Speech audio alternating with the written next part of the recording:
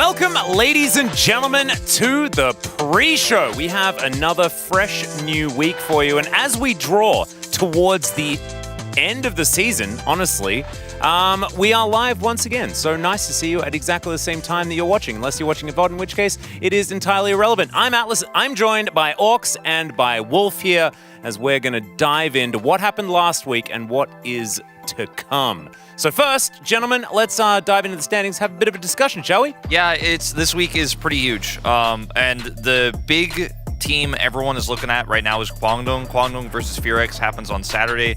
Huge one. And then we have some other matches where Hanwha Life Esports could potentially upset T1, move up the standings. That is something that could occur. I don't predict it, but there's a lot of stuff this week that could actually change. Yeah, I think some weeks we definitely get like more one-sided matchups, so it's like, okay, we kind of know how this is going to go mostly, but I feel like we have a lot of close ones this week that could really go either way. We have a premonition about them, but it's not set in stone. And this isn't set in stone either. As you can see, Chovy is leading the charge on the POG standings, but Faker is right behind him with only 100 points separating them, and then 100 points behind them is Showmaker and Zeka. It is just mid lanes, guys. That's just what we do. And Wolf, yeah, me and congratulations. Me and you got 9 out of 10. I believed in DRX against Bro. I was wrong about that one, but my belief was correct against Kwangdong. So that and my, 55-45 Genji Pred came up nice with Chronicler as well. You may have 9 out of 10, but you weren't a Bro leaver like me and Max. And yeah, exactly. I think that means everything. Yeah, that's really the main thing to take home, is the fact that if you're a Bro leaver, you're generally rewarded. That's something that we could remind Chronicler about as well, I reckon. As we've got some awards to give away, so let's dive into that. First up is, of course, the Gold King, who has made the most gold out of Week 7. And is it just, once again, aiming? And it is. He's going to pick it up. He made so much money, it was almost irrelevant. Yeah, I mean, so many resources were funneled onto him to the detriment of Lucid, who was giving away all his jungle camps, and it felt like D+ had a lot of long games, and with the Gold King award, it's not gold per minute, it's gold average overall, so longer games are going to factor more into this. I mean, he used the gold really well this week. I mean, aiming definitely kind of upgraded, it feels like, going into this week. His Lucian performances were pretty fantastic. We weren't all huge fans of the Xayah pick, but you know what? He got the money, he got it done. Yeah, he sort of made it happen. So if you are, someone who does have the Uribank app, congratulations if you did predict aiming to pick that one up. Otherwise, just congratulations for being an aiming fan. Absolutely fantastic stuff. Next award is going to be the OPGG Player of the Week. And this is my favorite one. I have a bit of a premonition about this, and I think if you're praying to the Church of Chovy, then you are definitely getting your just rewards this week. Yeah, I think with the schedule that Genji had and the way they destroy T1, there was no doubt it was going to be a Genji player, and Chovy has just had not only fantastic performances in the past week, but throughout the entire split, there's a reason he's first on the POG standings. Yeah. He's just been dominant. And we'll talk about Ahri a lot on this pre-show, but Ahri coming back feels fantastic for him. He won lane into Faker's LeBlanc. I don't know why that was coming out weird. Faker's LeBlanc as Corki. So yeah, I mean, he just had a fantastic week all around. Pretty obvious vote for me. When you vote for OPGG, it's almost always safe to just put the Chovy vote down, but this one was extremely dominant. And this one could have been entirely unanimous, except one person dropped the ball. One person failed to put in the correct vote. I almost voted for Canyon in Ox's defense. I actually almost did. I thought about it a lot. I was like, a lot of those games, Chovy got partially ahead because of Canyon, but nah, it was Chovy. I thought Canyon, I even just said it myself. I thought Canyon was throwing himself on him. You know what? Let's just move on. I think you've got no excuses. There's no salvaging the situation. Let's dive into what the pick ban percentages were for last week. See if we can derive some trends from what was happening. Kalista really rising to the forefront, gentlemen. Yeah, Kalista way up there, 6-1 as well. And then the Nautilus also has been really high prio right now, even with Senna being almost perma-banned. And then Lucian kind of returned with our top teams picking him a lot when they were allowed to, and he has a 3-2 win rate. So I think we had a little bit of diversity change going into this week that I like to see. I think a big thing for me is the fact that we've seen the tank junglers kind of drop off a little bit. The items got nerfed a fair amount, and Vi is still there being really powerful and heavily prioritized, but we haven't seen just complete domination that we had like in the first few weeks with it being Sejuani, Maokai, Rel all the time. Yeah, so thankfully we do have some new ones to check out here. Speaking of checking out some things, let's have a look at Kalista. She really did dominate, and I think that she has been a breath of fresh air after all of the centers that we're getting through. We have such a great lineup of Kalista players in the LCK, and I think with the rise of picks like Smolder and Zeri coming back, this pick is just going to be super high prio. It's going to be banned all the time because it just warps the way you have to play around the bottom side of the map. And when she gets through, she runs the game, and that is just kind of how it goes right now. I also think it's really cool we've seen flexibility in terms of builds. We've seen people starting the Serrated Dirk and going for more like the Q-Max poke build. Hayes even went full lethality in his game. It wasn't one where you could really freely auto-attack because you were into both a Taliyah and a Poppy. So he just went lethality, he was launching Qs, you rendered as follow-up, and it was dealing like 1,000 damage later in the game. So I think that added flexibility to the pick really gives it a lot of value. And with the fact that we've got, Kalista really high in the meta, as well as Varus, who can do relatively well in the early game, and then things like the Smolder and the Zeri, like you were talking about, Wolf, sort of making a comeback. I do like that we've got focuses on very different areas of the game, because as we bring up Smolder, it's a little bit more of that late game powerhouse, but man, when he gets rolling, some of these DPM numbers are just revolting. And I think sometimes people, there's been a lot of discussion about Smolder and solo queue and how he's wrecking that as well as win rates going up and up, but I think it's how you play around Smolder in pro play that defines whether he's successful or not. Can you hit that first team fight with a big ultimate? How well can you stack? And are you going to actually fight at the right times, or are you going to try to force objectives early and lose the game there when he's weakest? And some of our teams just haven't figured it out yet, so that's why his win rate here is not so massive.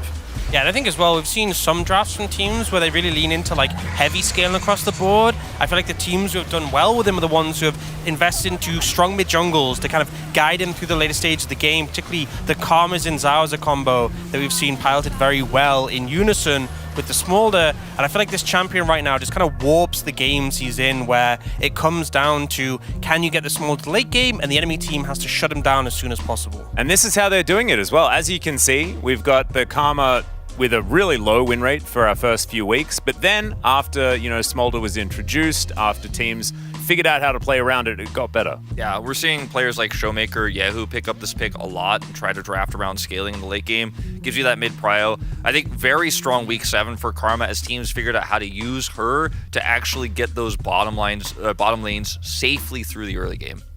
The thing that's really cool about it as well is we'll move into our next point, and that is Ahri's sort of rise to prevalence here, and the Renekton as well that's going to be alongside it. But Ahri especially has looked absolutely fantastic after a couple of buffs, like what, 5% extra AP scaling as well as a bit of extra health orcs? Yeah, I mean, the 5%'s a bit deceptive because it was on both sides of the queue. True. So it did make a good difference, but I think just the pick, especially with the fact that Vi is so popular and it synergizes as well, but just in these skirmishes you have in the early game, these team fights, so much momentum can be gained from the pick. We saw Chovy Palner extremely well, but it felt like the setup from the team really facilitated him just to get countless ult charges across the full course of the fight. Yeah, and with Azir disabled, like she just rose up in priority so well because she does so many things. Like Taliyah is somewhat binary in what she can do in team fights. Do you hit the flip or do you not? Ahri is super mobile. She has backline access. She does a ton of damage. And then for the similar reason to what we were talking about with Karma, I think Renekton getting buffed and being kind of a guaranteed top prio lane is so strong right now when you have a scaling bot lane. So we're seeing teams pick this and just say, well, it does what it says on the tin, as Atlas likes to say. It's going to get you prio, it's going to win you lane, it's going to be a power pick for mid-game fights, so you know that you're going to get value out of it no matter what. Then your late-game scaling pick can pop off. Yeah, and I feel like, the reason Renekton was so ingrained in the meta before when he was popular was because his presence in those early Herald fights that teams were setting up for. Feels like sometimes teams have kind of forgotten that because we saw them attempting to contest the Renekton for the early grubs and just getting absolutely blasted. And let's have a bit of a check-in as well. You mentioned Taliyah just briefly there, Wolf. Her win rate has not necessarily been the best, although she has been still very highly prioritized. Yeah, I think this is, again, partially due to the Azir being gone. A lot of teams think they can get prio with Taliyah. And some of the best Taliyah players, BDD, Faker, they will often win lane and then roam bottom and play with a strong pushing lane. But now that we're seeing less of those winning pushing lanes and Talia isn't getting perma prio against a lot of these picks like Karma, then it's a little bit tougher to actually make those roams work, get your Weaver Wall value. And I think this pick is also fairly weak into Ahri as well. So it's still at 50%. It's not a bad win rate. It's actually gone up. But I think we've seen some pretty weak performances in the losses. It felt pretty bad, honestly. Yeah, and I feel like we've seen a lot of these great picks, great players picking Talia in the right positions as well. Some of these flicks, like we've seen some vintage BDD play, like Chovy's had some great games, Faker's had some great games, but when it's picked in the wrong places and sometimes by some teams that don't necessarily pilot it as well, it doesn't look as good. But let's have a look at our playoffs, as already we have 5 teams that have qualified. That 6th place is yet to be found out. No changes, of course. This is the playoffs schedule that you guys know and love. And of course, it does mean that seeding-wise, escaping the 6th and 5th places can be very, very important. Yeah, that is definitely true, as well as getting first place and having that selection of opponent is going to be massive as well. Gen G right now seems like they're solidly going to be in that position, but any mistakes, any slip up, and that could change. It could. And speaking of Gen G, speaking of T1, and we'll include Hanwha Life Esports in that conversation as well, there's a triangle that's looking a little bit like a pyramid with the Lords Gen G at the top. Yeah, I feel like Gen G just being so dominant, especially the round 2 matchup against T1 and very convincing wins against Hanwha Life Esports, really sets them up well for the playoffs. But for T1 and Hanwha Life, at the moment, looking very T1 favored, but that round 2 match still to decide who's holding the advantages there. And if you look at it, if T1, as we expect, will 2-0 Hanwha going into this on Friday, then they'll actually be 0-8 on the season against both of these teams. And that is just telling you the story of the gap between top 2 and Hanwha right now. If you're a Hanwha fan hoping they make that rise to top 2 to skip that first round, it's not looking likely, but they got to get it done on Friday. That is a really important matchup for them if they're going to break into top 2. Yeah, I'm glad that we're already talking about, the schedule and how many amazing matches that we have. That's another one of them, and we'll talk about a few more of them as well as we delve into the eastern side. The 6th place, that is what's on the line. The percentages say Kwangdong Freaks should be able to get it with 95.2%. And I think that it's much closer to 0. I think it's a little bit misleading. The Kwangdong Freaks have really struggled recently. We had that very strong performance from them in round 1 where Bull came in. They looked really on form, taking down teams like KT. And now it just feels like they are struggling to take wins against anyone. And their remaining schedule is rough. Yeah, the thing about that percentage is kind of based on the elo of where teams are standing and who they're winning against. And FearX obviously has had a tougher schedule, so they look lower and easier to beat. So from that system, it's like Kwangdong will beat FearX, and so therefore they'll do it because that's the only opponent they have left that seems easy. I just don't think they'll actually beat FearX, and none of us are really predicting that. And I just want to remind everyone that we're not using like an ELO system this time around. That percentage is just based on the fact that they've won way more games so far. And Kwangdong Freaks are set up absolutely in the right position. So as you can see here, last year, they still were, the ones predicted to take the spot. This time around, that percentage chance is so much higher. And yet we're still feeling like that Kwangdong Freaks issue is going to strike once again. It'd be so rough if it happened again, because I remember going through sort of the similar discussion as we're having here last summer and thinking, Kwangdong Freaks should just have this. They don't have to do much to secure it, and yet they missed out.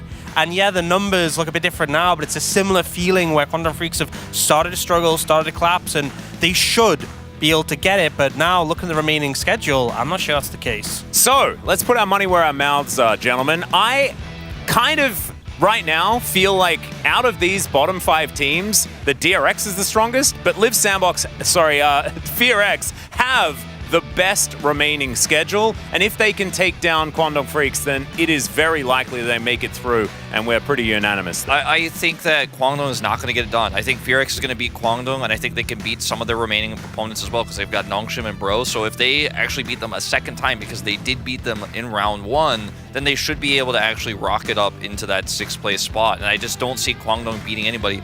The big matchup is that one on Saturday. If Kwangdong does beat FearX, this is all moot, and they will definitely go to playoffs. But with how they're playing right now, I just can't predict that. I have to say, like, that 95% or whatever it was at the top there for Kwangdong is just, it's just not true. I don't think they can do it. Yeah, outside of FearX, they've got KT, D+, and Humble Life Esports. That match is going to be coming up in just a few minutes' time, the one against Hanwha. It's going to be really rough. Yeah, I don't think it's looking good. And for me, I think the thing with FearX is they don't even have to win all of their remaining matchups. They do have to beat Kwangdong Freaks, but like DRX is probably the hardest matchup FearX has left.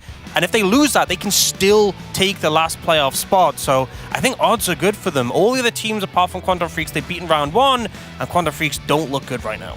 We'll just have to see how it's going to go. Let's have a look at what we have in store this week. Week 8 is looking real spicy. That next one, like we were talking about, if Kwangdong Freaks are able to get an upset there, could be huge in multiple different ways, may ruin our Saturday showdown, which would not be great. But then we've got D+ taking on T1 as our second matchup, and that's just today. Yeah, I mean, we have some big name matchups, right? D+ T1, T1 Hanwha, D+ Genji, which has historically been one of the best matchups to ever watch in the LCK. But in terms of the tier list, they might not actually end up being hype. I've got my eyes also on KT DRX. That series I think could be pretty exciting. I think DRX definitely could upset there.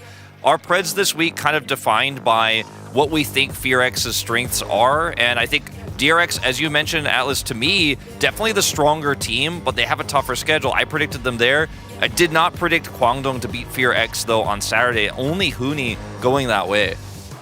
Yeah, it's kind of nutty that we're relatively unanimous for the FearX prediction. I also saw so many KT Preds. Yeah, they're against Bro and DRX, but that is a lot of faith that could go unrewarded. We'll just have to see. But no KT today. Today, we've got our first match coming up. Kwangdong Freaks taking on Humble Life Esports. And now it's time to get into the intro.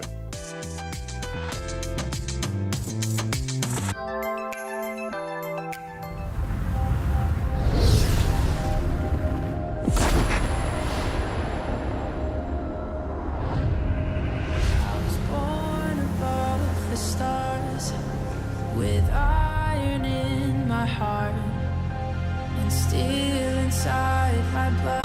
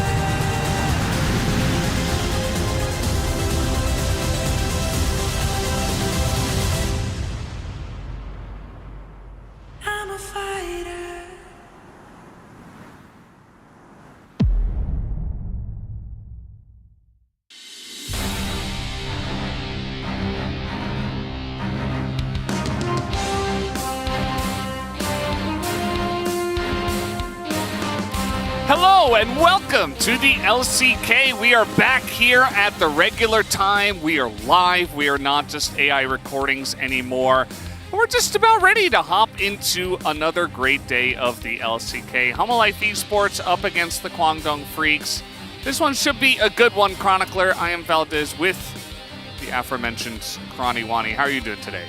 I am doing great. Very excited for today's matches. Can't wait to see, and we're one step closer to what the LCK should be, which is live with everyone in the audience. We're still going to be doing the fan chants, but outside of that, we are getting closer and closer, and hopefully for the final week, we can have the audience back, because it doesn't feel quite the same, but hopefully today will be a step towards that as well.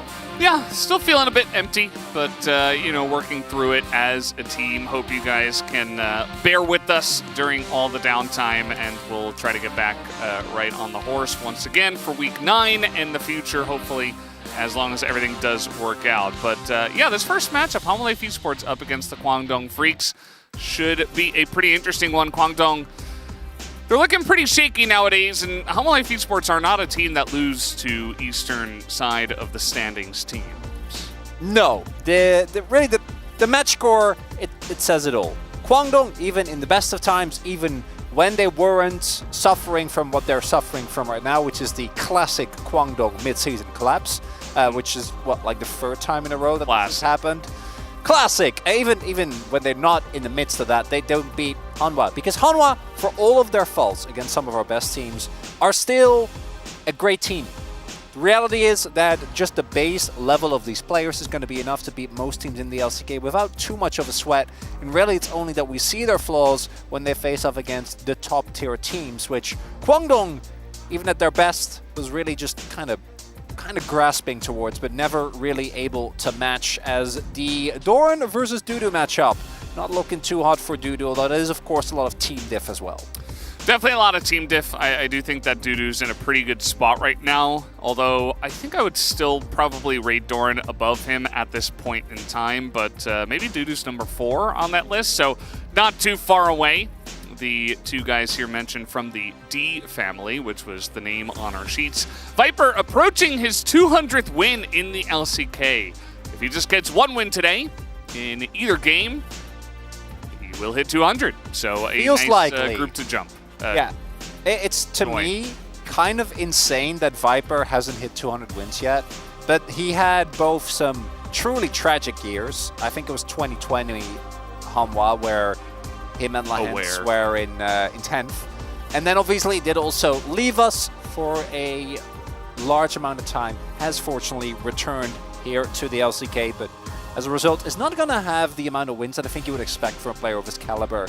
He, though, for the last 2 years, really, or the last year and a half, has not been the problem for Hanwha when they don't find the wins against the top teams. Viper just generally agreed upon to be an incredible player. And for Kwangdong, this match, not expected to be one that you take, but I just want him to look better. I want to go back to Kwangdong in like week 4, week 3, when Bull had just come in, because even if that might not be enough to beat Hanwha Life, they need to be in better shape for their Saturday showdown at the end of this week.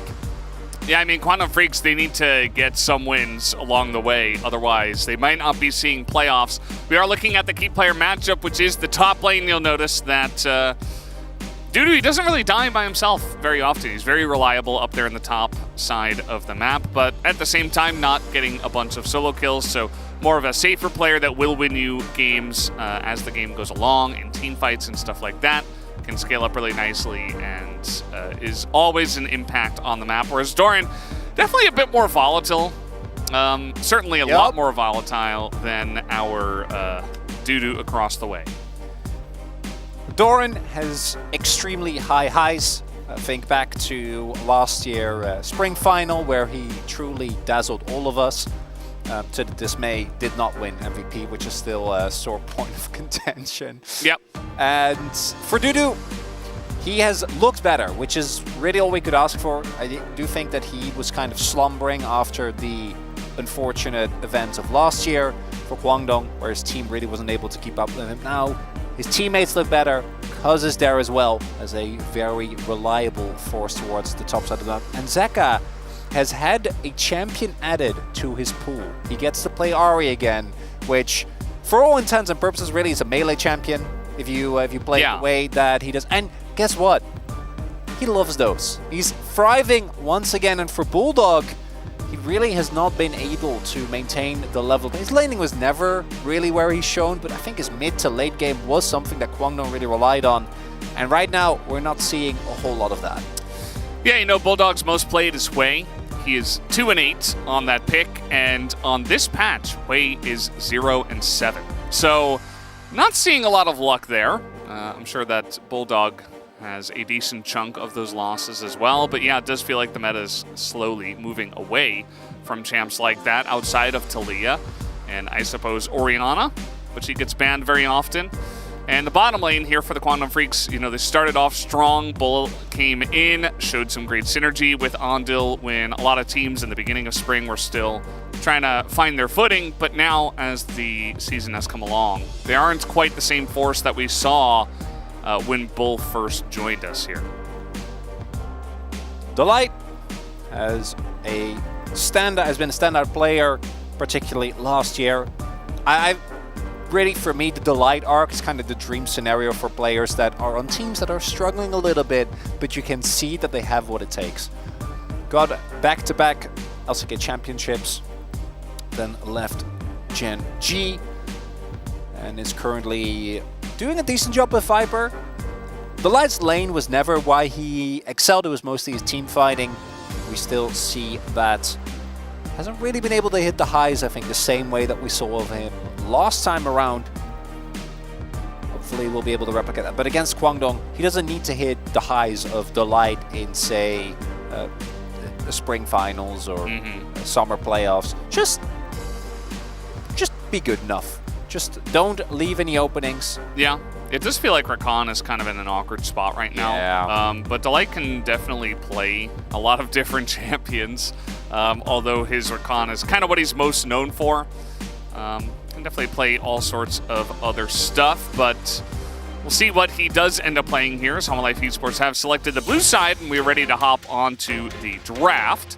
We'll see what is the priority going to look like for this week of 14.4. Karma remains on the chopping block, as the desk highlighted has been a pick that really has been kind of... We thought that the nerfs would be enough to at least dissuade people from picking it, and she was also not very successful. But as teams have gotten better and better at using her, we have seen her really shoot up in terms of priority. Senna, unsurprisingly, still going to get banned away. A Poppy or a Vi ban seems somewhat obvious here as well. My guess would be, or the Poppy already banned away by Hanwha rather, but the Vi ban here to kind of complete the Peanut trifecta. Champions he's not allowed to play. And then Sejuani is probably going to be next on the priority list. Would imagine that Kwangdong picks that up, because this should be a B1 Kalista. Yeah, it should be. I mean, you're taking away the Poppy. The Vi is also taken away. Yep. It seems pretty easy to pick it here, especially with Poppy gone, Senna gone, Ashe gone. Does feel like the highest priority pick down in that bottom lane. Vi gone. Yep. Really is a lot of power given over here to Hanwha for a bot lane that already doesn't need that much help. We'll see what the response is going to be from Kwangdong here, because I am somewhat worried. Varus really hasn't had the same level of success. This is both one of Cuz's favorites and the tank jungler that comes to mind, but Rel, to me, has been a lot more consistent than the Sejuani. I imagine that is what Peanut is going to pick up. The upside of this is that depending on topside matchup, if you can get something like a Jax or a Renekton, you can try and utilize that as a pressure point. But what is the bot lane solution going to be? Varus, it makes sense. It doesn't really get us excited. We've seen Varus really struggle, particularly when not paired with Ashe, into these bot lanes. And if you do pick up the Varus, then the Kalista Renata is, I think, going to shut out a lot of lanes. So now Rel Renata is just... Yeah. going to be feeling great. Rel Renata, they pick up the Talia. It's just good in general. That blind kind of mid laner that can make plays and stuff. But it's not like a Talia Vi or anything. It does have decent amount of power with the mid jungle synergy, as it's going to be Lee Sin instead, and the Ahri that gets picked up. I mean, this is something that if you really want that Ahri, you have to pick it now, because they would definitely ban it in the second phase. So they elect to go for that instead of the Renata Glass, which is interesting. It's a bold choice for sure. Lee into Talia, I'm never going to feel super excited about. Does give Peanut a pressure point. And I imagine that the main call from Hanwha is, if we get the Lee with Ahri, that mid-jungle 2v2 is going to be heavily favored towards us in these skirmishes. With Kalista, you already want to be playing towards that. Main question will be, do they go all in on this type of early time strategy? Are they going to pick something aggressive for Doran as well? Or do they maybe want something towards the top side of the map that gives you a little bit more of a fail-safe? Knowing Hanwha, probably, but we'll see. Might just go for a middle ground, something like a Jax pick away. Because the thing for Kwangdong, you can actually pick up the Renata here, as Jax does unfortunately get banned away on R4. Taking away one of Kalista's strongest pairing and giving you a lot more power. But no, they don't want to do that. Ban it away themselves instead, which means that they're probably going to pick up a top laner. It's just going to be K'Sante here for Dudu. Yeah, definitely could be. You could also wait and just pick up Nautilus here for the bottom lane. Oh, but yeah, instead it's just blind Aatrox, which is very strong right now. It's melee as well. It can make plays with that Sejuani. What will the pick for Ondil be here? Saving the counter pick for support does actually have value. A lot of Kalista lanes are going to be reliant on continuously finding that early game pressure. Level 1 not going to be the strongest, but Delight on an engage support I am always going to be very happy with. And they don't have any engage right now, so Alistar as Soul Engage can be a little bit iffy, but there's so much follow-up that I don't think they're going to be too worried this time around. As Goran on the TF, well, there you go. More lockdown, more follow-up, and some side lane threat. And Rakan as the final answer here from Ondil. That feels a bit iffy, to be honest. Obviously, is some very nice hard engage. You already have the Sejuani, so a decent amount of follow-up to add some more CC into your composition. Might struggle, I would say, in this bottom lane, though. Not the most lane-dominant pairing, and in general, Varus combined with Rakan, it just makes it go, it's fine, I guess. Outside of laning phase, it'll definitely have a lot of power. They do not have great engage, obviously, because is sitting on the Sejuani, but we all know that Sejuani as a only source of initiation can be a little bit rough with the amount of mobility on the enemy team in particular. It can be quite hard to reliably lock someone down with that. But it does mean that the pressure of the early composition for Hanwha Life Esports, I think, is going to be super oppressive. You have a winning top side that you can't really deal with because you need to make sure that this core of Kalista, Lee, and Ahri isn't going to completely run you over in mid-game, which, given how Kwangdong has been performing, I don't know if they can pull it off, Feldes. You know, what's interesting, too, is that we've seen similar drafts like this where the stronger team gets a draft like Hanwha Life Esports' draft, and then the weaker team gets a draft like what we see from the side of Quantum Freaks, and then they end up bullying the TF, and they get like 3-4 kills onto him, and then he's like, I'm TF, I farm, I don't care. And then the bot lane just goes absolutely boom.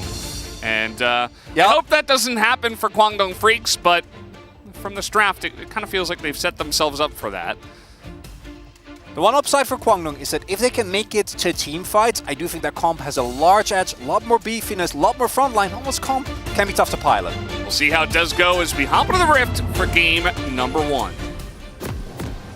Hanwha Life Esports. 하나, 둘, 셋. Hanwha Life, fighting!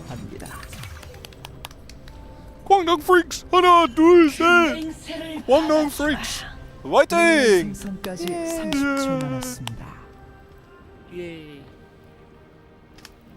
We had our esports weekend, Monday, Tuesday. I co-streamed Challengers on Monday.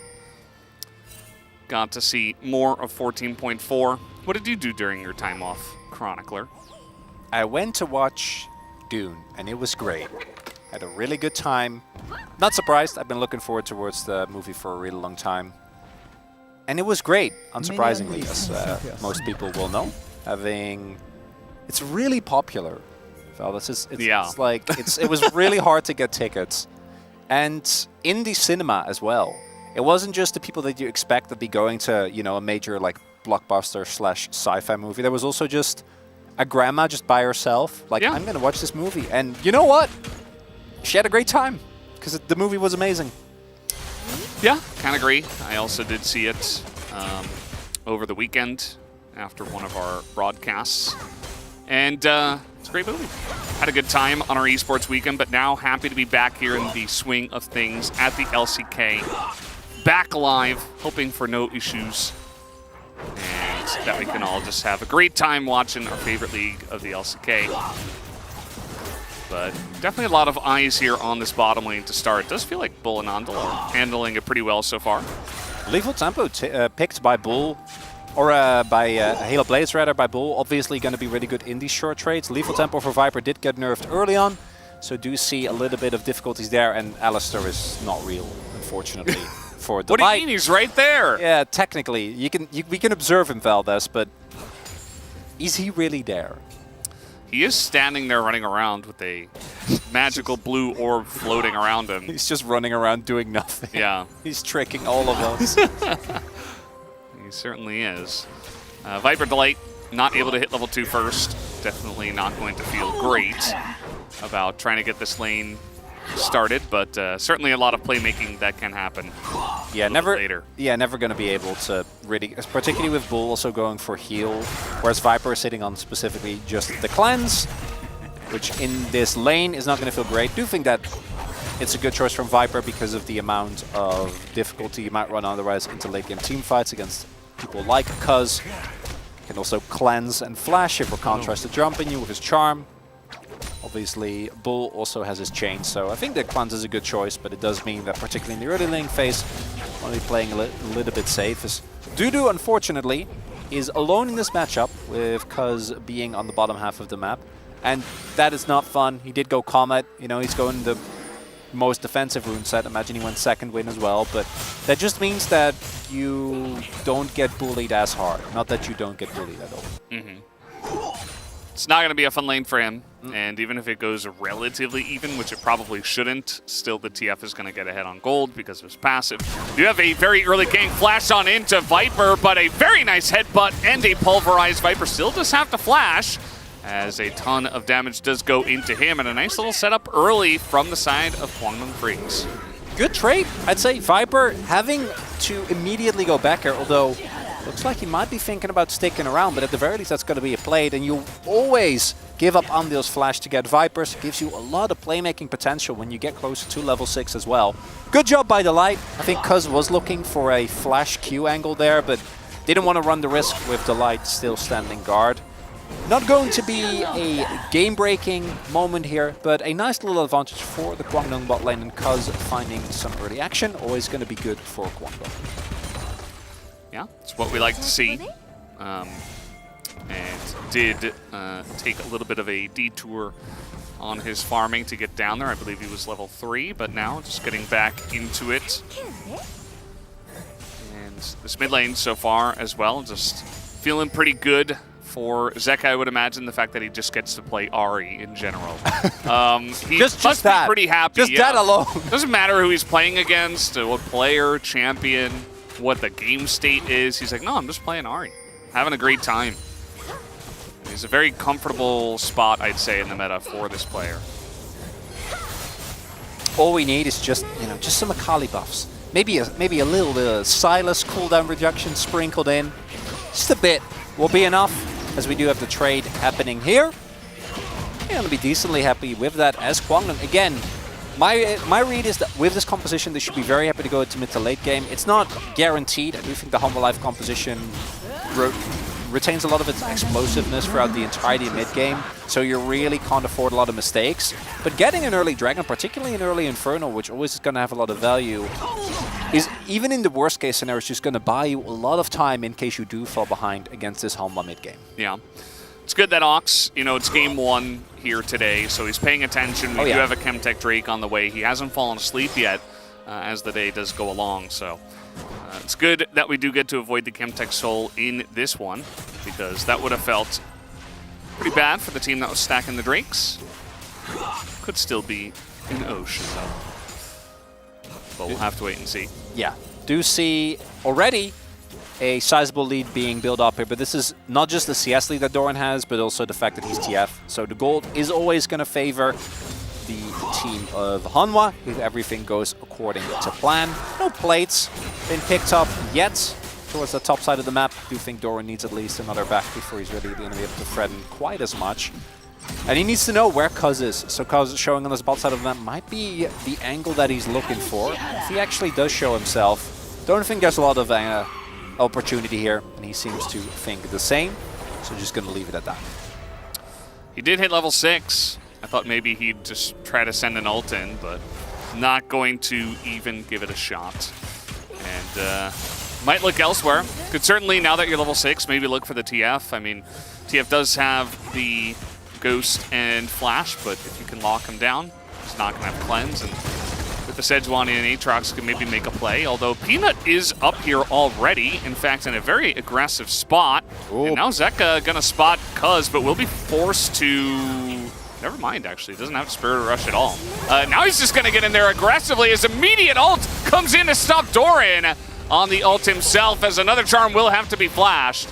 And everybody avoids going down. Oh, not 100% sure if that would have hit, but because he doesn't want to take the risk, I do think that's the right call, because this buys Dudu a little bit of time. Interesting there is that they're not actually able to collapse either team. I think Bulldog was also looking for a play. Oh, the flash forward, and it should be good, but no follow-up here from Peanut as rocks hit the ground. And yeah, that's the Lee Sin and Talia you were talking about. Now going farther ahead, Cuz was in the enemy jungle as Fate's Call will have to be used. Might even try to go for the 2v3 here. They do have the follow-up from Peanut from the river, but just a bit too far away. A lot of fighting, but no deaths. Bulldog, very big that he invests his flash there, because even with him getting taken low, as Doran is ghosting aggressively. That's not a gold card. And he will have to trade flashes with Dudu. Well, it looked cool until you flashed away. Yeah, that's very bad, because now it makes it way easier for both Bulldog and Cuz, if they get towards the top side of the map, to find an angle. It also means that this lead that Doran had been building up already, first ult doesn't lead to anything. It gets a flash, it puts some pressure on Bulldog, who then has to flash in a subsequent play. That's nice, but you lost the laning lead that you got. Now Dudu is, sure, he has to invest his flash as well, but as Aatrox, you're not going to be nearly as reliant on it in case you do get ganked, given the threat that you have in types of any type of all-in situation. He gets to crash his wave, and he picks up a plate. That's generally not what happens in that lane. Actually, rarely, if ever. As now, Viper will be forced to flash and cleanse to get out of this one. Now Delight, he doesn't have Fate's Call. He's got Peanut, though. Flash on in, and the chains are going to land on a Viper. He's in a lot of trouble as the Ren will not help him. His first blood as Bull sets that one up excellently. Ondel does steal the kill away as now Bulldog is here, but the damage on the Cuz is going to be enough. And this play from Delight is huge. Allows the Q to land from the side of Peanut as well. As Delight's just going to press that R button, but they are not following onto Ondel. Really big play from Delight. That looked a little bit dangerous. Yes, they invest a lot to kill Viper, but they were a member up. This is, I think, where you do see the power of the Ahri. Zeka a lot stronger at this point once he starts getting the resets. Bulldog is only sitting on realistically just a Tear and Merc Tread, so doesn't really have the damage necessary to do a whole lot more in that fight. So good punish there from Hanwha Life. But I do like the proactivity here that we're seeing out of Kwangdong. Like Ondale going in, forcing the cleanse immediately. This is what we talked about, the reason why you go cleanse. Makes it hard to reliably lock down Viper as long as he has it available. And then here, things initially look pretty good. Bull ends up going in, and they feel safe because Talia is also roaming over. But there is still a lot of damage that is done. But if Bull can stay safe, I think they can win this fight, which makes this play from Delight all the more important. Ensures that there's no opportunity. If Bull gets a kill on Peanut, then maybe Bulldog can come over as well. Not going to be the case. Fortunately for Cuz, he's not tanky enough just yet, as they do get a second Drake here. So kills favorable. And Hanwha Life also should be able to pick up some Groms. Oh boy. Dude's in a lot of trouble here as he's just going to be stun locked to death. I mean, not much he could do in that scenario with Delight there as well. But with Delight in the top lane, now Bull just gets to get a bunch of plates, and Viper can't lane. They can even TP Bulldog towards topside to make sure that not too much of the wave is going to get lost. Don't know if they actually want to invest that or if they're just going to accept that Doran, which looks like to be, is just going to pick it up. They also don't know necessarily if there's a redive possibility, even with some of the warding that is there. So not going to run that risk. I don't think Kwangdong is going to be too sad about that. It's mountain as well, and particularly for a burst composition such as Hanwha Life, trying to play in a mountain is really rough. As Dudu, I know he face checks that brush. I don't think it really matters. With his team playing towards the bot side of the map, only way to not die there was to not be in that location at all, which at that point was going to be hard. Great roam from Delight, who is looking crisp here on the Alistar in this early game. Yeah, has been another one of his go-tos after Rakan, of course, has played it 3 times. He is 3-0 on the Alistar. Obviously, the team is seeing a lot of success, so getting wins on champs, not too difficult for him, but has been a major contributor to those wins. As now Zeka, he's got some free time with the turret. He's going to pick up at least 1 plate, and this should be his second, I believe. Kwangdong, someone has to catch that wave. Kwangdong really... Nah. First, okay, so first there's the top wave. They don't feel like it. Well, they should, though. They should, yeah. You're right. Oh, Peanut. TP coming in as well. Dudu in a bit of trouble. Still does not have flash. He's dead. The kick is not going to allow the Q follow-up, but I don't think it matters. As waits for the charm, and they're trying to give this kill over to someone, and he's just healing. Doran will be able to pick up the kill eventually, as finally Bulldog did go down to the bottom lane. Now, if he had 2 items in him, cuz you go up there, and that's a triple, baby. That's an easy Aatrox outplay, but this early on doesn't have his Profane Hydra yet, so not going to be the case. Good use there of the offensive teleport. And this is where I think we're really starting to see the difference. The skirmishing from Kwangdong has been decent. They've been able to pick up some of these early objectives. But Bulldog not using his teleport to either catch the wave top or pick it up bot. And then Humble Life being very happy. Oh man, he got shivved. Wait, can they maybe set up a play here? Doran does have his flash available. Bulldog has his ult. They maybe want to try and force something. They don't want to risk it. They don't have any intel as to where the rest of the team is. Yeah, so Cuz, 3rd time attempting to back in basically the same spot, and finally he will channel it fully. Kind of awkward spot there. Charm going to land here on a doo-doo. There goes half his health. He doesn't have anything to deal with Ari, unfortunately. He has Steel Caps and an unfinished Profane Hydra. Yep. Yeah, the Ari, the fact that Zeka is getting fed, it's going to feel really nice, especially we got the Bramble Vest coming in for Cuz. I guess he's going Thornmail first again, which we have been scratching our heads at for a while. I mean, yes, it is ADTF and Lee Sin and Kalista, but Zeka just basically gets to kill everybody if you are not going to build any MR, especially if you're going to go for that item first. Because there are better armor items. If you're playing into Aatrox, maybe. Even then, it's obviously Aatrox. He does do a lot of auto-weaving, is mostly reliant on the spell, but I could somewhat see it, but... Like, what's the thought process here? Is that Viper is going to auto your front line a lot? Like, maybe? But then, why don't you just go Frozen Heart? I know it was nerfed, but...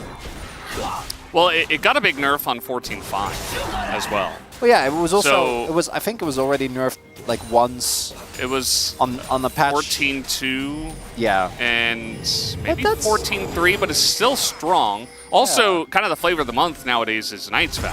So if you're not going to go Frozen Heart, and you're like, okay, nobody's really auto-attacking me.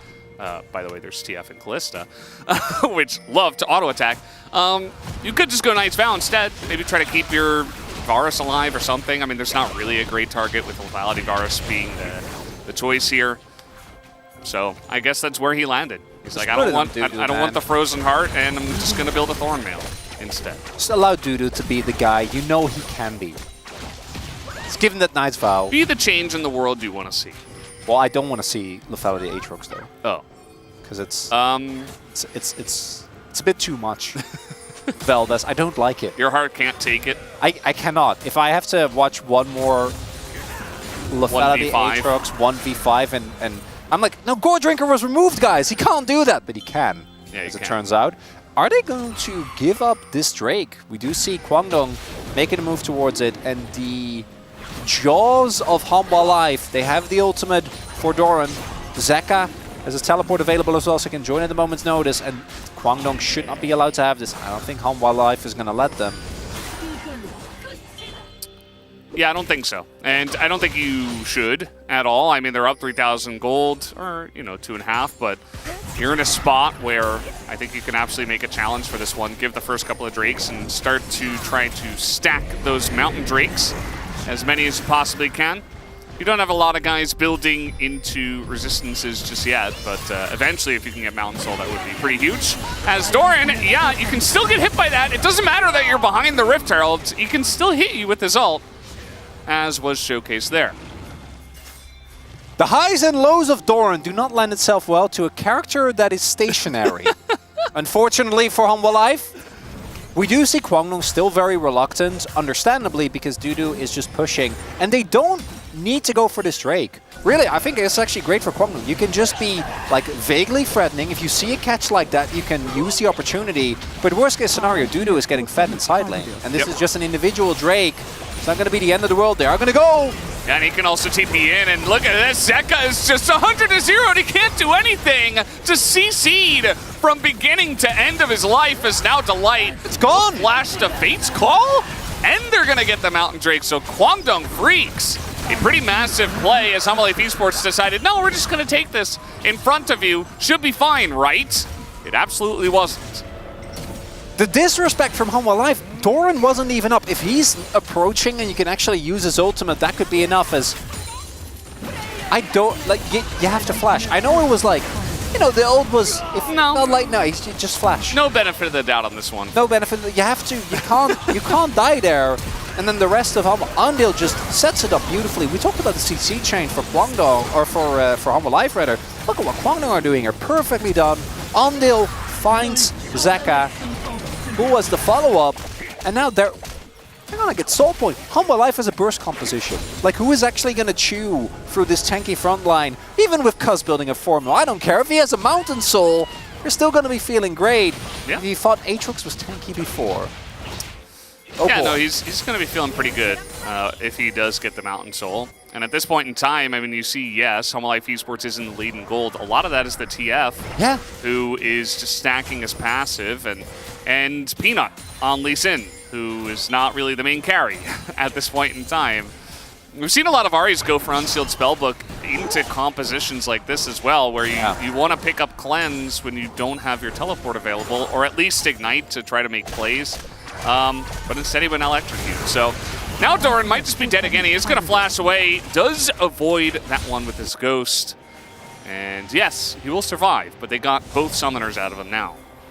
And now he can't walk up or go for a flank TP because if Cuz finds him with his ultimate, which, again, I think Cuz has been having the best couple of weeks. No one on Kwangdong really has, but his Sejuani and his Viego were two extremely feared junglers throughout the entirety of last year, and we're still seeing a glimpse of that. It's a low-kill game. And all my life, I don't think the game is done. I also think that Kwangdong deserves some of our doubts, given that they have been, even at their best, pretty wishy-washy with actually closing out games.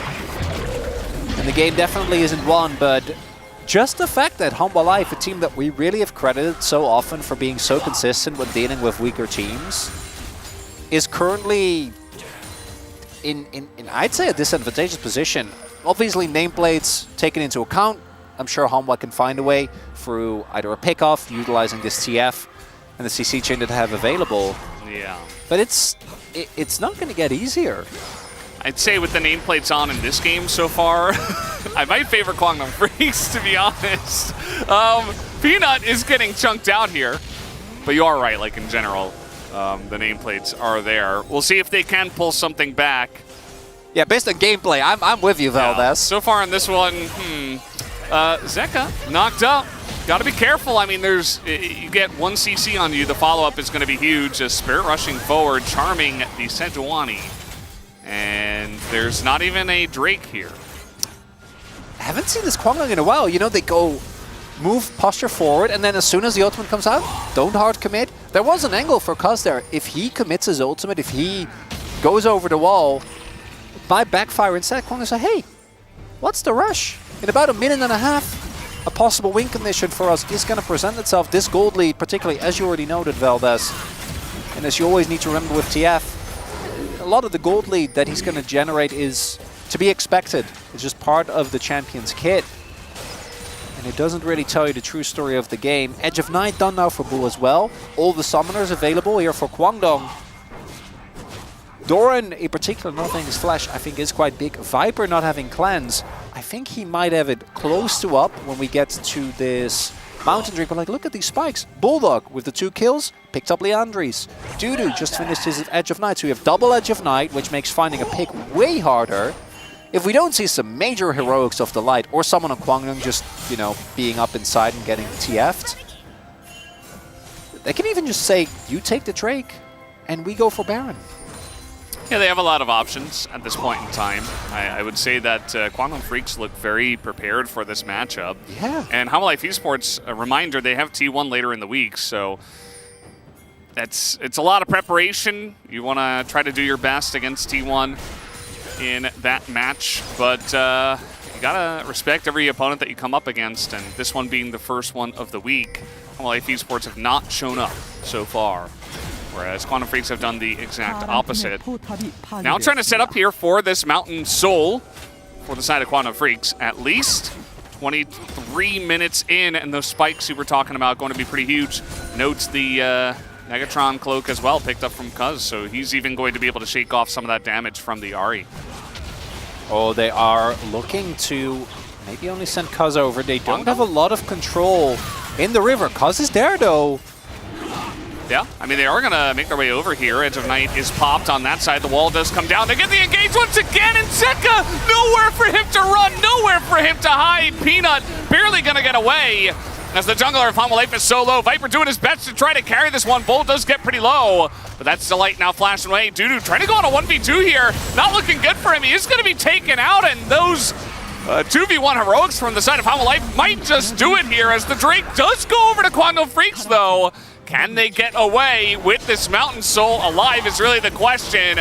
Pushing forward as the stun here onto the light is good, but a bit of a hurt place here for the side of Bulldog. Cuz just desperately wants to survive, but again, they got the Mountain Soul. And with Cuz alive, I don't know if they can actually try and make a play for Baron. The health bars are so low. Dudu is going to come up in 15 seconds, and Cuz has health and is smite. This is basically a game flip for Humba, recognizing that if they don't get Nash now, and you play against this Soul, winning the game is going to be extremely hard. Teleport is available here. Dudu might go towards the top wave.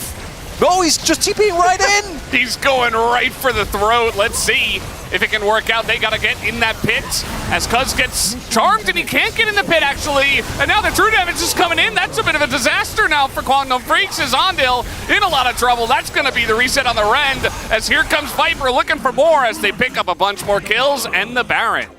Happy Orange in the corner as Humble Life do get a really big immediate win here. Win the extended skirmish with truly some miraculous and some might even say lucky escapes. Yes, they lose the soul, but an incredible amount of gold being put in their pockets, as well as the fact that the pick of the Baron is quite big. I want you to pay attention to some of the health bars here on Humble Life. This fight is a mess, right? A back and forth. A lot of is invested here by Quantum to make sure that they actually get the kill, and then here they split. So Dudu on one end is like, I can kill Peanut, which it's Lee. You're not going to be able to chase him down, and because they split up, they don't get the Peanut living there is absolutely huge. If Bull finds the actual kill, that could be enough to turn the fight. Not going to be the case. And crucial here as well is that because Viper and the Light were on top of Bull, he was forced to flash over the wall quite early.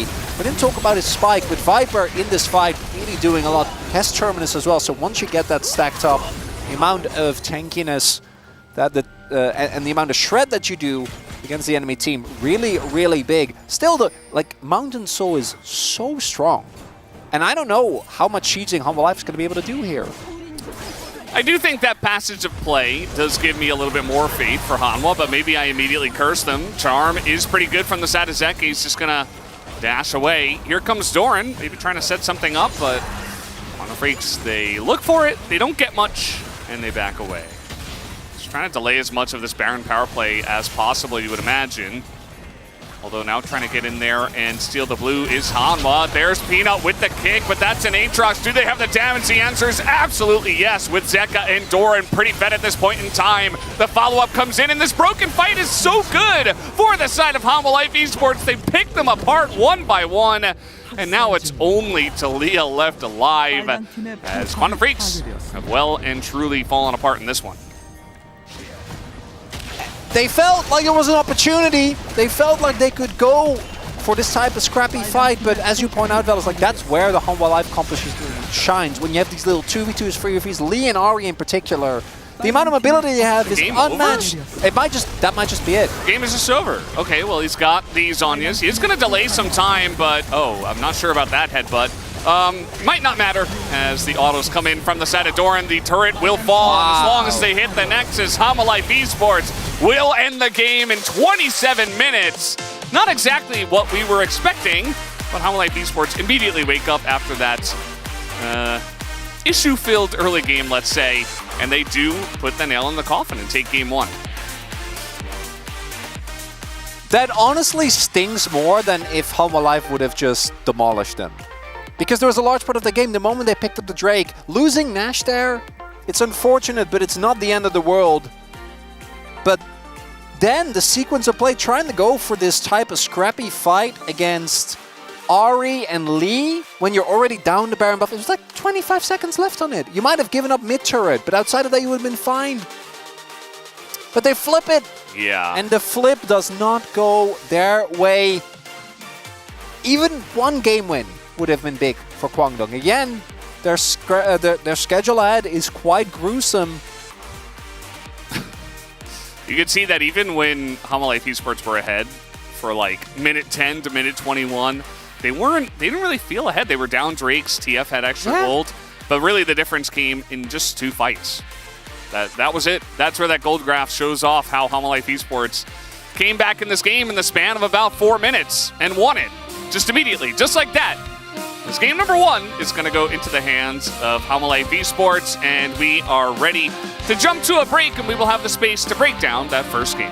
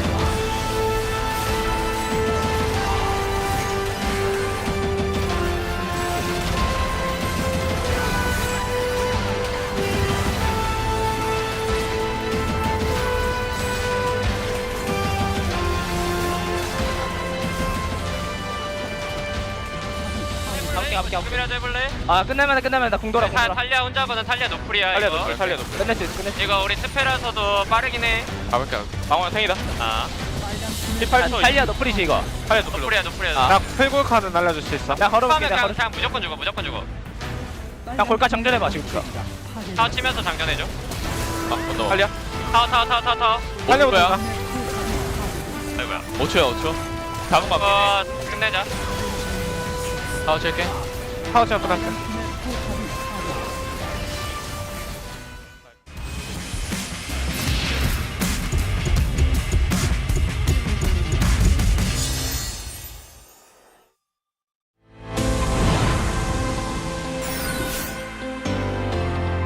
Harder for him to engage. Just 50% health.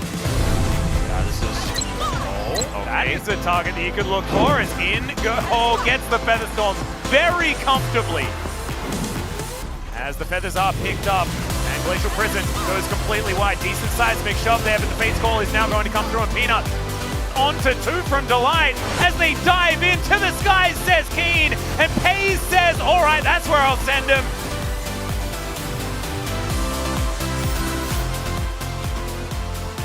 But yeah, now a wall comes down here. That's, yeah, Faker's just probably dead here, in a ton of trouble. He will flash and immediately dies.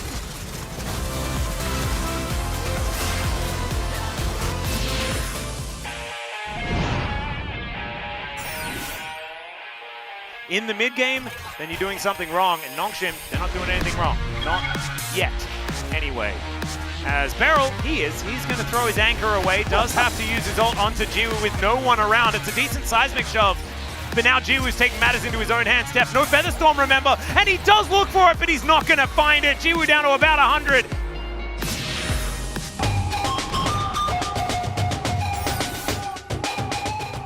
like Darren's blade Did you notice that, by the way? Carry moved away from the lane to give level 2 first, and that's going to be first blood to Carrier. Speaking of which, as the, is he the AD carry or is he the support? Well, I don't know anymore, as Carrier picks up a double kill on Kalista. We do have Bull to take him down, as now Zeus is pretty unkillable himself on this lethality Aatrox, and yeah, they're going to put a lot into him, but it's not quite enough. As now Peria, he's just running at the enemy team as he might fall here, as finally Bulldog takes him out, but after...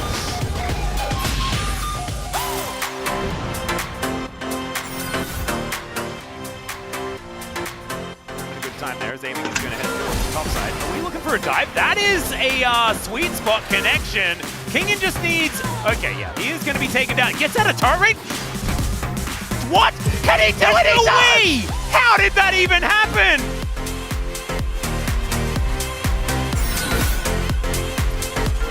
Nexus turret that's going to go down. Now Willa, cease and desist comes in, and that is at least that first kill, but Chains of Corruption somehow does not find anyone. Kingen went down relatively low, but there's the triple kill for Showmaker. Now Henna, he's trying to kite them underneath this turret, but the pushback on the closer, the quadra kill for the Karma, and there it is, the pentakill for Showmaker's Karma.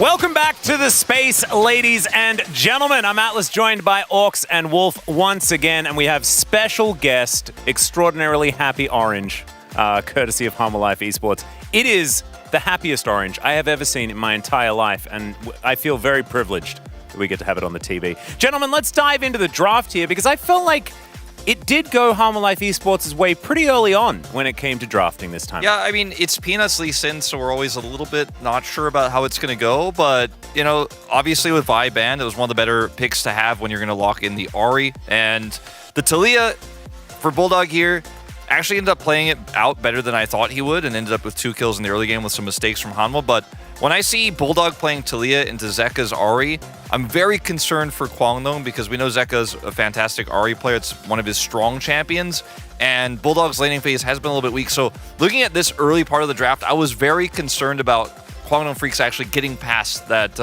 early drafting phase. Yeah, I feel like for me as well, like the later bits of the draft, opting to keep the support until R5 and then picking the Rakan. You know, there are definitely lanes that can punish Rakan. We have seen that before, but I feel like you probably could have just managed with whatever they're going to pair with the Kalista. You know Renata is down, for example, and it put Dudu into this unfortunate situation where he's playing the Aatrox, gets counter-picked by the Twisted Fate, and didn't really have a fun time that game. Just so oppressive when you're in that matchup. Yeah, and I do feel like there was an opportunity for the Kwangdong Freaks to really give Dudu that big matchup and then try to punish what has been a weaker laning phase for Doran in the past and this season as well in some instances. So maybe a missed opportunity, but ultimately it didn't matter that much. They managed to get a whole bunch of dragons. Things went okay, but not as okay as it could have gone. Early skirmishing power of Lee Sin in these moments, as well as Ahri, is so powerful that even though Viper does end up going down, they stay so long for this that Zeka does show up, and then Charms can actually be fight defining, as you can see here, and this is just a big overextension. Looked pretty good for Bull initially, and I do appreciate him, you know, after knowing that Flash Cleanse is down, to go for that play, but it backfires, and then up here, there's not a whole lot of resources for the Aatrox. I think this is just like the power of the Lee Sin combined with an Ahri and a Twisted Fate. Both of them have fantastic setup. Sometimes we see teams not draft any good CC setup for a Lee Sin, but both solo lanes had it here, and you had the Alistar in the bot lane, and I meant wherever Peanut went, someone would get locked in place, you land the Sonic Wave 100%, and it's so easy from there. Yeah, I just love that Peanut does like the classic walk up and kick strategy, and that one works out. None of this fancy stuff, you know, where you safeguard to a ward that you put down and stuff like. No. Just walk up to him and kick him under a turret. Absolutely beautifully done by Peanut, and he sometimes has some of these great performances. There were some whoopsies. We're going to do our best to skip them because there was a Mountain Soul that was picked up by Kwangdong Freaks. Zeka also really trying to push the advantage here onto the Aatrox that was flanking and ends up getting punished. Not his greatest moment here. Peanut goes super low, but then Viper actually team fights incredibly well. Space as well. Look at how much damage he's done here already in the beginning of this fight. And then Dudu actually chases too deep onto Peanut, so he's not there to actually put damage onto Viper. So he's still at full health. And pop off he does in the last part of this Dragon fight. Yeah, I mean, considering the early deficit from losing the Ahri, they teamfight their way out of this so well. Viper maneuvering really effectively, a perfect cleanse, then flash, and they committed so much to try and take out the Calista, they end up losing the Talia in return, and this is enough of an advantage for them to actually move over to Baron, and this looks risky with the low health bars, but Honor Life Esports, you know, they have the Calista, which obviously offers good secure, and also Doran being healthy is able to provide so much presence here. Now, Kwangdong Freaks actually do teleport Dudu in as he respawns to try to contest this, and doubling down on this might seem silly because it's like, well, I mean, if they lose this fight after they lose Baron, they lose the game, and that's why the game does end immediately after this. But I think if they give this Baron up, they know that there's never going to be a way for them to move this Aatrox onto the map. They're dealing with Ahri with full vision control, full map control the Baron's going to provide, so they're just not willing to give that up. And I think it's the right call, but ultimately they just didn't have the tools to deny that Baron, and they end up losing the fight, so they're dead, plus Baron means the game suddenly ends. And it wasn't a stomp, but the game time was very low because they did double down on that play, and it cost them everything. Yeah, it really worked out for Hummer Life Esports extraordinarily well. I do feel like that fight, if it goes the other way, then it's over just as fast, but on the other side of the rift. Let's have a look at who picks up our POG for this one. It is going to be Peanut. 3-0-9 on the Lee Sin, and really got things done throughout the entirety of the game. Yeah, I mean, he was making the big impact in those early skirmishes. Obviously, as I talked about, a lot of setup from the team facilitated him, but I think just able to set up these early plays that put Honor Life Esports in a position where they had control of the game. Yeah, I did consider voting for Viper. Atlas was on the Viper train as well because his team fights were so fantastic, and I think this fight really saved Hanwha Life Esports by Viper, because if he doesn't play this as well as he does, then we might actually be looking at Kwangdong victory where they can get Baron after this. But yeah, really straightforward, I think, in terms of how much impact Peanut had in the early game, and a lot of split voting here. Yeah, some votes all over the place. Meteor is back as well. They are Delight fans, which is absolutely fine.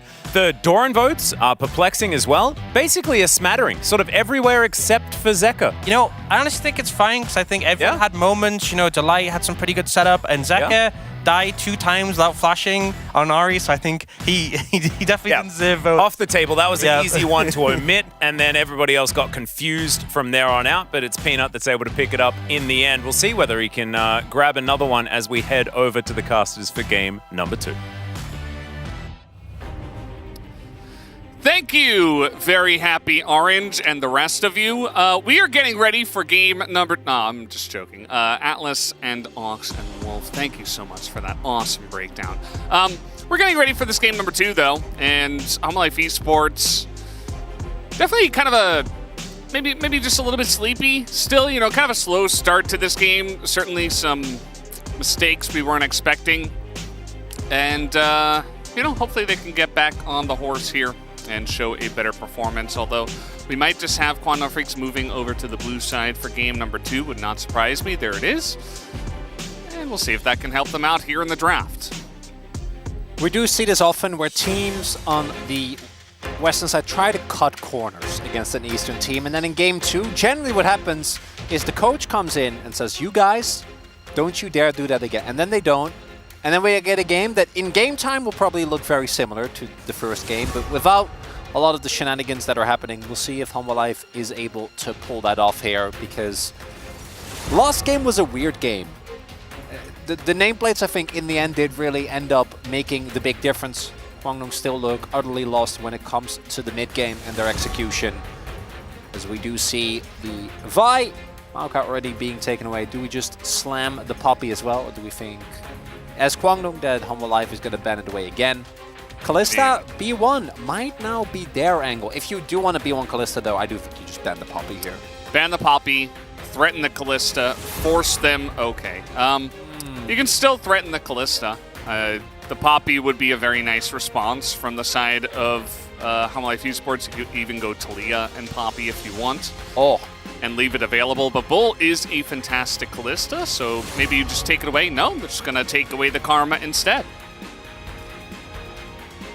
Feels like a necessity to slam the Kalista here. Bull always happy to play it. Do see some of his bravado as it is hovered. Should definitely be the pickup here. But yeah, the possibility of you going, at the very least, Poppy.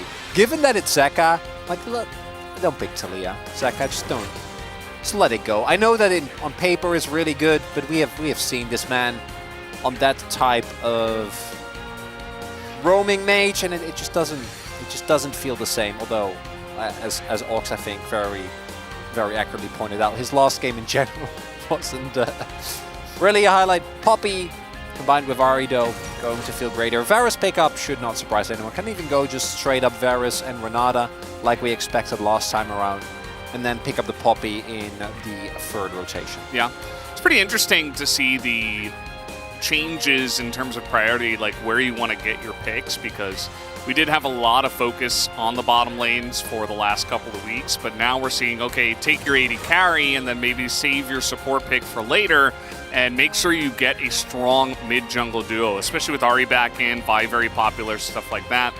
It does kind of make sense, as it will be the Orianna for Zeka, which is not one of his champions. It's not in the list. No. Will it matter against Kwangdong? Given how that last game played out, I'd be somewhat skeptical. We will see. Viego, another pick that we have seen Cuz excel at. No early Renata pickup. So as you already pointed out, Vel, is kind of continuing the trend of getting a strong mid-jungle duo. Although I say strong. Way Viego is not strong. Way Viego is not strong. It's not. It's literally just comfort picking. That's a little better. Yeah, really with Viego, it's the same as Lee. It's the same as Vi, although Vi, I think, is a little bit more plug and play due to her utility. You want something that can actually play off of the pressure that Viego provides, and you want something that is good at early all-ins. And I know Aatrox is good. I know we've seen Dudu have some crazy plays on it, but I really would have loved that to be an Ari, for example. As we do see a very different direction here from Hanwha. They're like, you know what? This is going to go for team fighting. Now, I have seen, in case the wave does get picked up, we have actually seen how that matchup can go early if you miss all your skill shots. So I would warn Kwangdong that you need to be very careful and not underestimate the Rel early on. Although it could be for Delight as well. So Hanwha Life still maintaining a little bit air of mystery here. Yeah, I think especially with the Renata Glass ban coming in, shows they don't want to play it themselves. Does maybe lead them towards moving that down to Delight. He is a fantastic Rel player in his own right. And Forest Rel, certainly a lot of threat in that 2v2. Lee Sin going to be denied, so they did notice that Peanut did quite have a pop-off performance in Game 1. Notably, the Poppy still available. Might be the choice. Unless they're going to get taken away here as well. So two of Kalista, her most popular pairings, already taken off. What is Bulldog going to lock in here?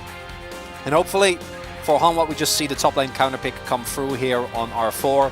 And then you can truly keep it a mystery as to where this Rel is going to go. They might also just not do that and pick Asante, which wouldn't surprise me in the slightest, but I hope they don't. They keep us and their opponents guessing. Rakan still, even with his performance, I think really kind of taking a nosedive, being banned away from the lighter, given that it is his comfort. Who is that? That's Doran. I don't recognize that champion. Oh, you mean the Chronicler. champion? Oh, I don't know about that. I know it's going to Doran. We have seen it picked. Is that a new champion? Once by Closer. Yeah, I think that I thought that was just a skin for closer that only he uses and no one else. Yeah. So it's 0-1. Closer was the only one who played it. He did have a map movie highlight with it though, Yeah. but they didn't win. It wasn't against a strong team from what I remember. Wolf has been begging teams to pick Leona. And you know what? He's going to be rewarded with a Leona pick here alongside of the Callista. Definitely a lot of threats. A lot of dive potential with that one. And now maybe Syndra. Well, I don't love the Leona and Syndra combination. Syndra Viego I think is actually great, but the value of Merc Threats is off the wall. Like the amount of value you're going to get from Tenacity against that combo is a little bit scary. Oh god. Stand behind Braum. Oh, that's the stuff of dreams. That R5 Braum into a composition like Kwangdong, which is basically just short range outside of Syndra, who really gets mitigated by the Braum as well. And then you can go for the on-hit Varus because you then can... Oh my, that's... Whew, and you have engaged from the Rel? The only downside of this composition is that Doran is piloting an unknown champion. Yeah, there's a champ that we've never seen here except that one time. I don't think it... I'm going to be completely honest with you, folks. I don't think it matters. Doran could go 0-5. And should have played would not- Tristana. He should have played Tristana. I'm with you on that one. Yeah. Or flex the Varus into the top lane. That's all the rage nowadays. Just play AD carries in the top lane into melee stuff. But no, they're just going to play Aurelia instead for some reason. You know what's even better? Is that we have Aux to make sure that the right things are leveled on Braum. Well, he will complain about it. I don't know if they will actually be leveled in the correct fashion. We'll see. But yes, definitely something to keep our eye on as this game does come along. But should be a pretty fun one. We got a couple of champs we don't see too often here on the side of Hanwha Life Esports that could have some nice value as we are just about ready to hop onto the Rift for game number 2. Hanwha Freaks, and do is safe. Hanwha Freaks, fighting. Hanwha Life Esports, and do is safe. Hanwha Life Esports, fighting. All right, game 2. Hanwha Freaks move over to the blue side. I guess there's actually 3 champs we don't see too often. Or actually 4. Syndra and Leona, and then Aurelia and Braum coming out here. We did have a decent amount of bans on the support pool, which is why we kind of went down to the Leonas and the Braums of the League of Legends world. Rakan was banned, Alistar was banned, Renata Glass, Nautilus, all taken away, even the Maokai and Karma for potential flexes into support, even Senna or Ashe, which could be utilized there. So kind of running out of stuff to play in the support role. I feel like Braum is really undervalued though, with how often we still see engage reports being just blinded. And there are a lot of pairings right now that he does decently well. Obviously, Lucian and Braum is a throwback that used to be a thing for a really long time. Do note as well though that Viper has gone for Halo Blade, so that's probably going to be lethality as opposed to being the on-hit variety. Also, I was very graciously corrected by Aux in that the lethal tempo only was ranged or nerfed for melee as opposed to range as well. So Bull hopefully can replicate some of the early pressure that Viper wasn't really able to find. I think outside of the laning phase, Viper did really well. Wasn't really his issue either. His team was playing towards the top side of the map for Doran on TF, which, you know, he paid them back eventually. He did get like 5 kills, I think. Yeah. Which that's all that matters, as we all know. Yeah. It is pretty interesting to see this Aurelia coming out in the top lane because, you know, again, the TF was available, something you could have gone for, the Cassante available. Basically, nothing in the top lane got banned away.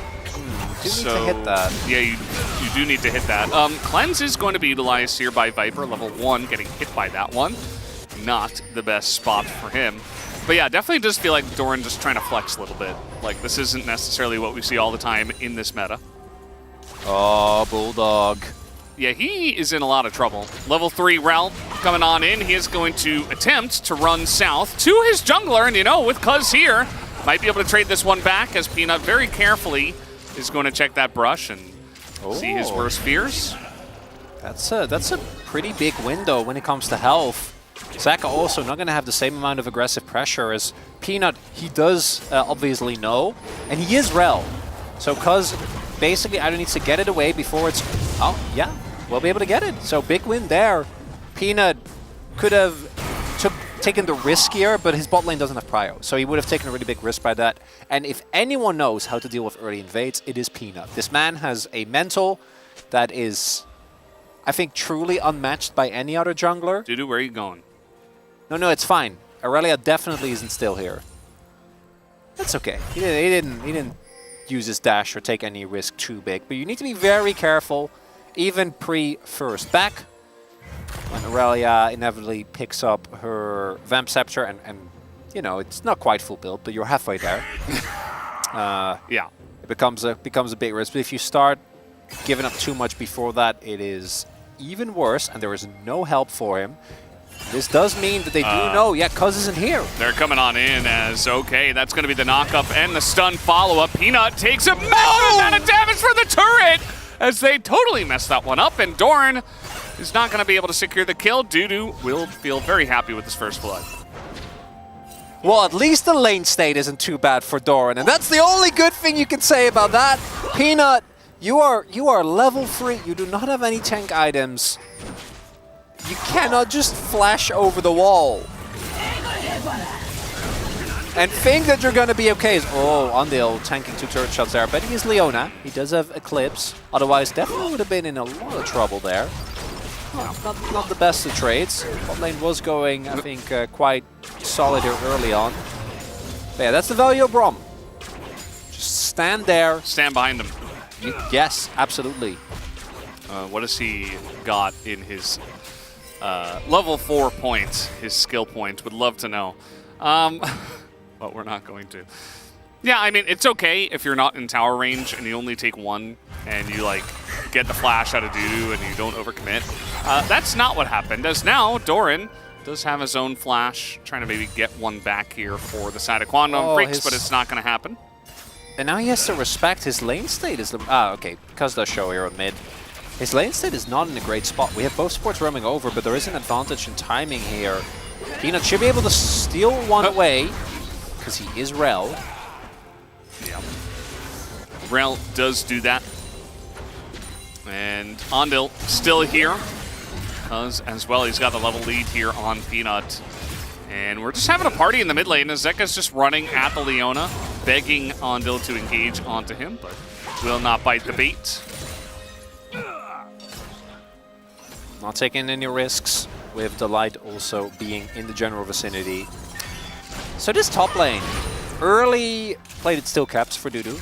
Gonna really make Doran's life a lot harder, and even though he didn't end up going down, just the fact that the Aatrox is now accelerated is something that's quite tough to deal with. Peanut, even with the shield. So the flash, it looks to be enough, and then crucially there, like Peanut he walks back into aggro range. Yeah. I really want to hear what Dudu has to say about this.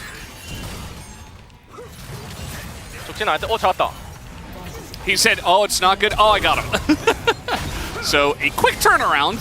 Speaking of which, we go back into live and a quick turnaround here onto Cuz, who is just isolated and taken out. A lot of CC between those two, as well as Zeka's Shockwave. So that's going to be the end of the Quantum Freaks jungler for now. Is that Delight with the flash Q outplay? Did invest the summoners, but considering the kill Cuz, you're always going to take that. I hope he had levels in Q so he did more damage. Oh yeah, it's very important. Yeah. We just got to tilt Ox as much as possible. Bulldog is just going to run away from this one. No big deal at all. Delight going to steal away a minion. He deserves it. Is it the ultimate power move, or is it just Zeka starting it up? It's just Zeka starting it up. And then he did it. And then he still does it. I don't even know if they really needed to at that point. But he did it and ended up getting... He's going lands here, and Andil, yeah, he's pretty tanky, but Fate's Call going to have to be utilized anyway. And, I mean, Delight's not even level 6. Viper did hit his, and that's going to be a big win for the Hololive Esports bottom lane. They took no damage. Yeah. Stand behind Braum. They're just both full health. I mean, what is Bull going to do? Like, Yeah, it's not his fault. Yeah. Don't get me wrong, but that's just playing Braum into an engaged support, man. It's a feeling that is really hard to describe if you haven't done it yourself. We had a saying in the Benelux. I don't know if it originated there or if we just joined it from another broadcast, but it was the worse the player, the better the Braum, because Braum actually punishes you for doing stuff. You just have to stand there. And I think Delight is a great player, but we have seen, I think, Carrier most notably try and pull out the dreaded engage Braum. yeah, stretch the limits of the champion beyond where it's supposed to go. Which, to be fair, with Ken, she does a great job at that. But with Braum, I just accept what you are. Just stand there, menacingly. It's true. And again, you know, the Aurelia is going to have a nice matchup into this Aatrox. We weren't saying that it wasn't a good matchup, more so that unexpected as now the World Ender comes out, but will it be enough to survive against Doran?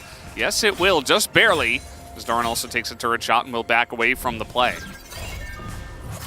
And these are the type of moments where if there was an early kill for Duda, that could have been an angle. A lot of damage will be reduced by the fact that he has the steel caps available. He does a lot of extra damage because he's sitting on a pickaxe already. These early laning mistakes can really snowball already. I said laning mistakes. Doran is suffering for the mistakes of his teammate, which, to be fair, Peanut has, you know, through the times they've spent together, done the opposite as well. So I'm sure they won't mind it too much. His bot lane, though, is looking great for Viper and Delight. So able to keep this Kalista really down in the early laning phase. And unlike the last game where we saw Viper really be able to pull ahead when we got to the fights, still was able to hit a Terminus spike relatively early. The team fights aren't really going to get better for Bull. There is so much zone control. Undo isn't 6 just yet. They're trying to get in there. It's pretty difficult to land that one onto a Kalista, and Bull just kind of walks away from it. Trying to really hard force this one with Peanut in the area, but with the Dragon just going down, you can see that Unknown and Bull are like, well, we know that he was here, so we're not going to do anything about that. Doran, kind of an awkward spot here. Did get pretty low. Nice amount of poke coming out from Dudu, and Cuz is looking to set this one up, has his ult available. He's not going to commit to the stun flash. Uh-oh. But yeah, Doran's probably still in a bit of trouble. He's going to clear the wave as Aurelian does, but that stun once again is going to miss. But eventually you just flash on him and kill him, and down will go Doran. Don't mind the flash from Dudu there. Felt very safe, but if either Peanut shows up or if you take another turret shot and somehow Doran is able to get the kill, might be able to turn around the play. Not going to run any risks with that one. Nicely done by Cuz there. Bulldog. Good trade here from Zeka, and might turn into a bit more as the Unleashed Power does come out. And both the mid laners on similar amounts of health. Dudu now trying to just dash over the wall, but Peanut is so fast already here and is going to throw down the Magnet Storm, and down will go Dudu, just sticking around for a bit too long and gets caught by the teleport and Peanut. Peanut paying his penance. Sorry, Doran. Sorry, that the first one was on me. I'll come back, fix your lane. No kill going over to Doran, which I do think is rather unfortunate. But Hololive as a team still going to be quite happy as the Knight's Vow picked up very early on. Has been very much in the meta, as you've already pointed out. Extremely gold efficient item.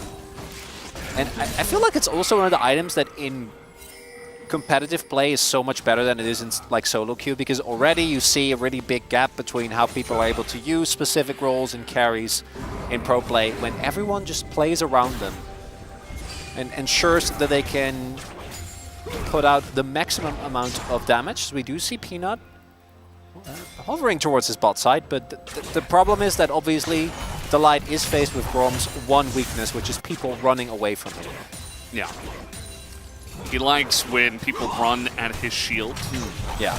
And he has Celestial opposition as well, so he's not going to be dying very much at all. Maybe not at all in this game if it continues to go well for the side of Hololive. But Quantum Freaks are going to be able to pick up at least the 5 buffs in this game. Only the one going over to Peanut, the one that he stole on the first group. Hololive instead will pick up that first streak. as we do have the chance of a Chemtech Soul in this one. Ox wouldn't let that happen to us. As we do Surely. see, Viper does put out a lot of damage because he is in this vicinity, but is he actually going to help out his lane, cover this crash? He's waiting. Oh, just the run forward from Viper as he will cleanse afterwards immediately. Here is Cuz as the two junglers do butt heads, but Bull is out of this fight already, as is Ondil, as Zeka going to force that flash, and now the flash forward from Delight. He's going to set up the play as Viper as well is continuing to run this one down. It should be a couple of kills here for the side of Hanwha Life as they do dive the turret very successfully. Really big there that they're able to actually close out on those kills. Just bullying could have maybe been, you know, maybe Bulldog is able to get a plate or two, actually stay there, but because they get the kills, they accelerate Viper. Zeka picks up another kill for his troubles and his teleport as well. And it's this early trade that doesn't go the way already, that's rough, and then Ondil unfortunately completely off base. One of the reasons why we've seen the Nautilus be so popular is that you do actually get the guaranteed engage, and then Bull there flashing in a line, meaning that the Braum ultimate and the knock-up still hits him, which means there's enough damage to then take him down. And Delight again. This man is flashing for the kills. He's not missing his Qs, and it ends up working out massively in Hanwha's favor. Now, he's feeling pretty good about the Braum at this point in time. And Viper certainly feeling pretty good about his situation from the bottom side. They are going to rotate into mid. The turret didn't fall or anything, but just going to get position here potentially for the Rift Herald, which we do see a bit of poking down from the side of Peanut, but no committal to that objective just yet. Something we haven't discussed yet, but Cuz did pick up an early Doran's Blade. This is something a lot of junglers and supports have been doing, as we did just receive word that currently we're sitting on 4Q and 2E. So that is looking like a Q max Braum. But he has been flash queuing and killing people. Which you don't need the points for. You don't need the damage for that. And so maybe that just means we get a Chemtech Soul on this one, because we do have a lot of focus on the Braum skilling instead of Ox's real job, which is, of course, denying us Chemtech Souls. Oh, he'll keep it together, surely. If he ends up missing a Chemtech Soul because he was busy looking at the Braum leveling, I will be very disappointed. It has been a while since we've seen Braum, but disappointed. So, yeah, that's sometimes even worse. Ondil, he misses the engage. Now he's totally out of position here, does not have his flash, and he is just gone. Level 7 Leona not able to do much at all. And so will just be a free Drake here to Hanwha Life. Unfortunately for Ondil, Leona, one of the supports where if you do get caught out of position, if you're too far forward, there is no way to go but forward. Ends up going down very, very quickly. The saving grace in this game for me is the fact that Dudu is a champion. He's not really far behind. He hasn't been bullied aggressively in lane, and he got a free early kill. Oh, I don't know about this. Oh, looks fine. Stand behind Braum. They didn't even need to do that. Braum is the carry with all of his points and Q. And no dive is going to come through. Peanut, meanwhile, stunned mid-jump, but he's got Zeka nearby with basically no mana. Still going to be enough to get away from this one. Hey, look at that! It's the other type of tech. Hex tech. Yeah. Love that. I think we mentioned it so many times that he couldn't help but pay attention and focus. Really, when you think about it, it's our effort that ensured that we got the most fun Drake in the game. Although, new Infernal Rifts, it might be close in terms of just pure fun and dopamine of running around fast with Cinders, which... Yeah. I do like the Hex Skates so I can go in and die faster. That's not what they're for, though. They're for rotations, Velvet. No. You gray screen, you respawn, you take the Hex Skate back into the fight. Oh, that's die why. Again. So that's why you like it, because they promote action. Yes. As opposed to your arch nemesis, Blasco. The disengage cones, yeah. Yeah. Not a big fan of those in general. The game feels somewhat similar to the last in that the gold is not looking too bad for Guangdong. But that composition does not feel like it skills nearly as well. And last game, they were sitting on soul point at around this time. Didn't matter. Yeah. But should have been big. Here goes Ondil. He's gonna crash into the turret. Might try to make a stand here and take down this turret as a 3-man unit. That they will. Takes it down. Doran here on the Aurelia still has a nice lead. You know, in the top side, he's up more than 20 CS, but there is a big wave going into Dudu. So at the end of the day, Dudu's probably going to be feeling pretty good about this because this Aatrox is going to be a much larger threat in the team fights, you would imagine, unless Doran gets some kind of massive pick.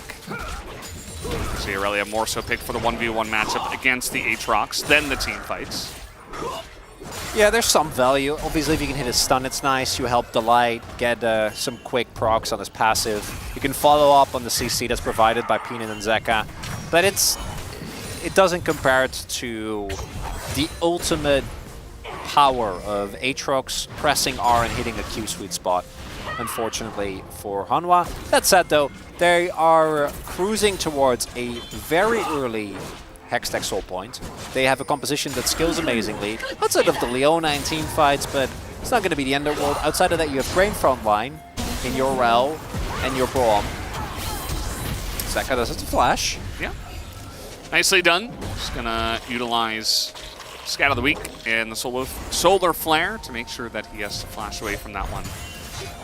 Especially when not much is happening on the map. It's all you can pretty much do to just get cooldowns down so that your next objective fight goes a bit smoother. Lock it also down for Delight. And the Kwangdong composition is, like, we talk a lot about compositions being reliant on resets.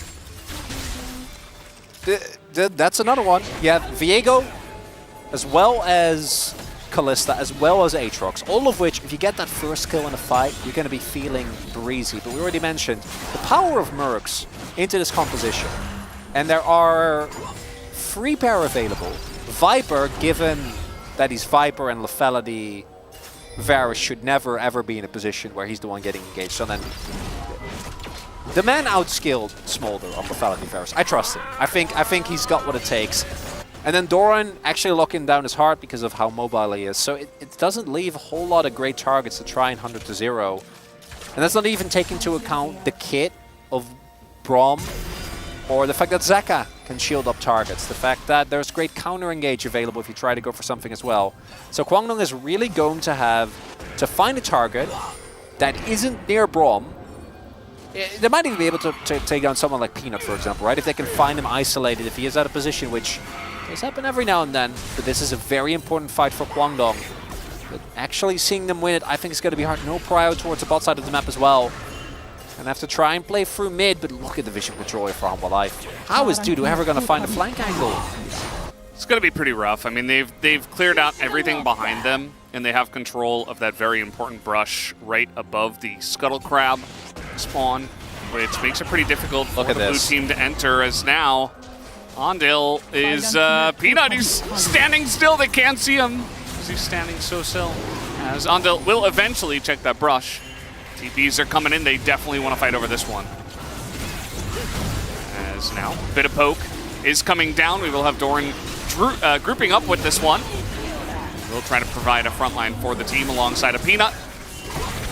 Flank coming in. Oh, that's going to be the route down onto the Syndra, as now here comes Dudu. Viper in a bit of trouble, but he flashes away from the Aatrox, and that should be good. Dudu is in the back line there with a massive shockwave, catches two of them. Azongo will be saved, thrown back in by himself, as Doran did buy a lot of time, but is it enough? I don't know. That front line is down for the side of Humble Life Esports, and that will be the Dragon over to the side of Kwangdong Freaks. A lot invested by Kwangdong, but they are able to ensure that no soul point will be found. And even with Braum standing guard, Dudu throughout all of that somehow finds a flank angle. The fact that he survived that, though, is let's see how much damage he's able to take. But really big here is that Bulldog is able to keep the Rel engage away from him, and Doran, yeah, he whiffs his ultimate.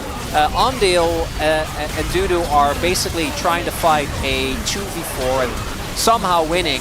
Bull is able to just barely stay alive with using health, and even though Viper was able to stay safe, I think that Dudu flank was still absolutely pivotal because it meant that one of their biggest damage sources wasn't in the fight at all. And the team fighting Irelia, unfortunately, was not enough to turn the tide. So a big win here for Kwangdong. This is going to keep them in this game. By itself, not enough. Particularly after what happened last game. But a little bit of confidence maybe here from the Kwangdong Freaks. Yeah, you got to feel pretty good about that one. It was kind of insane to see how tanky Dudu was alongside of Andil. He looked tankier than the Leona in that case, and was able to do a nice job zoning the Irelia, not nearly as much value in that extended fight as now Braum is going to be engaged upon. He is rooted up here as now Peanut trying to help out his teammate, but gets caught himself. A double stun comes in from Andil, is perfectly placed as the Shockwave just trying to deny this one. Dorian going in, 1v5 immediately, just gonna be burst to smithereens. As down he will go, and now Quantum Freaks 5v3 will try to go for this Baron. Have we traveled to an alternate dimension where the same game happens, but then in reverse? Oh my life, just walk into multiple people. They're about to lose the Baron here. And Kwangdong, off of the back of Dudu and Andil with what initially looked like an engage, I didn't expect to work out. Absolutely pivotal here. That's Nash now gone. So they engage on the light, which obviously initially doesn't look that great. But the fact that Peanut is trying to help here actually ends up being very much to their detriment. Great ultimate as well from Andil, and it's...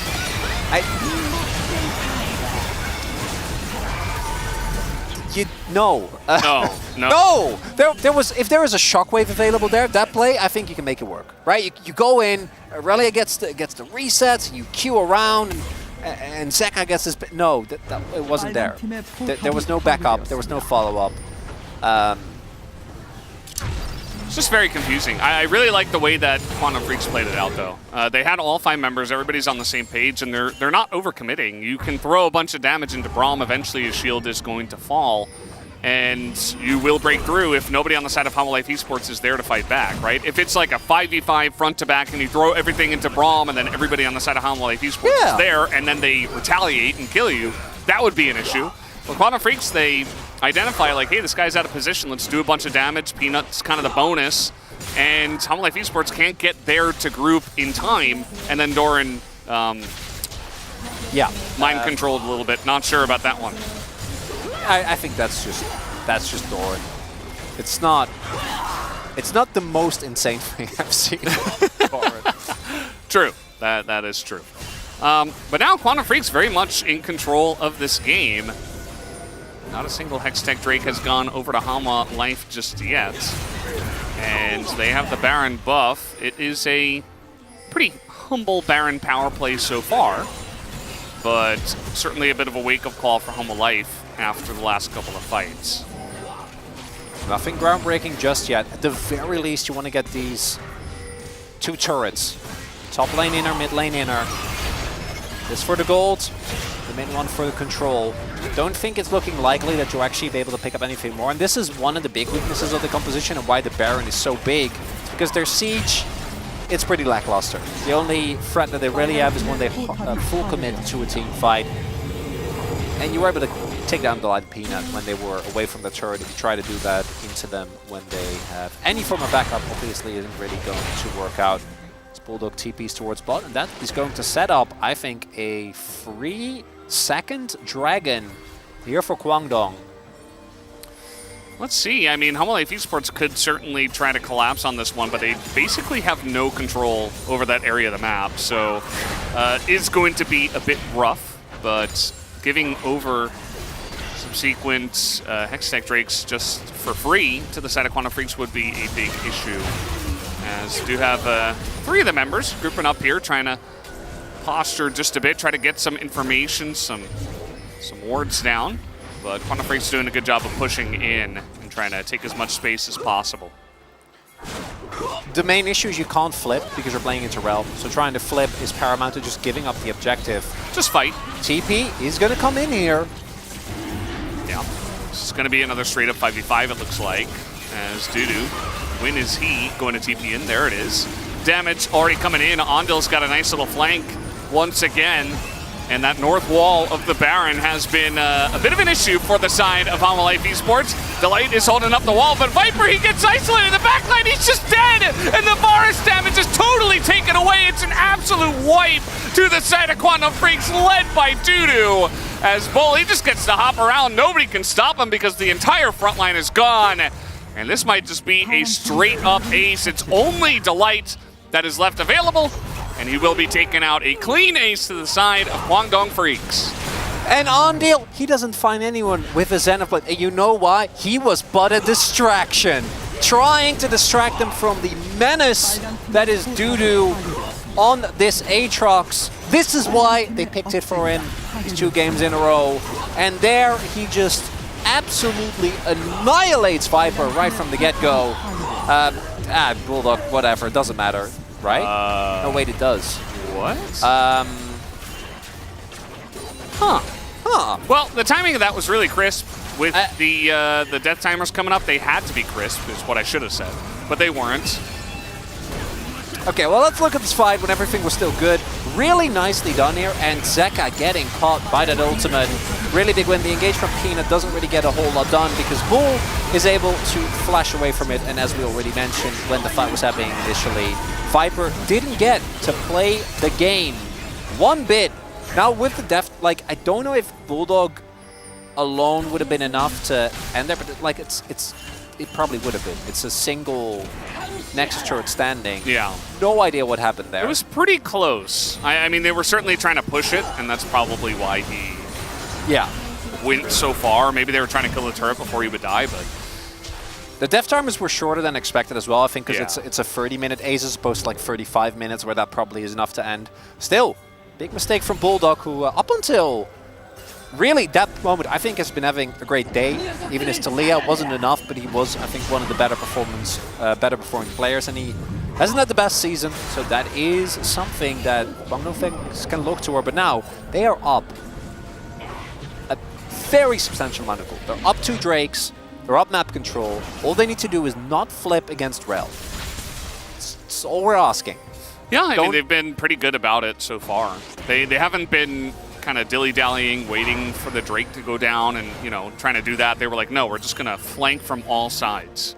And you mentioned it before, if they can get that first kill and start getting resets, and if they can find flanks with their very, you know, low-range, kind of engaging kind of composition, you're going to be feeling pretty good, especially if the fed Varus doesn't get to do any damage in the fight at all.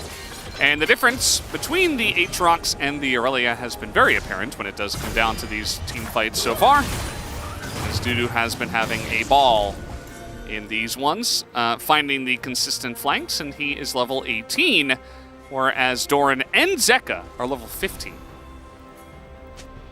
The Aurelia counter pick has not worked out. With Closer, we at least had the moment of, okay, his laning phase is great, and then it kind of fell apart. We weren't even given that this time around, unfortunately. So we do see Guangdong, this is where they've struggled the most, actually closing out these games. Mid lane inhibitor, obviously, not going to be too consequential. Weakest inhibitor by far, as most of the plays go through mid by default. We do see a trap brush being set up here, but there is an opportunity for Guangdong to just run mid. They are... Oh, Viper. Viper! Oh, thankfully he has a disengage cone to survive. Dudu is isolated now on the top side. He's all alone. And yes, he is a fed Aatrox. He is surviving for about 8 years and nearly takes Zeka with him, but that is a big pick already from Homolife Esports onto the Aatrox. Would have loved if as soon as they see multiple people converging on Dudu's location, they just run mid. Like, they could have ended the game. Like a TP there towards that wave, that could have been the difference maker. Instead, they hold them. They want to just ensure that there's no Baron that gets taken. Dudu is going to be up in 35 seconds. They do use the Vision Cone as well. And with an open Nexus, I don't know if Homolife can really contest this, but Guangdong, they need to commit. They either, like, you should have committed there, right? TP towards the mid wave, try and go for the end. Or, and now the mid lane inhibitor being down actually does end up being quite used, or try and commit towards a Nash, but instead, I think this is where you really see the loss streak getting to the team, because any call is better than just like, oh, Dudu's probably dead, but yeah, sitting around and kind of doing nothing. You're definitely right. Look at the position here. As soon as you see this, you know, even with as much as we played about Aatrox, he's gone. He does live for a long time. Like, he buys the team time. That's do my something. point. Yeah. Could have been enough. Dudu or a Bulldog rather had this to be available. Maybe you can cancel the backs, but I didn't want to risk it. And that was also not game losing. It is still a big gold lead, but it has shrunk because the bounty that was picked up, both on Dudu as well as the bounty on the top lane turret. As looks like they do want to get started on this Hextech Drake, because relearning the leashing mechanics of the Drake, but that's okay. Doran still trying to find presence in the side lane. Viper just picking up a 4th item. I thought you were going to say presence in the game. Oh, well, that too. As Peanut caught up a little bit, but he is Rel. And will just bounce away on the horsey. And as it stands, I mean, Quantum Freaks, they still should be happy. There are no Nexus turrets. They have 3 Hextech Drakes. They're still ahead 5,000 gold. And all you gotta do is clean up the play, make decisive moves, make decisions as a team, have good teamwork, and you can close this one out. The question is, can they do that? It's a long list, Valdez. Well, the biggest thing being, you know, make decisions, play as a team, and get it done. Here's what I worry about. What I worry is that Kwang is like, okay, we're not going to run the risk of losing this game. This is a really important game to win. If we win this, we might be able to pull back the series. Every single game win is going to be absolutely pivotal. We've really been struggling. We've been losing against bottom tier teams. Worst case, we can just play for the Hextech Drake. Because I think that, yeah, they're just going to back off. And this is actually the right call, though, because they're playing against Arel. So, like, I'm okay with them not doing Nash. But I would love if they started Nash and at least force an actual response from Hanwha. Like, force Hanwha to actually get into the pit, to actually fight you. Because you can still fight them! You're still way stronger! And yeah, you can wait, try and play, but then the odds that Hanwha find, like, that one key engage, it becomes bigger and bigger. There's another bounty going to go over. This gold lead is going to not mean anything by the time we get to the next fight. Yeah, I think the biggest thing is certainly the difference between the Aatrox and the Aurelia, and also the 3 Hextech Drakes, but it should be. Quantum Freaks don't seem to know what to do. And I think a big part of fighting on the Baron is, yes, their turn is quite good, but you're not going to have an easy Aatrox flank playing as the blue team trying to take the Baron, because yes, you could try to go along the north side, but it's very difficult to clear out all the vision there, so they're going to see Dudu coming in. And you would really have to move in as a team, clear out all the vision behind the Baron pit, and set up a flank for Dudu, because that's really been how they're winning the team fights, right? And this is what I mean. You are the team that has full map control. They're not willing to take the risk to fight for vision there, right? The moment you see Peanut Grid, oh wait, let's back off. Yeah. This has been a problem for this team for a very long time, but it does mean that Helm Alive, they maintain a level of control. So if they see enough people disappear from the map for a little bit, then they know that they should actually run towards the Baron. Vision trap setup is quite hard. Focus landing, that alone is not going to be enough. Yeah. I mean, Viper is on 4 items, but at this point in the game, Andil pretty tanky. He's just going to go in and face check this one, trying to engage onto that backline and set it up, and now has the Fate's Call to survive, and Peanut is caught out! They finally get it done! They make a play as a team, and they catch the enemy jungler. They did a thing! They did a thing, Valdez! They found someone, and then they went, was that the ideal move, trying to engage in the choke point in the Brom? Doesn't matter, because you have Bull's ultimate, you swoop Ando out of there, and now there's no jungler. This objective should go the way of Kwangdong. Okay, they want to go for the turn here. Delight is very far ahead of his team, but he is going to flash away. A near steal from Zeka, but the smite going to ring true. Shockwave going to be pretty difficult to steal that one, I think, at this point. Zeka does have a decent amount of AP, but yeah, seemed pretty easy for Cuz to smite that one down. And now you've got Baron to set up for the Hextech Soul with 4 Hextech Drakes. I appreciate Kwangdong's commitment to drama. They are just making us, and it looks so easy here. Andil actually gets on top of Zeka, forces the flash, and then crucially here, Peanut. I'm pretty sure he actually had flash there. It's just, yeah. I am Rel. Surely it's fine. It was not. Just, yeah, the thing about Rel as well is you're tanky when you engage, but if you're standing... Need your passive. An aftershock. Against the wall, staring at the wall. Like, I don't. What was he looking I'm not at? sure, I'm like, because I missed the beginning of that. Maybe he like tried to W over the wall and failed. I'm not sure. But even then, just flash. Yeah. Just accept the loss. Take the L. It was kind of like an awkward fight where it looked like Ando was overextending, but they had Fade's call, so he's like, I don't know, maybe I can find like the counter engage, and then he just got caught thinking too much. Flat-footed, you could say. Got to be always moving. And yeah, should have just flashed away, but that is going to mean that Quantum Freaks, they get the big objective. They're looking for the even bigger one, which will be this Hextech Soul in 10 seconds. Home Life Esports, you gotta play for this, I would imagine. Let's see what they decide to go for. Come on, Kwangdong. You got this one. Don't break the hearts again. Do you believe? No. That's what makes me scared, Veldes. Home Life is still contesting this. They're pushing their way through. The vision here pretty decent for the side of Quantum Freaks. Is over the wall they go. Cuz has got a nice angle. He's going to find Viper, who is just running away. And he is going to be forced to cleanse already. As we've seen this positioning before, Dudu's got a very nice flank angle. Try and look for an angle through mid here. If the minions keep on pushing, if they stall it long enough. I mean, Dudu is going to once again find the flank, you would imagine. Double stun comes in, but now they're looking for the flip as this flank is a bit late. And now it is going to go to the Rel as you would expect. Doran is in the backline, going to push Bull away from this fight, but he does get taken out. As now the flash forward, the double stun comes in, but can they realistically engage? They're away from their base though. They're being corralled into the alcove.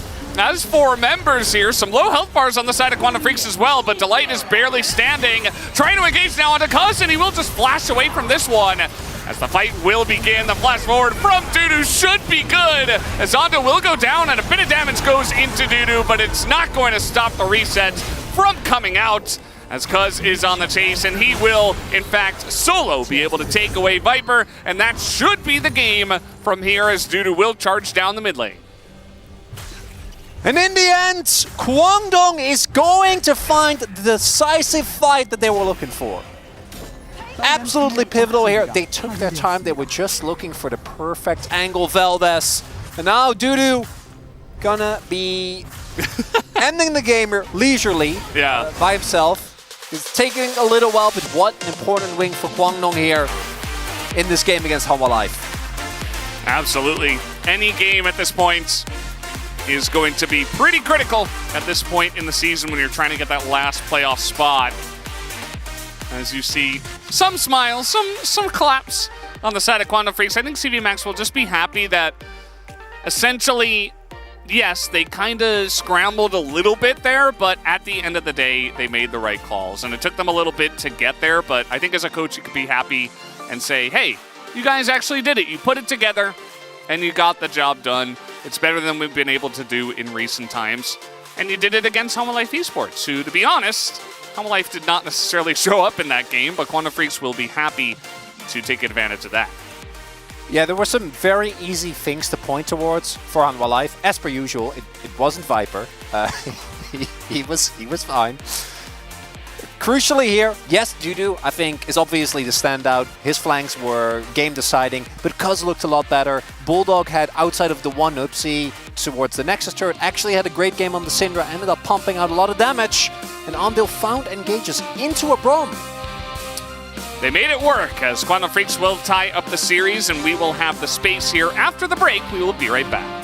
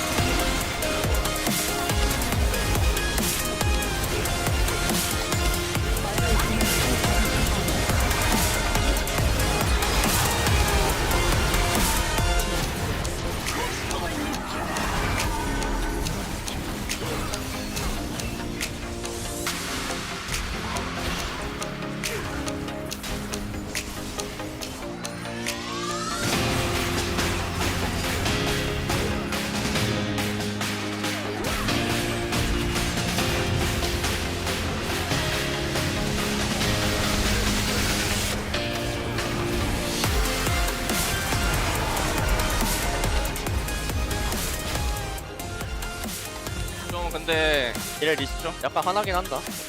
아니야. 그리고 미드. 우리 알잖아. 연습 때보다 잘 되고 있는 거라. 근데 미드 야트가 일단 이래 10초야. 화는 연습 때 돼야 돼. 상대가 사이트 계속 안 만졌으니까 그냥 내 때는 막판에서 화내지 말고. 일단 이겼어. 안돼 이 판은 다 내정시킨 해. 아니야 근데 나 아니야 애초에 바텀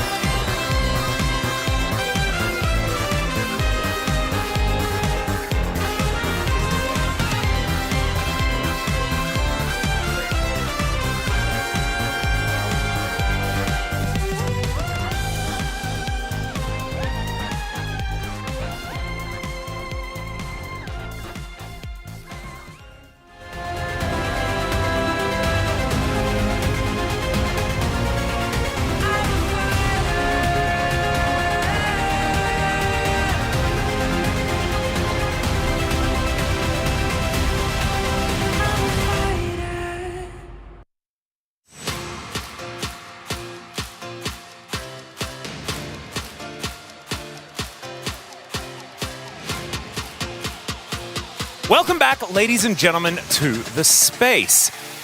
A surprising outcome for game number 2. I'm Atlas, once again joined by Orcs and Wolf. And gentlemen, let's go through the draft because we did have a switch over to the blue side for Kwandong Freaks. They got Callista first. and then they won. I like how we pulled the draft up before I could mauled about that game. You know, we're going to talk about the positives first because I really liked Kwangdong's draft, actually. I think the Kalista obviously quite strong. It was left open, a bit puzzling there to ban Ashe as Hanwha did in that position. And then they ended up with Leona Syndra, so it feels very like 2021, what we're seeing here in this draft. But it's got so much great single target blow up. It's got tons of CC. The Aurelia is going to really struggle to actually get anything done in team fights, especially with the way Doran was playing it, but we'll get to that later. But I just really liked how they were able to pilot this draft and blow up single targets and look for picks, and especially once they had control, it was really hard for Hanwha Life to really do anything into constant Leona and Syndra pick setup. Yeah, for me, I feel like, you know, normally I'll try and give the benefit of a doubt with a pick and think, okay, what was the game plan here? And I can't reach it with this Aurelia. Like, the fact is, they have a very similar situation to where in game 1 they picked TF, right? They see the Aatrox, the TF is a really good matchup into that. You're also into a Kalista, and TF is really effective with the point-and-click CC. I just don't know why you wouldn't pick TF again, or if you're not feeling TF for some reason, there's still options like Kasane. I don't see what they were hoping to achieve with this Aurelia, what like the strategy was picking it here, especially I'd be more understanding if they took it on like R5 and they saw the whole comp, because as Wolf said, the Leona and the Syndra made it really hard, so I am so baffled, and it clearly just completely failed in this game.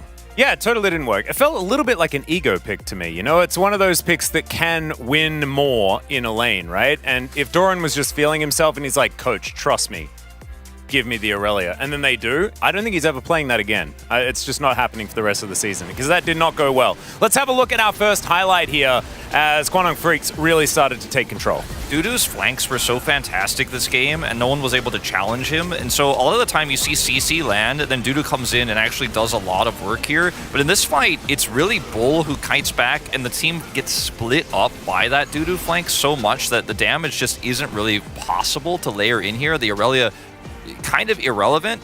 And then constant attempts like this from Ondil and fishing for single target picks worked incredibly well for them. And Hanwha Life are just not formed up here, so it's a complete wash. Like, HLE not ready for this fight, not ready for the potential pick. And I think we should have seen more moments like this around the Baron pit for Kwangdong after this, where they could have actually then just started fights and then turned with Aurelia Syndra, or sorry, not Aurelia, the Leona Syndra, and actually make the map theirs. They did a lot of waiting around in this game, but look, when they did actually find those picks, it worked incredibly well for them. I think part of the issue that we're having is we've historically seen Varus Braum be a very successful lane, but it's always been the on-hit Varus. And the purpose of it is when enemies dive into you, stack up the Braum passive, you have the DPS to cut through anyone who gets close. With it being lethality Varus, you had this sort of awkward situation where, you know, the Braum was a bit further forward trying to apply passive, and Varus was like just a bit too far away trying to throw Qs out, which is, you know, both of them are playing at how they individually should, but the synergy between the picks just wasn't there. Yeah, and when you've got Halo Blades, it sort of makes a bit of sense there, right? But if you are trying to fight with Halo Blades down, you don't get the same level of we can just stack the passive extraordinarily quickly. And it didn't get much better than that, guys. It continued to go downhill for Hanwha Life Esports, and I think throughout this whole game, we were waiting for the Aurelia to do a thing, and we just never really got to that point. Yeah, I think in this situation, you know, we see Doran stacking up passive on the Dragon. By the time he joins the fight, the backline has just been annihilated. I mean, look at what Dudu just does to Viper. He's just gone off the bat. And then we see Doran try and dive in onto the Syndra. Even if he kills Bulldog here, I think the fight is just still completely lost, but it was just too little too late.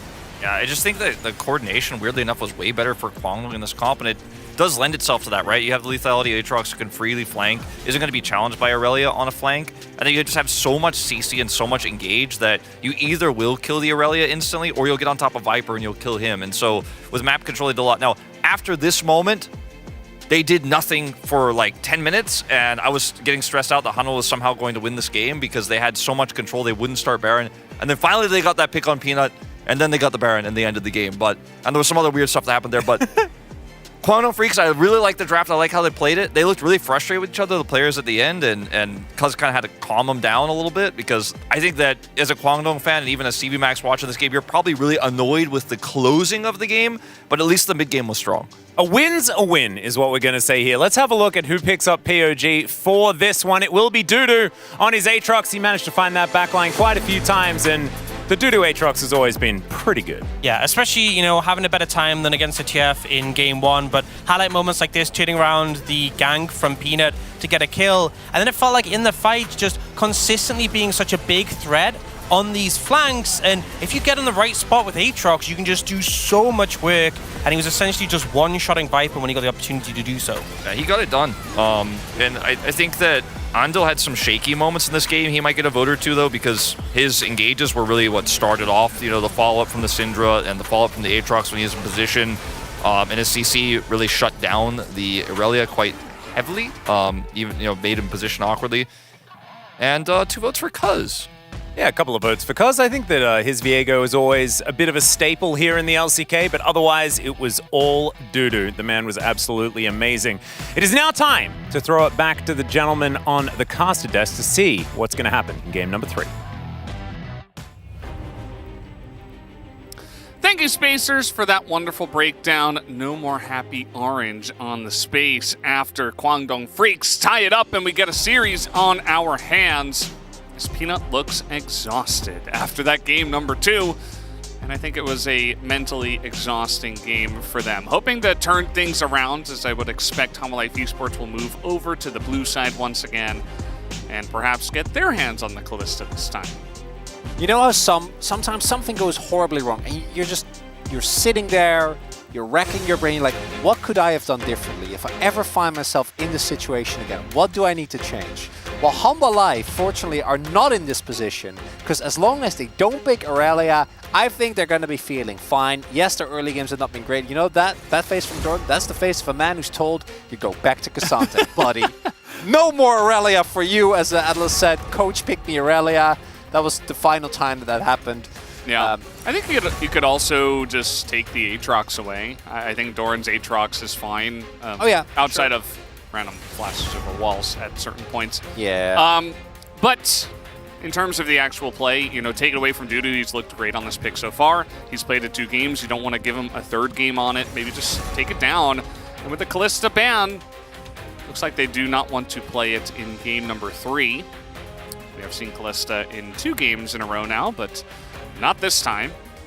Can imagine that Viper's like, guys, I need a hyper carry. If it's going to be one of these days, get me something that can 1v9 a team fight.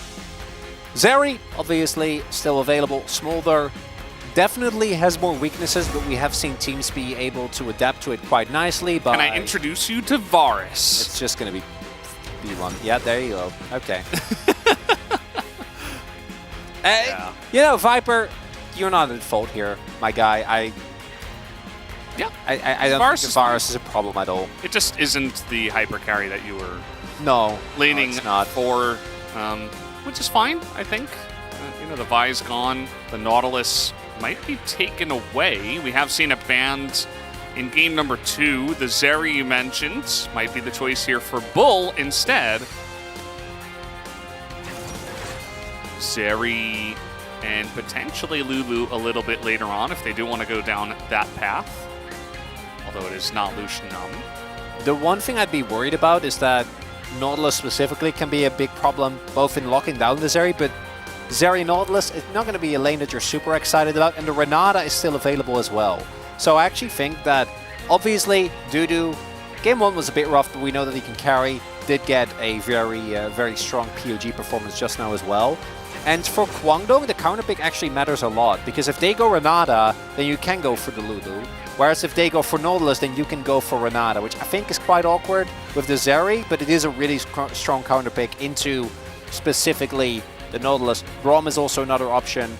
You can go a number of different directions. As Peanut's like, can I not play Rel? That'd be way more fun.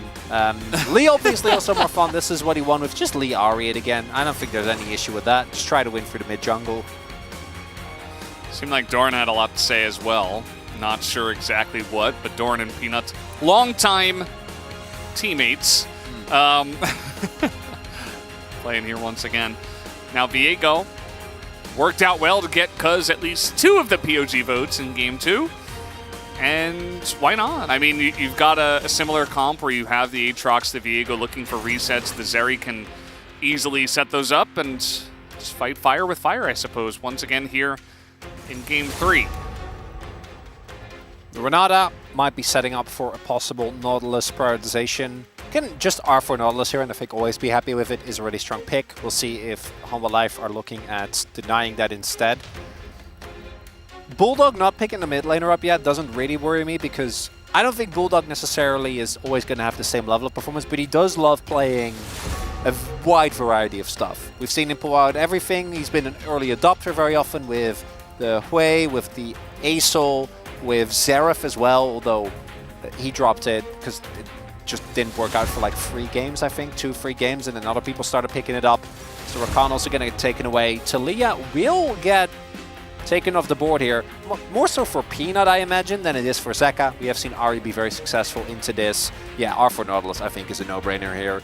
The laning, it's fine. You do have a guaranteed way to get on top. There's no Renata to ruin your day. And unlike in the previous game, if you do pick Braum here, I feel like it's a lot more awkward given that you don't have nearly as much reliable engage the way you did with Rel. Yeah, certainly I would imagine want some amount of engage. The Maokai has been banned 3 games in a row. The Nautilus has taken away the Thresh. Definitely feels like you're reaching a bit to get something, and Thresh isn't even really like a hard engage. He's more of like, I'm going to stand here, put up a box, put up a shield, and sometimes land the Qs. So very much lacking hard engage here on the side of Humble Life Esports if they do round this out with the Cassante, which they will. And they banned Alistar. Could have been an angle, of course. You can go for R4 Alistar here if you're Guangdong. This isn't exciting at all, but kind of a no-brainer, honestly, when we think about it.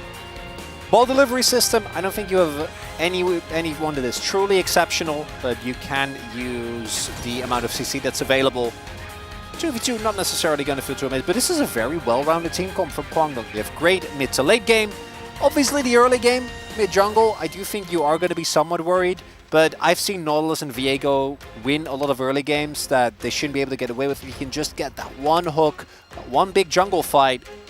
For Hanwha, the engage to me really feels lackluster. Outside of that, I do think it's a good comp. A lot of added safety, great front line, and a really strong mid-jungle 2v2. But this Thresh, we'll see how Delight is able to pilot it. Because with Thresh, so much comes down to how much you're actually able to do. Can you set up for Ahri and Lee the way that's... really, with Thresh, we haven't seen in a very long time. We haven't seen it at all. No bans, no picks this season of the LCK. So Delight going to be the first one to say, hey, remember this guy?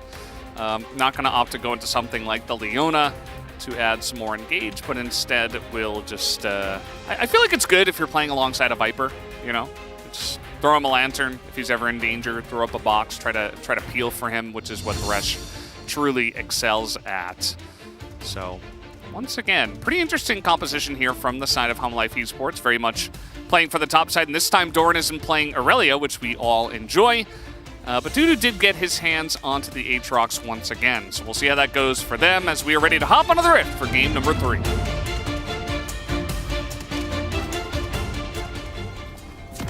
Humble Life Esports, Hana Durset. Humble Life Esports, fighting! Guangdong Freaks, Hana Durset. Guangdong Freaks, fighting! Yay. Yay.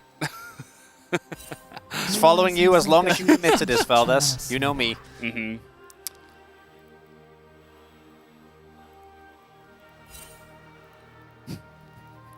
Well, now that I haven't said anything, I guess you're also following that we're not saying anything. Yeah. Yeah. I don't want to break the silence.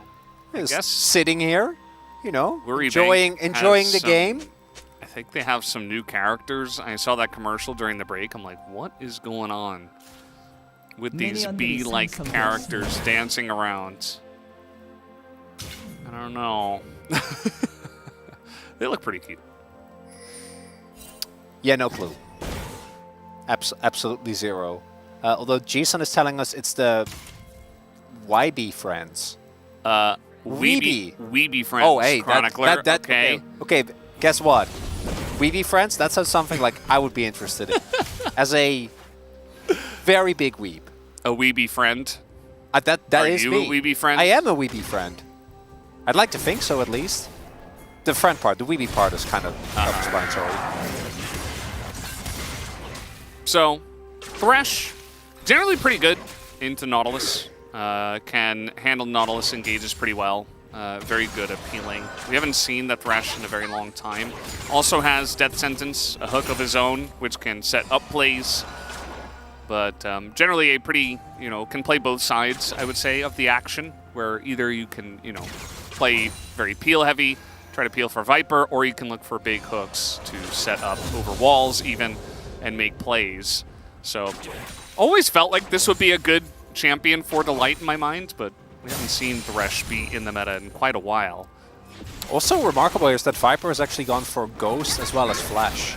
With still going for Halo Blades, probably still going to be the lethality, which also is one of the situations, much like in the last game, I do want to echo. I do think lethality build feels a lot stronger right now, but it is a situation where you gain, I think, a lot more value of the safety that Thresh provides if you're actually in the thick of things, being able to walk up, being able to auto a lot, as we do have Andil trying to, I think, hook out of the light. The light still finds it. It's going to be the worst of trades.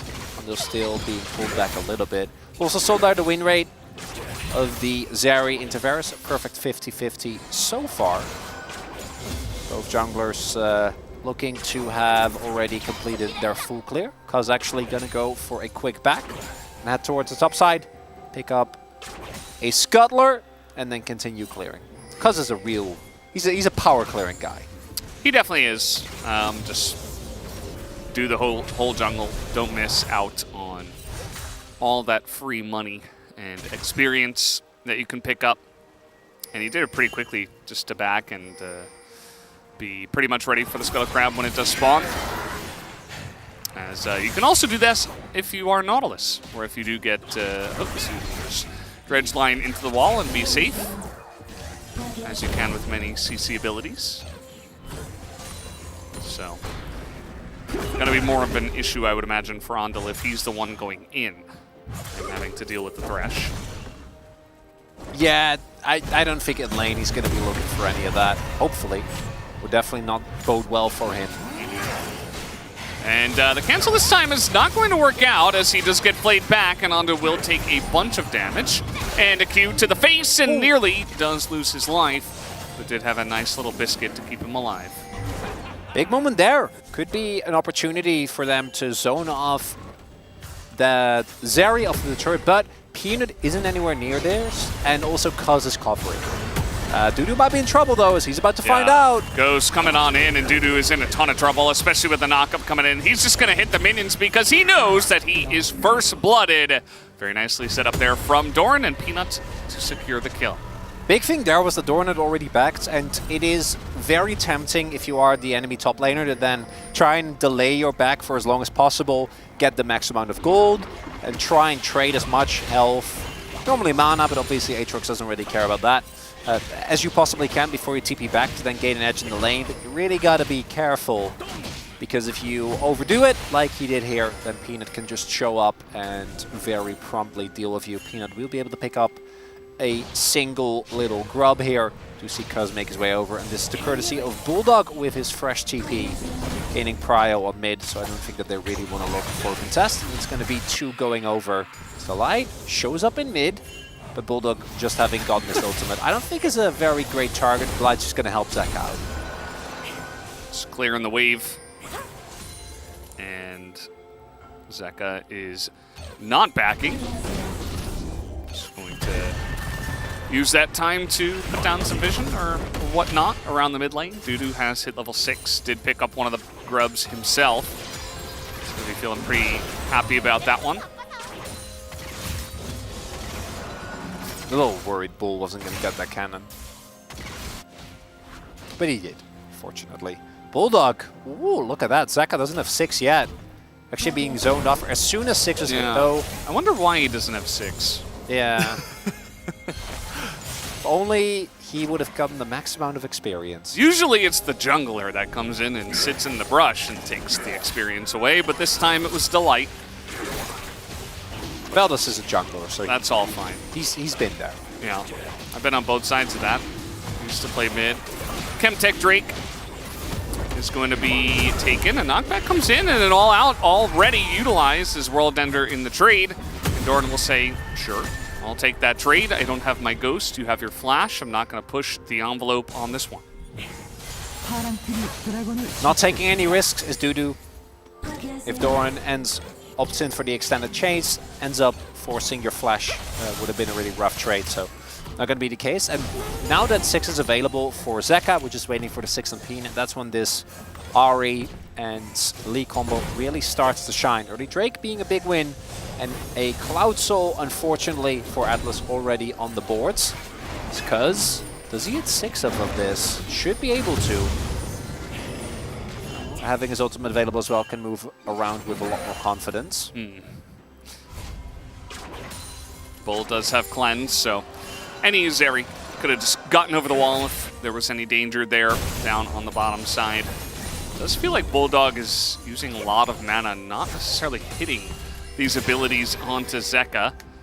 Pretty critical part of the game, but he's been struggling with that at this point in time. Yeah. Yeah, Fresh really is from a different era of League of Legends, when champions couldn't skate over walls. Yeah. But you know, he can follow. True. If he times it right. Yeah.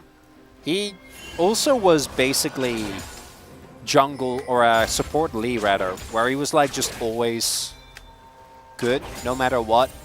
And then they kept nerfing him and taking away a lot of interactions. And then I think what really did him in last time was the nerfs to his scaling on his souls. Yeah. And then he was not tanky anymore, and then people were like, you know what?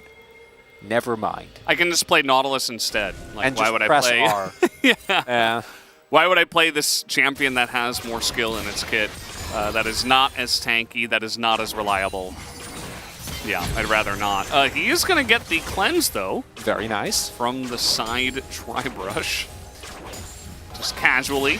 Yeah, it really is easy to forget about because it's been such a long time, but Vi and Nautilus, two of the most straightforward, like point-and-click champions, are both just genuinely top tier in Pro. It's very funny to me, as Zeka might have to invest his own ultimate, so Bulldog got to be down in ultimate at least for now. Is Peanut. Peanut's here, but Bull is Zeri still. But again, all he has to do is show his face. And the fact that Cuz isn't here and that there's no other pressure means that Viper gets a plate, denying CS, denying a cannon, even going to do some poke damage in, and maybe even a kill onto Ondil as they extend that one very far down into the box. And that's going to be the end of the Nautilus. Ondil, sheepish, grinned there, unfortunately tried to hook away, but it would have hooked a minion. Didn't actually manage to make a great escape. And Viper takes the added safety. We'll see if Cuz maybe finds a punish onto Peanut here, but yeah, he can't even go for the scuttle here. Has to peace out, knowing that Zeka might be on his way, and he would have definitely died had he stuck around. As Viper again going for opportunity first. It used to be basically exclusively Ghostblade. We have seen teams kind of pivot as another look at this. Start up by Viper. You know what? I don't even know if he flashes, if he does survive. Viper might just flash after him. Is in top lane. We got a big trade up in the top side, but no further dashing from Dudu. And once again, Ghost used, but no flash. So Dudu will hold on to that. But yeah, either you flash the Chains of Corruption or you die. Yeah. Because there's just so much CC available within those two champions, Varus and the Thresh. Because you've got the death sentence, and then you have the flay back into the box, so even from there you would just be so slow, and as you mentioned, Viper could just easily follow up on that with his own flash. Yeah. Ondil also level 5 when that happens, so there's not really any counterplay. You know what we need is Nautilus to take Cleanse. That way, when you get Chains of Corruption, you just cleanse away. Yeah, he's in a bit of trouble here. We got a TP coming in as well.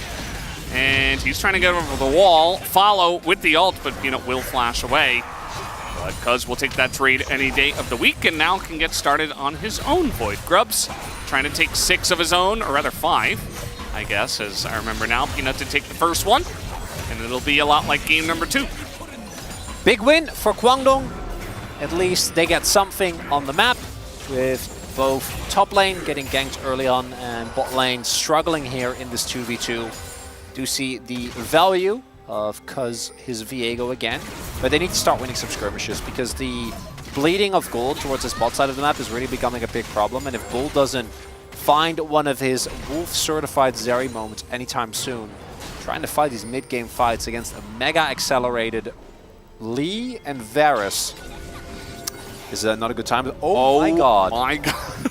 He would have been dead. Like, Yeah. actually, that would have He been the was end of dead. it. Because then the light can hold the hook, Viper can follow up, then the light can go, he's gone. Oh, he was dead. He was already half health from Viper as well. That's why you got to take the cleanse on Nautilus. You will not convince me with your dark technologies, fellas. Let it go. You know, into this... No, it's not good. But unfortunately, it does mean that Andal has to be the one engaging, right? Otherwise, you will just never be able to proc your Aftershock. He finally gets it here, but he's already dead. It's just too much time spent in the box. Uh-oh.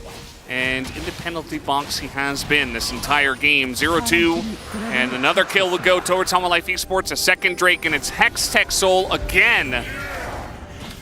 Wow. Hama Life Esports in a very comfortable spot in this game. Andal's never seen Fresh, man. Like, he's like, what is this champion? Yeah. How is this not picked more often? Speaking of dark technology. That reminds me when Claire picked Nasus, and it was like, why this is not a real champion? Yeah. Why is this in our game? Are we allowed to play this champ? Like, Oh. this is not Renekton, Aatrox, or Cassante. Cassante? Like, what's happening? This It's game not- has it's- been just a whole lot of hide on bush. The timing there for Zeka, very unfortunate. Leaves right as Bull face checks that. Got another knock up here. Another all-out will come in, followed by the World Ender just to fly away with those big wings. Oh, boy. It's time to Light and Peanut are on the chase. Dudu is pretty far away, but with the flash forward, he is going to get it and even predicts the dash, and that'll be the end of Dudu, as rather the predicted flash will not save him this time. You know what, Delight? I'm convinced. Maybe Fresh is good. Well, it's definitely good in this game, as... no, he's not gonna fall off that. That was clean, though. He was keeping us on edge as well. He pulled him out of the dash, I think. Looked pretty cool, if nothing else.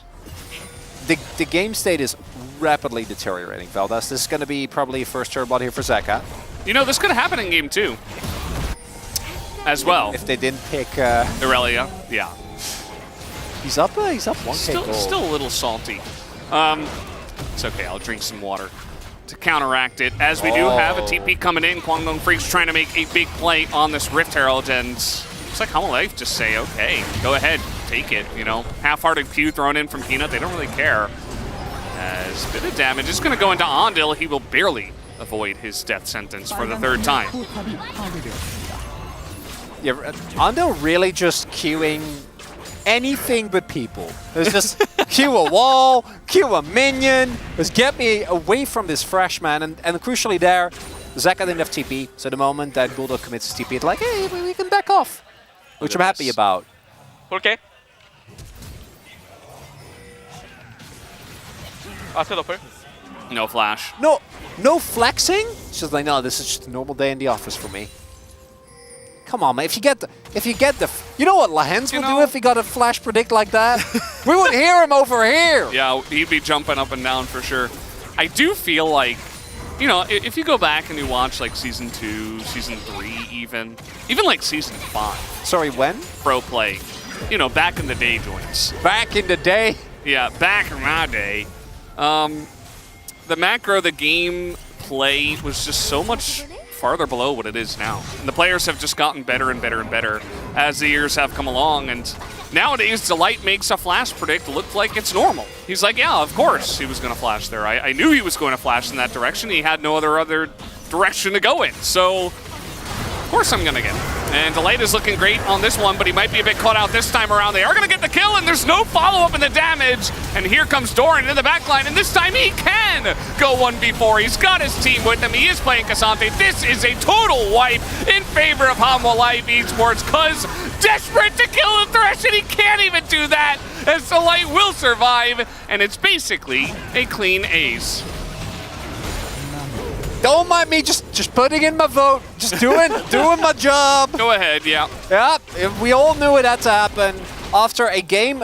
After game number 1, I'm like, surely the coach are going to be like, Hanwha Life, you need to get it together. Then they picked Terralia. And you know what they did? And now, you know what? It just took them an extra game, but they did. Even this, like, Doran doesn't actually get to pull back Bulldog for the large part of that, but it doesn't matter. Peanut didn't need to style him the way that he did. The fight was already won, but he did so anyway. These type of scrappy fights, exactly what Hanwha Life, even if they are in the head, is going to be looking for. Just begging his team to get him and save his life. Didn't even say thank you. Wow, Delight. Wow. Wow. But he did say, get them, and did a bunch of squealing. Deserved. You know, he is having a POG performance. I suppose that is who you did vote for. Oh, yeah. No, I had to. And now it's hide on bush tactics for the side of Kwangdong Freaks. Unfortunate for them that it is Hextech Seoul again. This is one of those games you're hoping for the Chemtech or something else, because this one is almost definitely going to go in favor of Hanwha Life Esports with how far ahead they are. Although, they might just... Oh, God. You just had his soul ripped out of him. Poor Adil pulled away from any form of safety. And that'll be his 4th death, as Viper will collect the kill. How about a bit more? Ooh, that was close. No cleanse, he was dead if that hit. Oh, 100%. Yeah, the priority that the ultimate of Cassandre has caught many a player in many mid-dash of guard before, unfortunately for Andil. He just got nerfed. Honestly, I think he needs all the help he can get, Chronicler. Cassandre really struggling nowadays. You know, we don't often see him. I will personally, I will find someone and have them buff blast cones, Valdez. Do not toy with me. Not more blast cones, please. Nothing else. Anything else.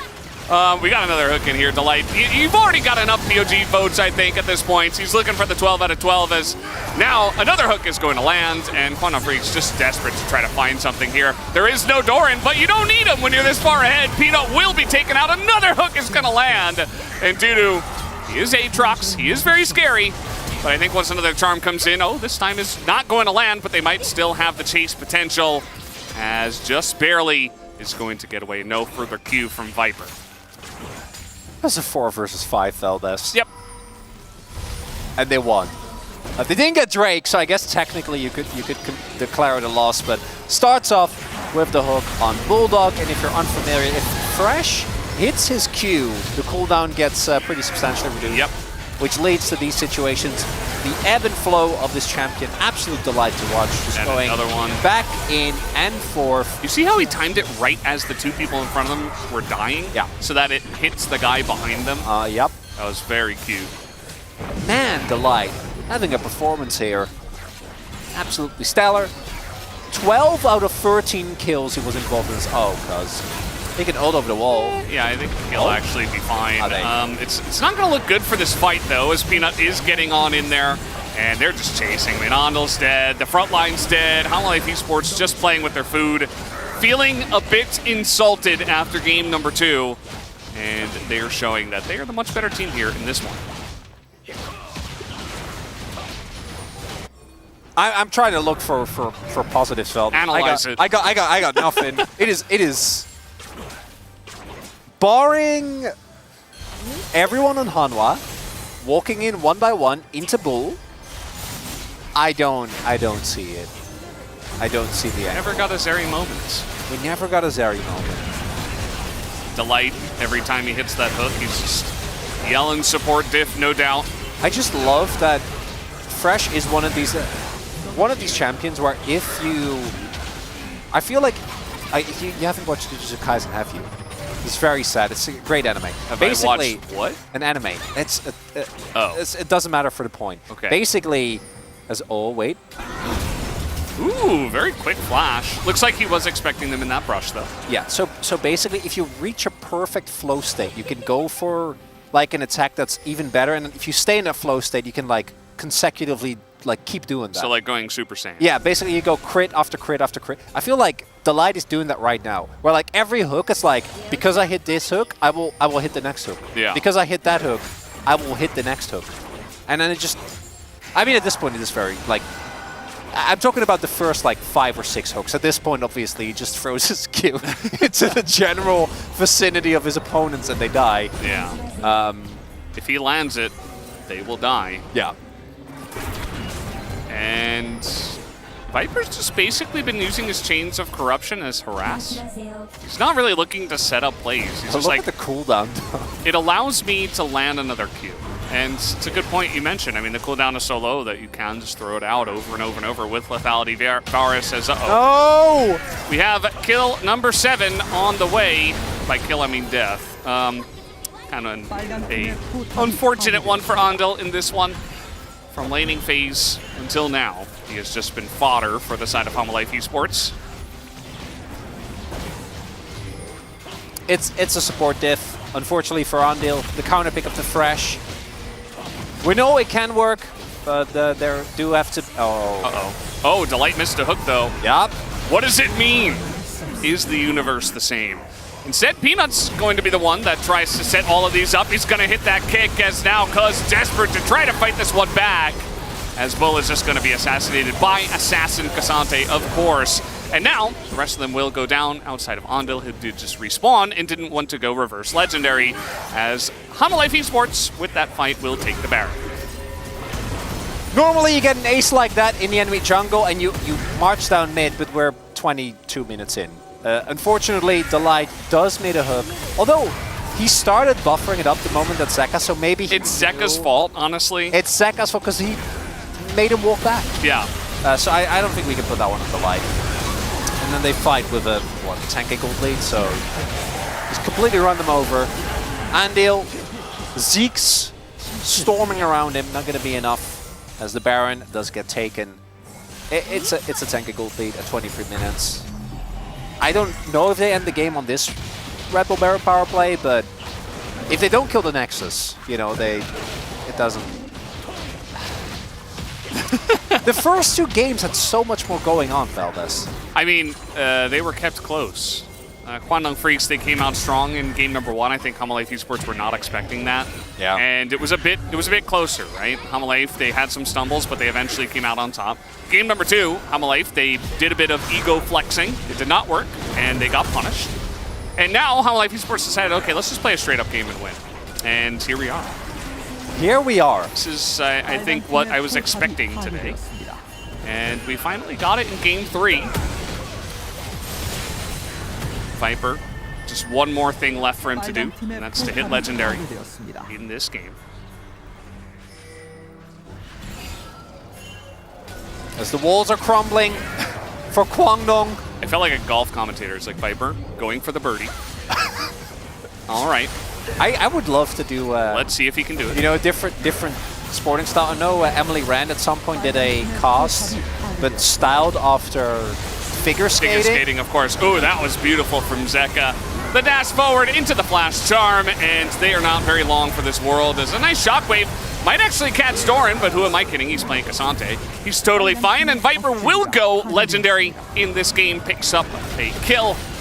And Andil's like, please don't kill me. I'm just going to run this way.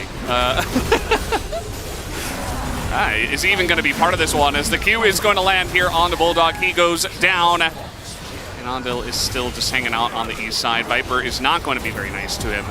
And will just cue him, flashes forward. That's going to be the end of him. The 10th kill for Viper. He's like, please look at me, media. Give me the votes for the POG. But it's not going to matter. A 2-1 victory for Homolife Esports tonight. No overly excited faces. Even the light, strictly business. And it is fair. It is completely and utterly understandable from Homolife, their perspective, because if there was one thing that we could have and have been consistently giving this team praise for, is their ability to very swiftly dispatch of the opponents that are currently ranked below them. And today, they didn't really deliver on that. Fortunately, in game number 3, they showed us what they are made of. They showed us why they are so very firmly in 3rd place.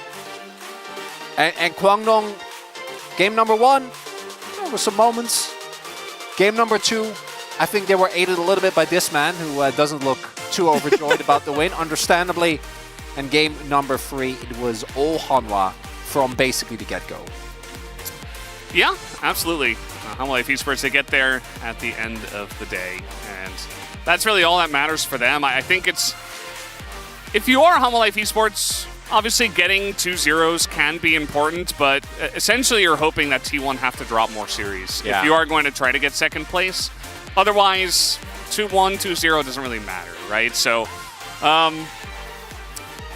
might help, though, in terms of if Home Life Esports are able to win against T1 later this week, then perhaps dropping this extra game to Guangdong Freaks might actually hurt them, as they would be on even win score in terms of series, but maybe behind on games. So will be something to look at as we do get closer to playoff time here, already in week 8.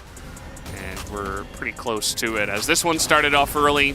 Some top lane shenanigans. They did not let the Aatrox get super fed for free, and then the bottom lane just went totally awry for Guangdong Freaks, as Delight and Viper had enough. They said, we're just going to take over the game and win it from here. Bot lane went boom very early on. And the biggest win I do want to really point out for Hanwha today is that we have seen this meta shift slowly come through on this patch, more towards carry-style junglers, and yes, Peanut is still drawing triple tank bans, but Zeka in particular are being allowed to play as Ahri again. There's a lot of junglers that actually synergize well with it. Can be a big win for a team that, in some parts, I think is a little bit meta-reliant. Zeka's obviously the standout when it comes to that. And the light. We sang his praises enough during the game. I'm sure the space will be good as well. He is good, yeah, and he brought back the Thresh. I hope we get to see more of it. The Thresh played well is just a absolute spectacle to watch, as we saw here. And unfortunately for Guangdong, they weren't ready. Yeah. Really, the only other player we've seen pop off in that manner on the Thresh is Keria, and for a long time now, I feel like Delight and Keria have been 1 and 2 in the LCK, so kind of makes sense that Delight comes in, he's like, yeah, I'll play this Thresh, sure, and makes it look really OP in this series. So, let's hear what they say here at the end, at the win. 천천히 라인 먼저 하고 건우 스택 가봐. Wait, first, 우리 노플이야, 우리 노플이야. Delight, very careful. 우리 붙어 없어. 3초. Orianna, no flash. I'm gonna go Iori, and he missed it. 뒤에 노트. Doesn't matter if I missed it, he said. Still got her. 끝내자. 빨리 끝내자. 좋아. End it quickly. 나이스. Nice. And that was it. Yeah, that's as... Ooh, this is just business. Don't take it personal, as the comms can get. Third game, I think what we were expecting it today, 25 win. At no point did it feel like Guangdong had any in. And Hanwha Life really showed what they're made of in that game number 3. Yeah, that was a game of League of Legends that ended very quickly. Home Life Esports, the much better team by the end of the series, but they got the job done. We're done here on the cast for the first series of the night. Let's throw it over to the space and see what they had to say about that game number 3. Thank you very much, gentlemen, for an absolutely fantastic cast. And I have our little orange friend to celebrate the Hanwha Life Esports victory. And I also have 2 analysts to go over the draft in this game number 3 that really was over very quickly, honestly. I really like the Thresh here because it's incredibly strong with Ahri in particular, because you can fish for charms really deep when you have a Thresh. That's what I like to often call the spacewalk with the Ahri Thresh. And then it's great for keeping Varus alive as well, allows him to make some pretty cool plays. But the game actually really just was about the 2v2 lane that they absolutely smashed instead. Yeah, it was very clear that the Nautilus was kind of wanted to be taken as a denial. And because I feel like Nautilus Zeri is a strong lane, but like you don't want to be dealing with a Nautilus as the Zeri. And the Varus Thresh, like the Thresh answer into the Naut, it's a matchup. Like I feel like support players are really contentious on how they view the matchup back and forth. We obviously haven't seen Thresh a while, but with the Varus, you know, you can layer that CC past level 6, and there's just very little you can do into that when the ult comes out, as we saw. You throw the hook, follow up with the box, and it was just 100-0 on the Nautilus so many times. Yeah, it actually worked out extraordinarily well. It's one of the oldest 2v2s that has been just good for a really long time. Of course, 2013, I believe, was when Xpecial and Doublelift both used it to win the 2v2 tournament at All-Star, but that is some old man stuff. Let's dive into our first highlight. Just so easy, and the thing is, obviously Thresh outranges the Nautilus as well, so it's not like you really have much counterplay if the hooks are just this good every time. When you do have that level advantage, you do have the lane control, and he's just making it happen. And then we have this play topside as well, which, you know, is an insane flash predict here from Delight as well. He just is able to send that in. Flay, that's a dead doo-doo. And the guy was just making plays all over the place, and his lantern placement was also very good, allowing Viper to make a lot of follow-up plays on some of his hooks. And, I mean, Thresh is a champion that has insane skill expression, and we've seen some of our most iconic players in this tournament. Keria, obviously very well known for this as well, look really good. And Delight has played it a ton, but mostly played it on Bro. This is the first time he's had a really strong team when he's playing it, and I want to see it more. Yeah, 100%. It's really great to see, and I feel like it's been such a long time since we've frequently seen our top players pick it up. I'm not sure if this is going to signal a return to it, but it's nice to kind of reach into that toolbox when you're faced up against something like this. Yeah, and I do think as well that as soon as a support player gets an excuse to play Thresh, they will play Thresh. Because, you know, like you said, it's the first time that support became sexy. I think it was back 2014 was when it was really starting to look incredible. Players like Marta doing some pretty incredible things on the champion, so it certainly worked out. Let's dive into our second highlight here and see where, honestly, and this was still very early into the game, guys, but this is where the game was pretty much done. And so much of it just because of this guy on the Thresh. Yeah, I mean, it's a pretty solid lead being built up here, but the angle that comes in from Doran really effective, and then we get this super slick kick that ends up coming out, and it just feels like everyone's firing on all cylinders. This is the Life Esports we expected when the day started. This is the Life Esports I expected when I saw this roster, you know what I mean? I mean, yeah, they're still top 3 in the LCK. It's amazing to me that they're still 0-6 against T1 and Gen G so far. They have an opportunity to change that narrative this week at the end when it matters most. And if they can play like this, if this is the Life we're going to see in that T1 series, maybe there's a chance for top 2. Yeah, and if it's game 2, Life Esports, then maybe T1 are going to be going home early. But that's getting a bit ahead of ourselves. Let's have a look at who will pick up the POG for this one. And no surprises, 1-0-21. 400 points now for Delight. If it's not unanimous, we may have to personally talk to media. Like, we may actually have to have a sit down. What if it's Jonah Strong, though? Because I would like scratch my head. What if it's Orcs, actually? No, I went for Delight. What would who would they go for otherwise? You know, it's like other people have good games, sure, but I feel like bringing out a pick we haven't seen in a while, popping off with it, I think it's a hard sell to go for anyone else. I mean, the one kick play from Peanut, they might have been paying attention at that moment. You know, Doran also had some pretty good angles. He looked much better than the Aurelia, so by, like, you know, if you compare Game 2 to Game 3, it's like, wow, Doran is so good. That's why he picked the Aurelia Game 2, so Game 3 can be like, oh, it's the bounce back. Yeah. The contrast. It's about the character development. No, it's... Oh! Media, no! What? Media, no! I mean, the Varus... They've been back one day! Not even a day! It's been one series! I mean, the Varus did ult first. God. I guess that's their argument. The Varus ulted first. No, media. It's okay. It's okay. Look at Mr. Orange. Look at Mr. He's still happy. See? He's still happy. It's going to be fine. Oh, dear. Poor media. Who do you want to vote for, Mr. Media? Sorry, Mr. Media. Mr. Orange. He's just mad at me for calling him media. I'm so sorry, Mr. Orange, but I think it's almost time to head over. No, it's not. It's not actually. I was lying. So me and Orange are just going to hang out here just for a few moments. So Delight robbed a little bit, and so I guess we're going to have to revoke some privileges moving into maybe our next series, but at least we'll have a conversation. Time to go back to pre-recorded broadcast. You know what? Yeah. No, I'm going to say it. I've missed this a little bit, because as much as we like to give grief to media, it is fun to, because otherwise it would just be unanimous, and we get the little bit of, are they going to vote for someone else? I mean, I was going to say the thing, like, if we were given, like an extra 12 people votes, it would be just 24 out of 24, is what I was going to say, but not to be the case. But it is now time for the interview, so here is Dear for the translation. Thank you very much, guys. This is Dear for the POG interview translation, joined by Peanut and Delight on the side of Life Esports. Congratulations! Peanut, how do you feel? It was a regretful 2-1 victory, but in the end we were the ones who won, so I'm pretty happy about that. And Delight, although we made a few mistakes, I am still happy that we were able to win.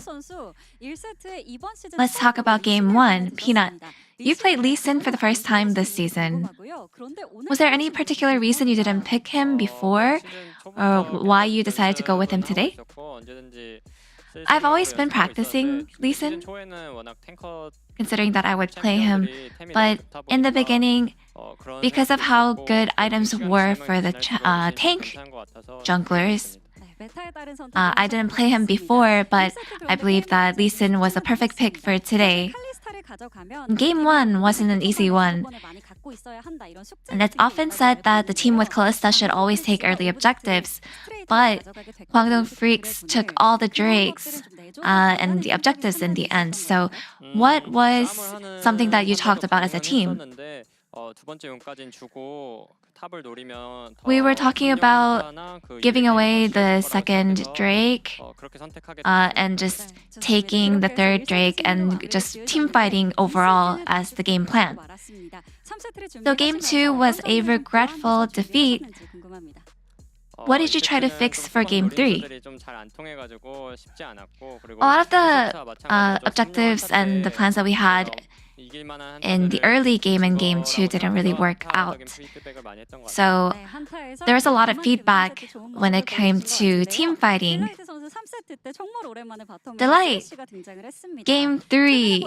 Thresh made an appearance for the first time after a while. And even though he was played in the LPL, there was no play like yours. So what made you pick Thresh today? Because of the latest patch that buffed Thresh, I've been preparing to play him after talking to the coaching staff about it. And your Thresh was like no other. And every time your hook landed, the Korean caster said, "Delight, amen." So how confident are you with Thresh? Thresh was something that I was actually really bad at in the beginning, but I feel like for me now, it's pretty playable. Now, even from the laning phase, you were pressuring the enemy Nautilus the entire time. So what did you think of the matchup between yours and Zeri and Nautilus? I think I was just trying to be aggressive, just trusting my bot lane to trade with me. So Viper actually reached 200 LCK wins today. So Peanut, any message you want to send as a teammate? Alright, Viper, congratulations on your 200 wins. I hope that we continue to win until your 300 and 400th win. And Delight! Viper! Congratulations on your 200 wins! Clap, clap, clap!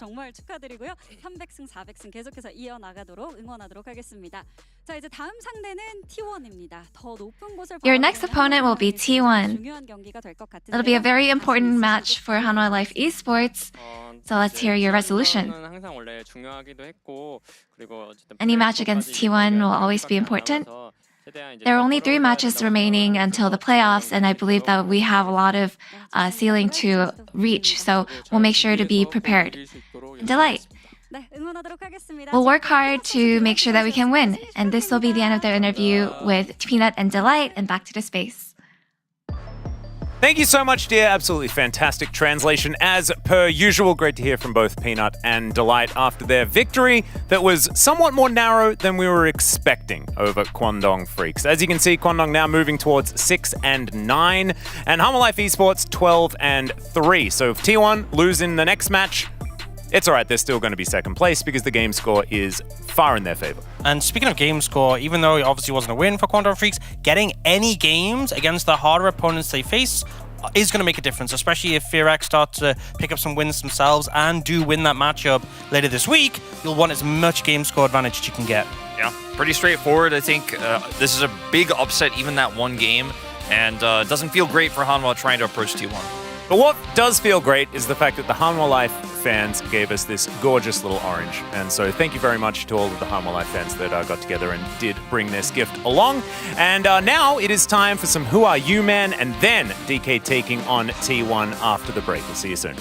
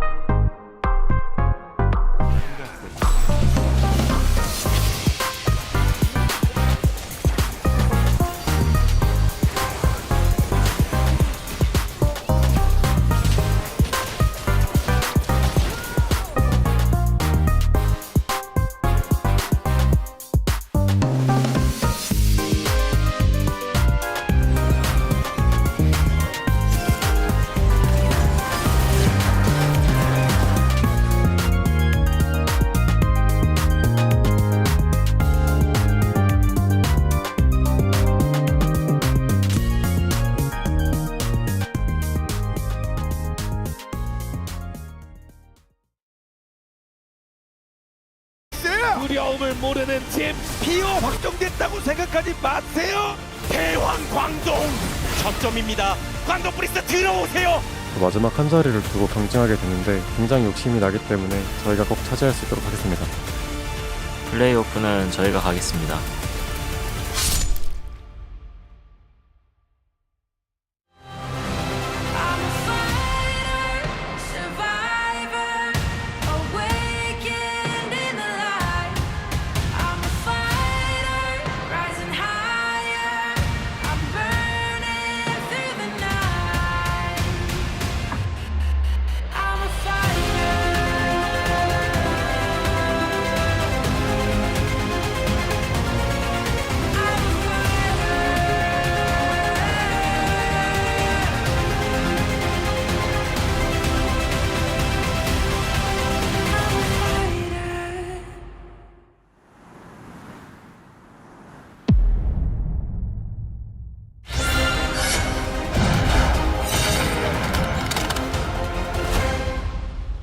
자, 그럼 킹콩메가 개꿈의 자리로 모셔보겠습니다.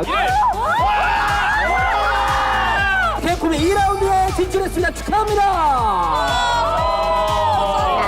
쇼메이커님이지 않을까? 이거 캐리아 선수예요? 끝나고 저랑 피드백 따로 해야 될 것 같아요. 자, 그러면은 아쉽게 패배를 기록해서 이제 1라운드에 탈락한 킹콩맨. 킹콩맨은 뒤로 돌아서 정체를 공개해주세요. 뒤로 가시기 바라겠습니다. 킹콩맨의 정체는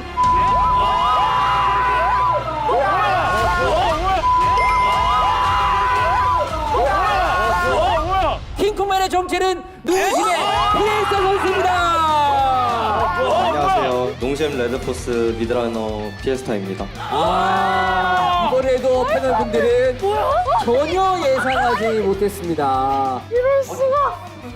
가면 쓰고 게임하기 되게 불편하죠. 가면도 가면이고 이제 살짝 그 우정님한테 팩폭 들으니까 대한민국 신고 사진이에요 이게. 엄청납니다. 이건 좀 아니지 않나 뭐 그런 의견이 있었다면 허심탄회하게 패널분들 중에서. 키가 좀 작은 편이긴 한데 제가 쇼메이커 선수, 캐리아 선수 위에 이제 제가 있지 않나. 셋 중에 그래도 내가 1학인데 생각해 중에는 나빴다. 그 두 선수를 위에서 봐서 잘 안 보여요. 근데 지금 아직 가면 쓰고 있는 건 아니죠? 원래 사실 캐리아 선수인데 하나 더 벗기면 이제 그만해. 구차해. 너무 실망입니다. 자, 어쨌든 오늘 그 회사에서 너무 고생하셨고 마지막으로 또 팬분들 한 말씀 부탁드리겠습니다. 저희 농심 레드포스 좀 처음 시작 좋았던 거에 비해서 살짝 좀 아쉽긴 한데 끝까지 지켜봐 주시면 이제 저희가 또 성적으로 보답하겠습니다. 수고해주신 우리 농심 피에스타 선생 큰 박수 부탁드리겠습니다. 네, 무대 등용해 주시겠습니다. 퇴근! 네, 퇴근하시면 되겠습니다. 네, 점점 더 열기를 더해가는 후아유맨 이제 3조의 선수들을 모셔보도록 하겠습니다. 이 소개 멘트는 우리 또 운타라님이 좀 해주시면 좋을 것 같은데요. 티모의 대사인 것 같아요. 네. 하나, 둘, 셋, 넷. 출동 준비 완료. 네, 푸바우맨 그리고 이에 맞서는 나랑 놀자 붕대맨 나와주세요.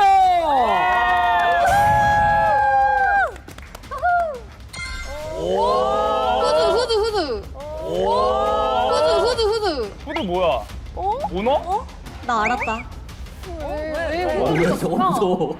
왜요? 푸바우맨과 붕대맨. 어깨가 직각인데? 바이퍼인가? 자, 일단은 우리 또 푸바우맨부터 인사 좀 부탁드리겠습니다. 푸바우맨입니다. 오늘 뭐 자신 있으십니까? 앞에 선수들 경기를 좀 봤는데. 안 봤는데요? 경기 안 봤다고 합니다. 경기 안 봤다. 좀 아무 생각이 없는 선수인 것 같습니다. 네, 빨리 쳐다보고 있고. 자, 그리고 붕대맨 이야기 나눠보겠습니다. 안녕하세요. 붕대맨입니다. 네, 오늘 그 목표는 혹시 어디까지 잡고 오셨나요? 일단 목표는 모르겠고 이 에버랜드 탈출한 프로 제가 정리 주관하고 가겠습니다. 알겠습니다.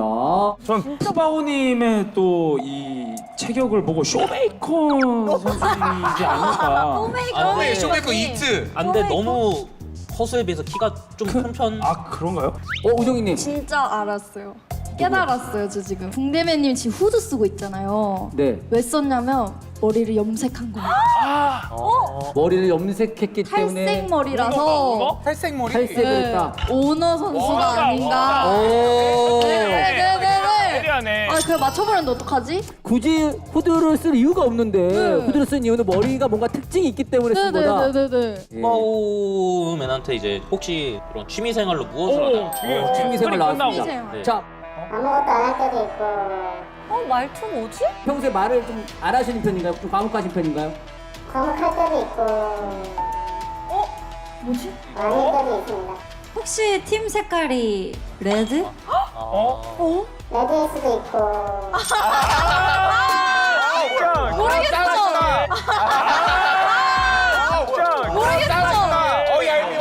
자, 더 이상의 질문 받지 않겠습니다. 지금 너무 질문들이 디테일하게 들어오기 때문에 제가 여기서 제지하도록 하겠습니다. 자, 그럼 두 선수 도발적인 포즈 취해주시기 바라겠습니다. 오, 안됩니다. 도발적이야. 친해. 붕대맨, 이러면 안 됩니다. 이거, 예. 자, 그러면은 3주의 경기입니다. 붕대맨과 푸바오맨 자리로 모시겠습니다. 안녕하세요. 푸바오맨입니다. 자신감이 차오르네요. 다른 스니까. 일단 결과가 어떻게 되든 상대방을 한번 물어 뜯었으면 좋겠네요. 붕대맨 씨 이제 붕대 꽉꽉 잘 묶으시고 이따 뵙겠습니다. 제가 돌려드릴게요. 가면을 써가지고 더 자신감이 있는 것 같습니다. 푸바오 맞나요? 네. 동물원에서 탈출해가지고 왜 로라로 하는지 모르겠으니까 바로 보내겠습니다. 잘 가고. 어깨도 약간 아까 말했던 뭐 바이퍼 선수도 있고 체격적으로 바이퍼 선수? 바이퍼 선수? 바이퍼 선수도 있고 진짜 약간 진짜 직각이에요. 진짜 직각. 약간 진짜 90도예요? 더 해야 돼. 더 해야 돼. 그러니까 진짜 순수 유전. 너무 근데 웃기다. 바이퍼 선수 들으니까 그런 거 같기도 하고. 그래요? 자, 이제 후아유맨 3조 푸바오맨과 붕대맨의 경기 이어집니다. 안녕하세요. 안녕하세요. 몬머스. 그렇습니다. 선수들이 하나씩 나올 때마다 저희도 체형을 보면서 계속 유출을 하는데 윤타라 선수는 쪼메이커 선수 잘 모르는 것 같아요. 진짜면 대박인데. 그러면서 이거 칼픽 나왔습니다. 아칼리. 설마 루시드 선수인가? 눈덩이 했어 눈덩이. 세트? 무슨 세트입니까 이게? 펀치하러 왔잖아. 아칼리 그냥 패드릴게요. 앞 경기에 있었던 1조와 2조 모두 CS 100개나 첫 타워 밀기가 아니라 1킬로 승부가 났는데 그렇죠. 뭔가 지금 나와 있는 붕대맨 선수와 푸바오맨 선수가 고른 챔피언들도 아주 진득한 싸움을 통해서 한방 싸움이 나오지 않을까 싶은 생각이 드네요.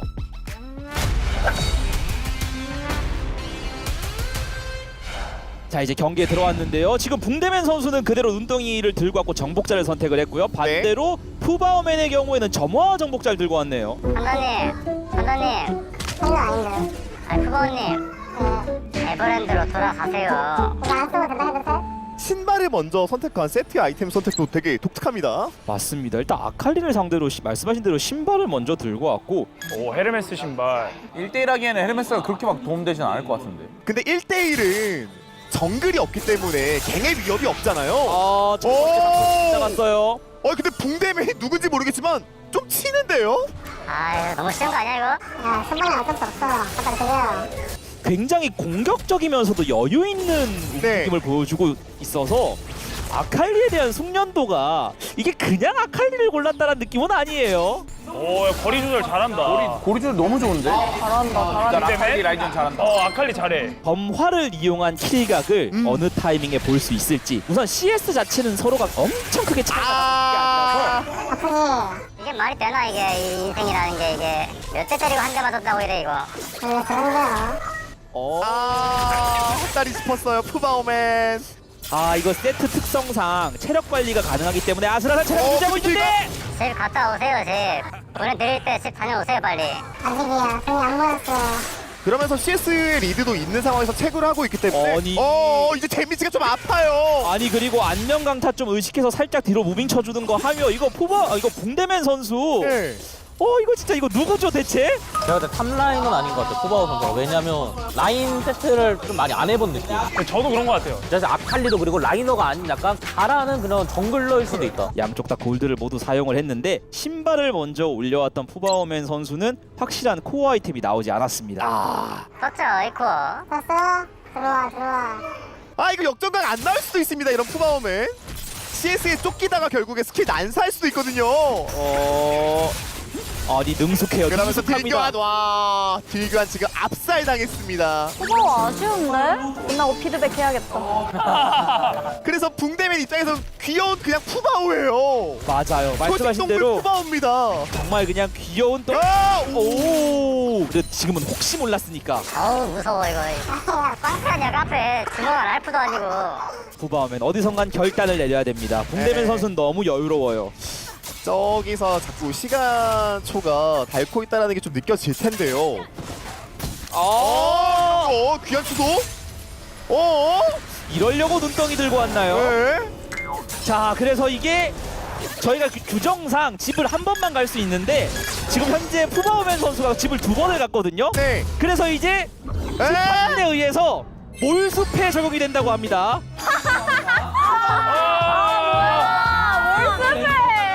푸바오맨 자폭했는데요. 시원하게 싸워요 지금 시원하게. 아 잠시만 이거 세트 이거 날목챔이잖아 이거 여기서.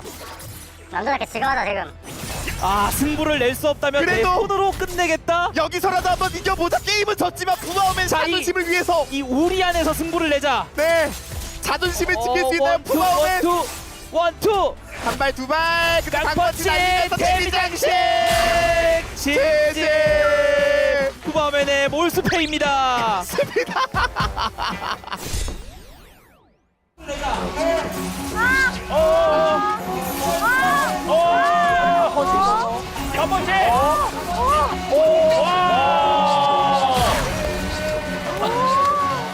네, 후아유맨 3조의 경기가 마무리가 됐습니다. 저희가 초반에 말씀드린 규정이 있었죠. 귀환은 한 번만 가능하다는 점. 그런데 아쉽게도 푸바오맨이 귀환을 2번을 했습니다. 그래서 몰수패 붕대맨이 다음 라운드에 진출합니다. 축하합니다. 상대를 완전히 도발하고 있습니다. 자, 승리를 가져간 붕대맨은 무대 뒤편으로 이동하셔서 다음 라운드를 준비해 주시면 되겠습니다. 네, 수고하셨고요.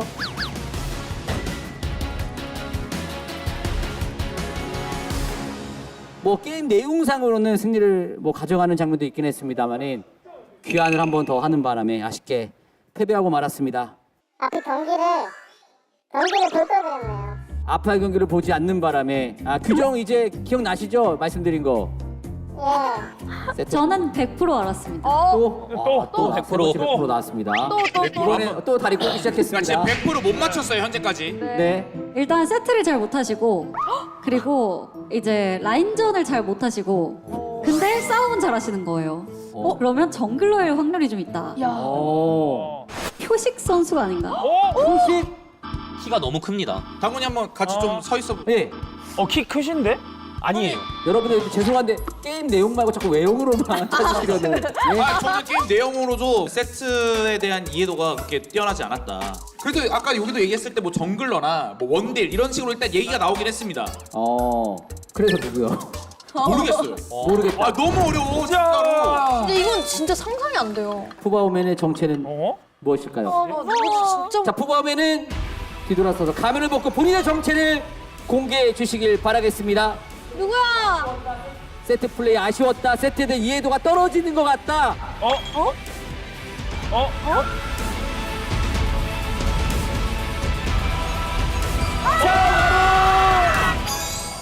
자, 바로 오건 선수였습니다. 큰일 났다.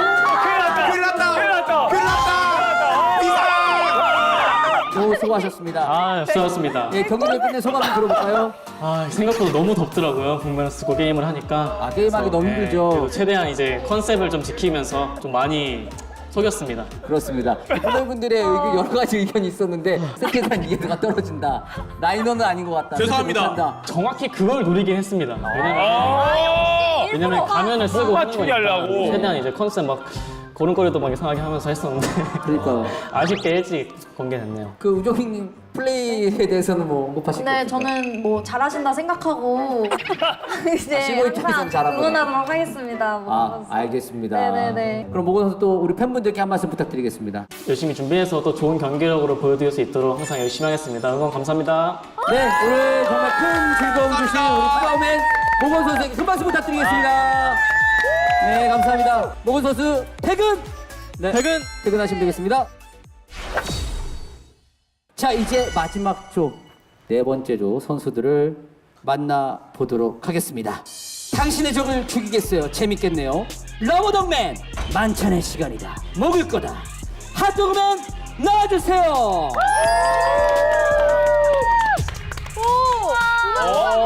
뭐 잠옷바지야? 뭐야?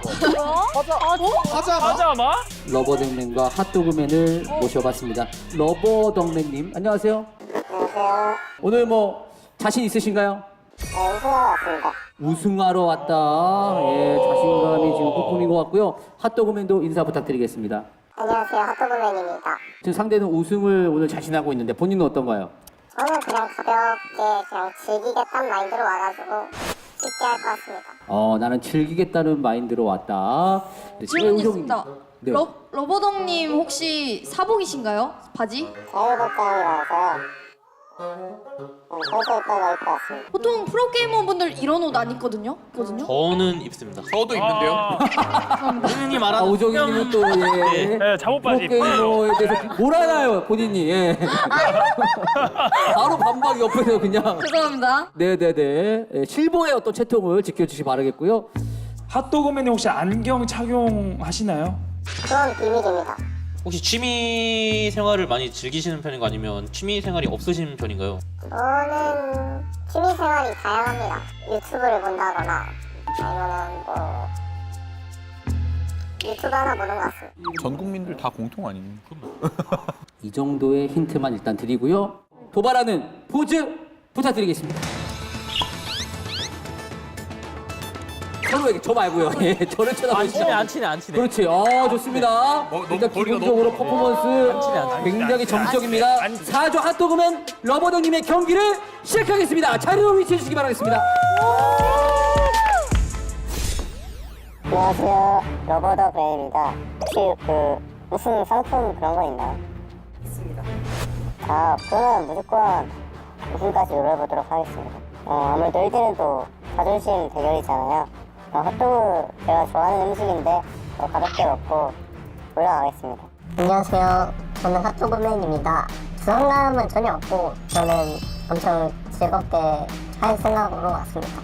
이름 로버덕처럼 되게 귀엽게 만들어드리겠습니다. 기대하세요.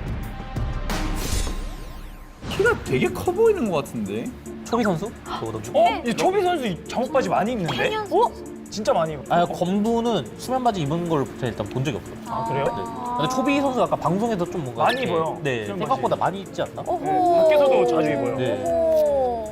여기서 잘 맞춰요. 여기서 지금 잘 맞춰야 돼. 약간 안딜 선수 같지 않아요? 오. 안딜 선수? 약간 피지컬만 보면? 저 진짜 하나도 안 돼요. 가장 큰 적이다.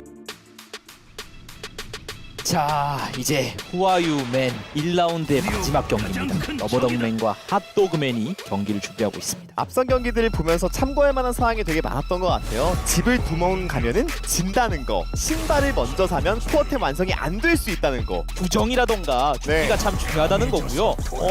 가갈? 아, 진짜 맞추고 싶다. 진짜 한 번은 맞추고 싶다. 10명 중에 거의 한 한 명은 명도 못 맞출 수 맞추지 있을라나? 않았어요? 제발 맞춰야 돼. 탑인 것 같은데? 지켜볼 수밖에 없는 것은 그 성향이 나오는 거잖아요. 잠깐 방금은 티모타랑 너무 좋아해. 티모! 이번에 러버덕맨 선수가 제이스를 잡았고, 아니 핫도그맨도 앞 경기를 보고 달아오른 것 같습니다. 아칼리가 출전합니다. 제이스. 초비 선수가 또 제이스 나쁘지 않아. 잘해. 초비 선수는 또 AD 잘하기 소문 났죠. 한 번 실수하면 지는 구도이기 때문에 피지컬이 굉장히 많이 필요하거든요. 이번에도 선수 대 피지컬 싸움 기대가 되네요.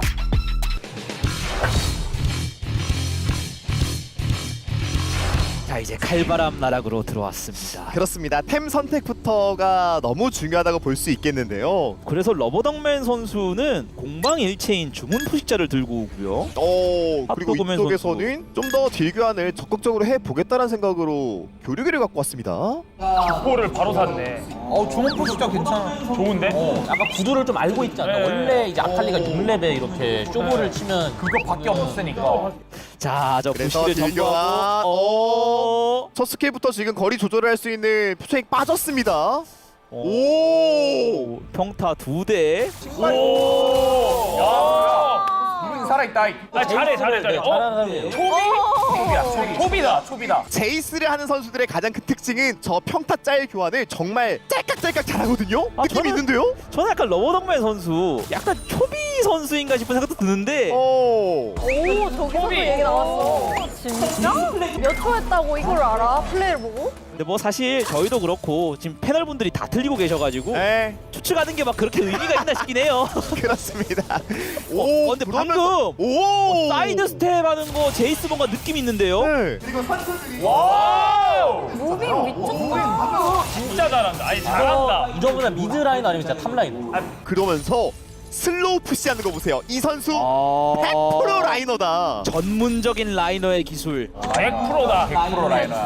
라인 천천히 밀면서 지금 CS 녹이고. 이거 당황했습니다. 지금 핫도그맨 큰일 났어요. 대포 타이밍에 좀 시원하게 한번 밀어주고요. 네.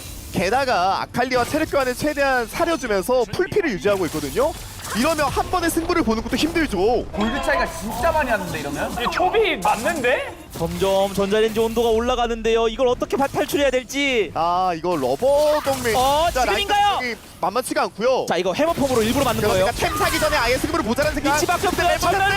와! 핫도그맨 시리즈! 이거 말도 안 되는 플레이가 나올 수 있나요? 결국 본인이 데워 먹었어요.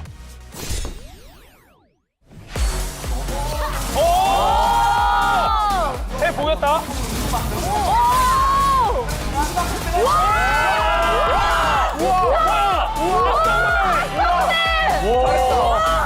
개 잘했어. 진짜 잘 봤다. 핫도그맨 고민이 깊어집니다.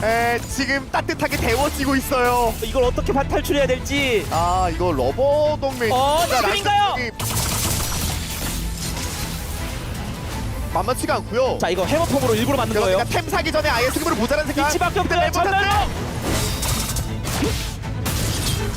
와! 핫도그맨 시리즈! 네, 후아유맨 마지막 조 핫도그맨이 진짜 잘한다. 승리를 가져가면서 역전을 만들어냈습니다. 축하합니다.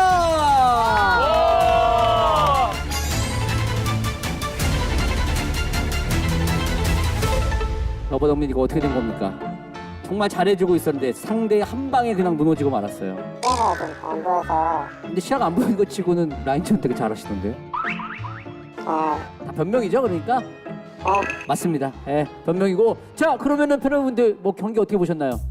저희 이번에 100% 맞췄어요. 저는 맞췄습니다. 맞아요. 초비 선수라고 100% 확신하겠습니다. 제이스의 라인전 플러스 잠옷바지. 또 초비 선수가 잠옷바지 즐겨 입어요. 그리고 픽창에서도 트린다미어를 잠깐 올려놨는데 또 초비 선수가 또 트린다미어 그 불경한 히드라에 또 되게 맞아요. 하거든요. 초비 선수로 확신을 하고 있는데요. 러버덕님은 이제 돌아서서 가면을 벗고 정체를 공개해 주시길 바라겠습니다. 드디어 한 명 맞추네. 드디어 맞췄다. 러버덕맨의 정체는 에? 시작해주세요. 오, 잘한다. 형 있나요, 형? 총이냐고요? 누군지 알아봤잖아. 나 알았어.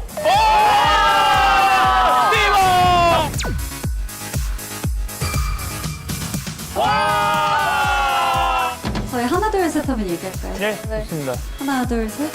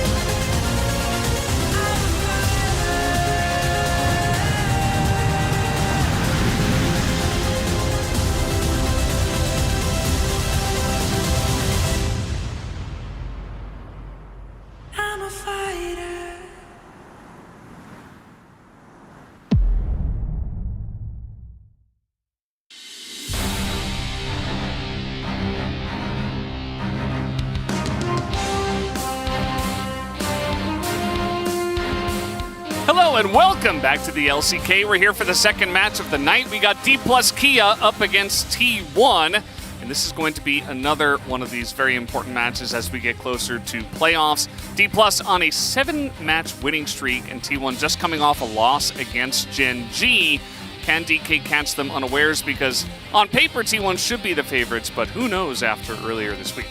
Yeah, T1 obviously looked last week really rough in their match against that's against Gen G. Even taking into account the fact that T1 has always struggled with Gen G, it's also the fact that Gen G in general right now is unmatched within the LCK. And DK, they did pick up a lot of wins, but they weren't always clean and they were against much weaker opponents. So do not be fooled. This should still be very much in the favor of T1. At the same time, if we go back to way back in the first couple of weeks, DK had moments where it looked like maybe, in individual games at least, they could contest. So I wouldn't be surprised if DK ends up taking a single game. I would be shocked if they end up winning the series, even with T1 struggling against Gen G. They have earned our faith by courtesy of having only lost against Gen G. Which, what are you gonna do? What are you gonna do? Gen G is a very strong opponent, and at this point looking like the #1 team in the LCK, but T1 looking to come back after that loss. Two teams with the opposite momentum. It's what I mentioned before, the 7-match winning streak versus T1's 12-win streak broken by Gen G. They started it after losing to Gen G in the first match of Spring. So kind of a bit of a roadblock for them so far has Gen G been, but every other team has looked very simple for T1 to dispatch of so far, except of course Nongshim, who is just an expert at taking random games off of teams for seemingly no reason. Yeah, we still haven't been able to figure Nongshim out, and neither have Nongshim as match with the true blood youth junglers. I don't know what Lucid's tagline is. What is happening on this? So, and obviously the first part, DK's crack player, Lucid. Yeah, that I get. So I think this is referring to Lucid. Lucid at home has a piggy bank, okay? And he went and cracked that piggy bank to give all his money to his teammates. That's definitely what we're referring to here. And yeah, the True Blood part just means that they were brought up basically through these Korean orgs as a true and they have been. Rookie since the very beginning of their careers. They haven't gone anywhere else. That's essentially what that means. It's the Battle of the Mid-Acres today. Could be a key in this matchup for sure. Showmaker, kind of surprising that he is there tied for 3rd place alongside of Zeka, with Faker just 1 POG ahead of them. Now, Faker, his laning stats have been absolutely incredible. We really praised him coming into the Gen Z series as possibly the best mid laner. We can now safely say that that is Chovy, which it's Chovy. I think domestically. What are you gonna do? Yeah, what are you gonna do? It's Chovy. He very firmly reclaimed that title, but I do think it's still important to note that Showmaker, for as good as he has been a lot more up and down. I think he's also had some games where he has looked really rough, where he's been dying many a times. Some of his Karma games do come to mind, obviously trying to do a lot of heavy lifting there. But T1, yes, they looked out of sorts against Gen G. I'm not really going to hold it against them until we see the same issues arise here when they are facing off against DK. And I'm also wondering, because prior to last series, I wouldn't really have believed this, but now I'm a little worried, which is who gets Aatrox. For Kingan's part, obviously, but for Zeus, I think that he did look a lot worse. Yeah. So you take a look at the stats here again, Faker's stats across the board, great. This is also just coming after a 2-0, like in a pretty merciless one by Gen G. Still looking great in all these stats, courtesy of the rest of the performance of T1. Yeah, I mean they've looked great against every other team, essentially that's not Gen G, so not too surprising. Showmaker up there as well in terms of damage for the gold he's getting, and his kill participation also pretty high in terms of solo kills. So definitely has been one of the, yes, he has been up and down as you mentioned, but he has still been, I'd say, overall reliable for the team. There have been some issues, but oftentimes when they do get wins, it is through this player. So I think that can be shown as well through the POG votes that he has earned quite a lot of. And again, it is a battle of the acres, the Showmaker versus the Faker, and he does need to show up if they're going to have any chance here into this matchup against T1, I'd say. Yeah, I 100% agree with you. It really has been Showmaker that has been the most consistent on a team that is just pretty inconsistent. Kingen looks great on Aatrox. True. That's about it. Unfortunately, Zeus looks great on Aatrox. Okay, but Zeus has looked good in other games. And he played Yone. When he wasn't against Keen. And I think that he had a really rough series against Genji, got punished as he should be for his over-aggression on, for example, the Jace. Lucid has been... He has a new nickname, Chronicler. Yeah, I know. You want to tell the audience what it is? No, because I think it involves spoilers as well. And I don't want to get into that. Okay. If I make the right read. So it's just based on... Never mind. Okay, so... He's called Chihuahua based on his looks? Yeah. Which, now that you mention it, I'm like... If you squint... I guess so. I mean, Chihuahuas are kind of known to be all bark and no bite. Although I don't think Lucid does either of that. He sometimes bites. He seems very It's kind of like that mellow dog that if you get like a little bit too, mean to it, he'll bite you. That kind of thing. Yeah. So not really like a Chihuahua, just based on the looks, I guess. Anyway, that's the new Korean nickname for Lucid. Just thought you guys should know. We're almost ready to jump into this game. And wow, that looks cool. It looks pretty anime, so it makes sense that you would say it's cool. It does look pretty cool. You have to get the burn in and then agree. Does this one also look cool? I don't like it as much. I think the other one was a lot more menacing. It's still great. It's great fan art. It's a stylistic thing. I'm sure if I asked my fiance, she would love it. She would say, man, that looks amazing. Yeah, the dog and cat ears were an interesting touch. I'll say that much. As an anime fan, I have no more high ground, so I will not. No ground to stand on at all. DK is on the blue side. They do have side selection for this round 2, whereas T1 had it in round 1. And let's see how they utilize it here. Lucian definitely could be a big pick point, although I'm not sure how T1 feels about that pick anymore after their series against Genji. But Aiming and Guma have been the two AD carries that have loved this pick, and it's been banned quite a lot in series against them. It's got to be B1 Aatrox, right? Like, I'm ready for it. I know it shouldn't be B1 Aatrox. Kalista, I think, is still the most likely to actually make it through here. And particularly if you leave it open as DK, you are basically forced to prio pick it. We all know that T1 is able to play it in multiple roles. Also, wouldn't be surprised if T1 is trying to look towards utilizing it in the same way that Genji did against them, as there is the Corki ban coming through here. Yeah. I've always had this opinion about banning against T1, but I don't think you can ever really ban out Faker. And I feel like generally bans should be used elsewhere. I think his Orianna is fine. The Corki, yes, he had a good game on it, but is it really ban-worthy? The Corki at this point, I'm not 100% sure. No. Especially when there are so many power picks in the meta right now. And right now, a lot of them are open. So Ashe was actually the one I was going to mention first. Kalista, still open as well. Lucian, even though we don't like it, we know teams still very highly prioritize it. Also open. All of the junglers, usually we see like Maokai get banned, maybe... we do have the Vi, but outside of that, no... Rel ban, which actually I think against T1 is valid, given how much better owners looked on that specific jungler. We saw him go back to the J4. Lucid too. It did not work, as Sejuani is going to get taken away here. So Aatrox, Kalista, Rel would be the picks that I mainly... Maokai. Yeah, Maokai that I mainly look towards. J-Sorry. Kalista is the standout for me, though. You can obviously respond to it with things like the Arma and the Poppy. This is what DK have been going for, though. Yeah, that says Hosu, it's his Showmaker's name, and it says Mantra Q. Yeah.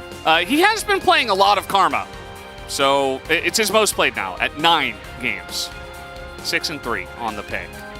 And it's strong. It's good. It's reliable. You get mid lane control very often. There's the first pick, Aatrox. Not on the blue side, though, Chronicler. and potentially, yep, the Lucian to follow it up. No real changes here in T1. Their setup and their priorities in draft. That's not Zeri. That is not Zeri. That is a big risk to take into Lucian. We'll see if they want to give away where this Karma is going. Obviously, Showmaker is just hovering something. I imagine a jungle pickup makes sense here. Can also go for a top lane, but... Like a TF or something? Yeah, maybe. If you are afraid that's going to get banned away. Or get a good support for your Smolder. Kalen is definitely a Milio type of guy. I really like Milio Smolder personally. I do very much worry about the laning phase, and right now this comp has no engage. So if you don't end up locking down Rel, I think you're really going to struggle in that regard unless Kingen picks up his Ornn, which, just for the record, to do matchup in the Aatrox, but I would love it. Kingen was, for many a time, one of our best Ornn players. Yeah, Nami's going to get locked in. Shouldn't come as a surprise to anyone. But Milio Smolder really allows him to have a little bit more agency in the lane while also allowing him to stack. Obviously, we do know Smolder, his future is not certain when it comes to the nerfs that are coming for him eventually. But right now, he is still a very, very scary baby dragon. But DK making the read that if we can get to mid to late against this team, we got a shot. T1, yeah, they struggled in the early game against Gen G. Right now, they are getting so much comfort. Lucian, Nami, which are really strong early game power picks. And we'll see how DK is able to round out the composition. Maybe they just say we don't need any range or engage. Or we don't need to engage because we have the range of Smolder with a W of Milio added on the top of it. Is Cassante also taken away? Yeah. Pretty interesting. No look at the TF, which we sometimes do see for teams that pick Aatrox in the first round of picks. Ahri also going to be taken away. That's another ban towards Faker. And a big power pick as well nowadays. Talia's still open. I mean, there's still a lot that you can play in the mid lane. And doesn't have to pick it here, of course. Can wait and hide it until the last moment if they do want to get a top jungler, as there have been a decent amount of jungle bans as well. And never mind, just going to switch that over to Talia. So Talia picked up here. Into the Karma is going to struggle in the lane, but does have a lot of power. So it's Maokai. I'm like double checking that it wasn't banned because it hasn't really made it for any drafts. But Maokai. It's not exciting. Oh, a change? Yeah, Karma Xin Zhao, we've been seeing a lot of this. And I do like it a lot. I'm just shocked given that DK have been playing extremely heavy. Okay, there we go. We see a lot of it because generally Maokai's banned. Yeah. I was also, I think they've already committed to being a peel back type of composition, so it does make a lot of sense to me to then go for the Maokai, because it really aids that type of style, provides some much necessary CC. Jace, I wonder if that could be a consideration here. Renekton, it's foolproof. It's a good matchup into specifically Aatrox. We've seen it pull out more and more. Does great in the 1v1. Is going to shut down Zeus. I would be pretty hesitant on that, because I do think his Aatrox still has been able to have an impact in basically every single game. But what does Owner go here? Because so many of the standard picks have been taken away. Are you going to go for something that tries to invade the Maokai, or are we going to go a very different direction? Like in Italy. Nocturne is going to be the choice here. I'm seeing a decent amount of Nocturne. Certainly can be one of those picks that you throw up a shield and Maokai can't necessarily stop you from doing it. The only issue with it is that it feels like the one champ that's going to be going really hard in the paint unless the Aatrox gets some big flanks. And it's not necessarily like a team fight engaged champ. It's like I'm going to go in by myself. It's not a Rel that kind of sets up the fight for the damage dealers to do their work. It's more of like just another guy that's diving into the back line. Yeah, D+ their composition is Renekton gets us for early, and then everything is in the only goal is get aiming fed, get into his stacks, and Showmaker will be a great secondary damage source with the Karma, as long as he doesn't fall too far behind. And then that's the whole comp. You kite back, you have your Milio, you have the safety of Maokai, as we take a look at some other great fan art. For T1, really Nocturne to me feels like, obviously you can make some semi-global plays with the Talia as well, but it just feels like I press my Paranoia and then Zeus flanks. But if DK is able to use the kiteback power of this composition to stay away from that, I think the short-range comp for T1 can really struggle if they don't take control of the early game, which, to be fair, I do expect that they will find. Yeah, I do agree with everything you just said, Chronicler. We'll see if T1 can manage it, or will D+ bring us to a later stage of the game as we hop into the Rift for game number 1. D+ Kia, Hana, 둘, 셋. D+ Kia, fighting. Yes. T1, Hana, 둘, 셋. T1, fighting. Yeah. I really don't know what you were going. I follow you, but I had no idea what I was going for. Right when I started speaking, I was like, well, I shouldn't do the same thing. But I thought about it too late, so I like started low and it was like, kind of ended up into that. Take a look at our Weeby friends there on the bottom. Thank you, Uri Bank, for the Weeby friends. A great addition to the LCK. Just gives me more of an excuse to talk about anime.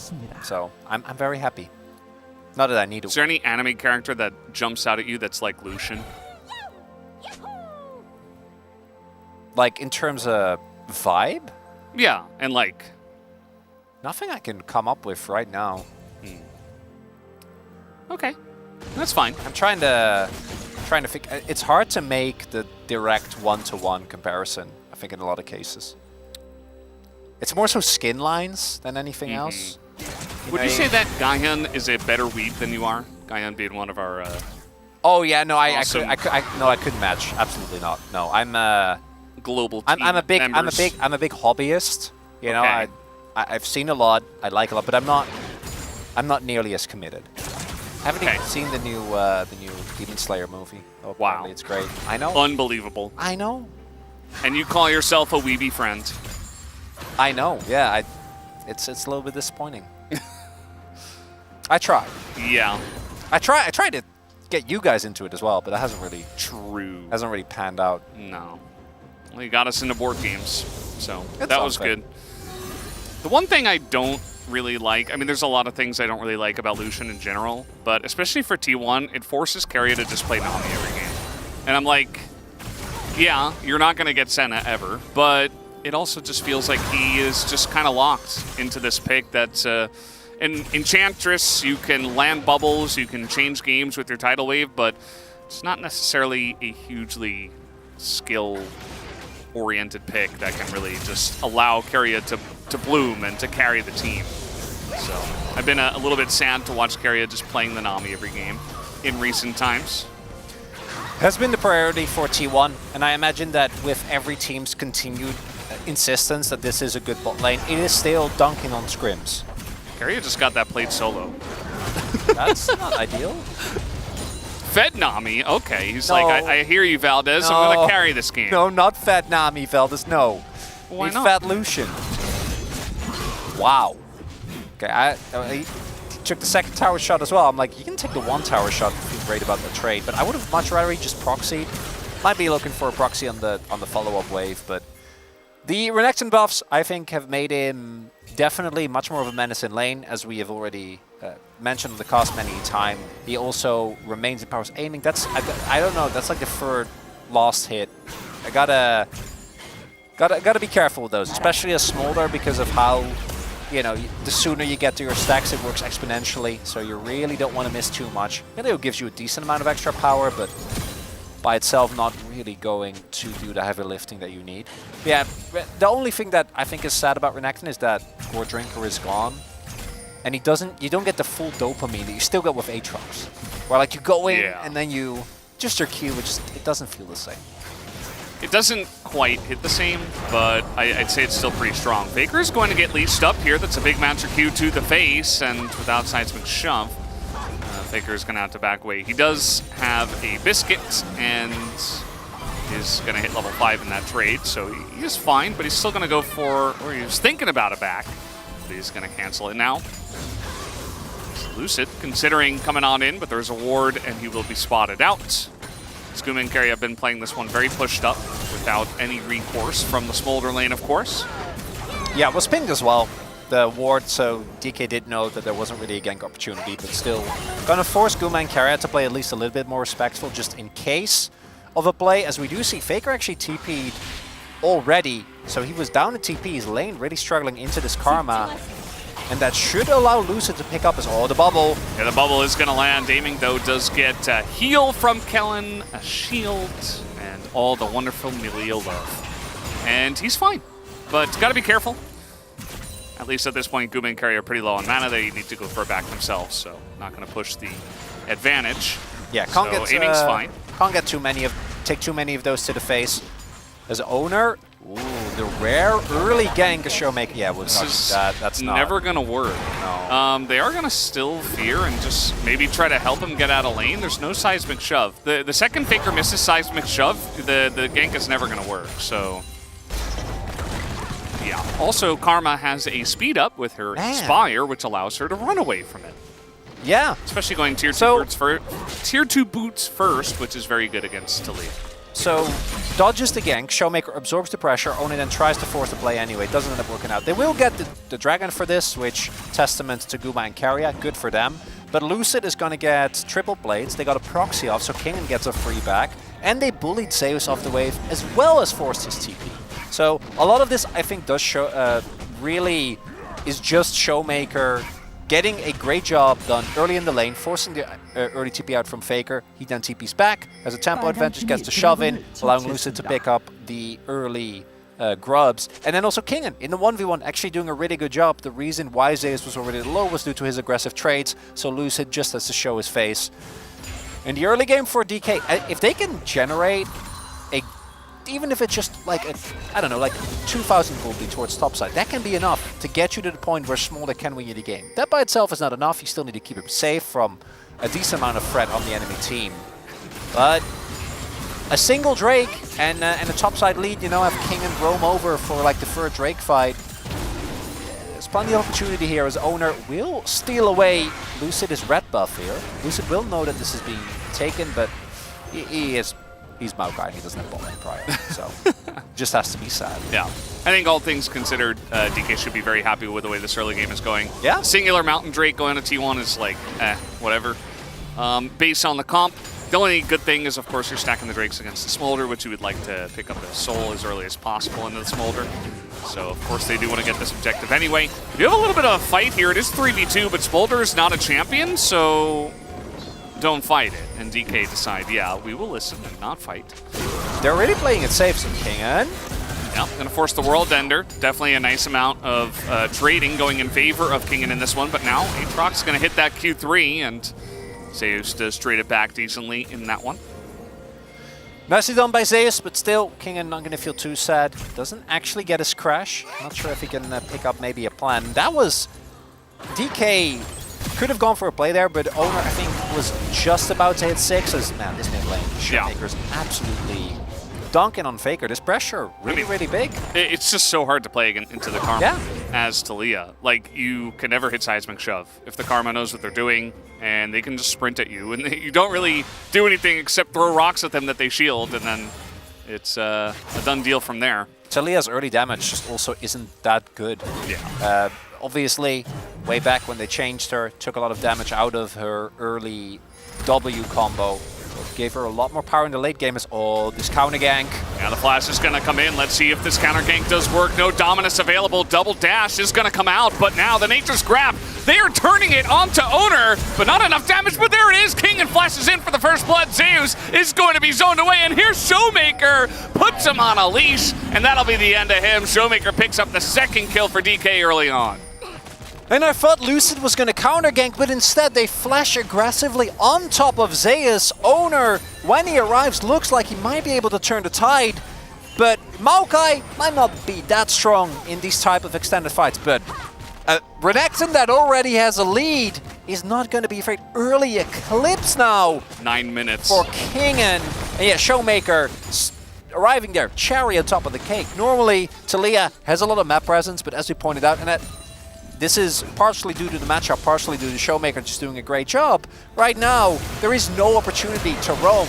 As we take another look here, the empowered healing on the Q going off is so big here because it means that Kingen stays alive for so much longer, gets his Conqueror, and then the flash Q to ensure Zeus does not get on top of him due to Lucid. So there also is an opportunity for him to maybe try and get at least a 1-for-1 trade. And now, like early Eclipse, this lane is going to be an absolute nightmare for Zeus. It's Dunzo.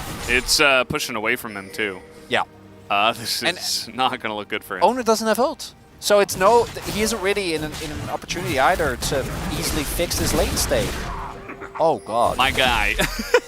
He is desperate. I mean, what can you do except try to take some trades and look for something? Lucid does not have flash, and now he's kind of caught between a rock wall and a hard place, and down he will go. Nicely done on the side of T1, but this top lane is not getting any better for the side of Zeus, as Kingen does extend quite a bit in far to that turret, and he will survive after going pretty far in there. Ooh. Yeah, neither of them had flash available, otherwise that could have gone very differently. His ult. Kellen comes in, ult used by Kellen, and he will be just fine. Really nice pick onto Lucid there. Well done by Fakers. Uh-oh. Now we got the stun coming in. That's the Q, and that is the end of him. He cannot step up to the lane. You can't walk up. You don't have flash. He's Eclipse, man. He's just going to shred through you. Kingen on this Renekton popping off. Lucid has ult. He I don't know if he wants to use it. Yeah, they spot him too early. Also aiming is still Smolder. But they don't need to. Like, they can just sit here and give up the next Drake, see what the soul ends up being. And you're not in any rush. And this Renekton, every time he shows up now to a fight, T1 are really going to have to bring their A-game not to get run over by this Crocodile. Yeah. See, they're trying to pressure, aiming under the turret, but he's got Mom to help out here. Still gonna get a bit of poke damage down, and it's an Ocean Soul against this one. And yeah, there is a nice amount of poke with Karma and Smolder, sure, but that is not the soul you were hoping for as T1. Try to snowball this into a bit more. Because now you're behind, and yeah, you've got a bunch of Drakes, but they're not going to be extremely useful in this one. As Showmaker looking for the play, is going to force the flash out, but did he go too far is the question. Owner is right here, and that is going to be the end of Showmaker's reign over this mid lane for now. Big moment there, as the mid-jungle duo for T1 finds another successful play, keeping this gold even. Oh yeah, they're going in on this one. We do have Nami nearby. Keria trying to make this a thing. A double knockback coming in from Lucid, keeping them around, and this Renekton is so gigantic. Very nice spell shield on the stun. Otherwise, Owner was dead. Really cute there from King, and he actually walked back and used one of the tiny mites to get his E so that he could get the second E. Didn't end up mattering because Owner was still holding on to the spell shield. Showmaker has been playing with max pressure up until this point, and it does end up backfiring a little bit. Uh-oh. Is Guma okay? I'm not even sure, though. The leash comes down, and he's going to respect it. Cleanse comes out, down a couple levels against Fed Karma. Probably just better safe than sorry in that one. Lucid using some of his available ult as we do take another look. Faker does have to flash. If there's any reinforcements here, that might be enough, but with Lucid on the grubs, never gonna end up working out. Is aiming at these type of fights, as long as he doesn't die, he is thriving. Yep. And that's the one thing that I would be worried about if I was DK. I don't think that Ocean Soul is nearly as strong as a lot of the other options, but you do want to make sure Smolder can still actually burn down people. Yeah. So we will see. I imagine DK is just going to find a way to get this Crocodile towards the river in about 2.5 minutes. And if he's there, yeah. That really says it all. Zeus still does not have his first item. He's just been put so far behind. And DK did such a great job, and Zeus was not able to match in this lane. What about free people? I mean, Keria does have Tidal Wave. Yeah, I maybe like it could backfire. Yeah. Herald fight coming up. Faker is going to get first turbo, though, and he has TP, so he can still join this. It's a big gold influx for T1. Yeah, it definitely is. I don't think they can use the gold, though, because they do have to fight right here, right now. And they got the TP. Or is Faker just going to shove here? Yep. There's the TP. and they are looking to challenge this. Kingen is coming over. He is the raid boss right now on the side of DK, and they get it pretty much for free. Now we get the engage coming on in, and a nice blast going to try to get Showmaker into a rough spot, but he's dodging everything. Can he dodge everything forever? No, he cannot. As finally they do take him down, and at least they do get that kill. So actually T1 moving ahead in terms of the gold lead. Big win there for T1 as the wave attempt to save, but there was another wave coming in, so I don't know about that one.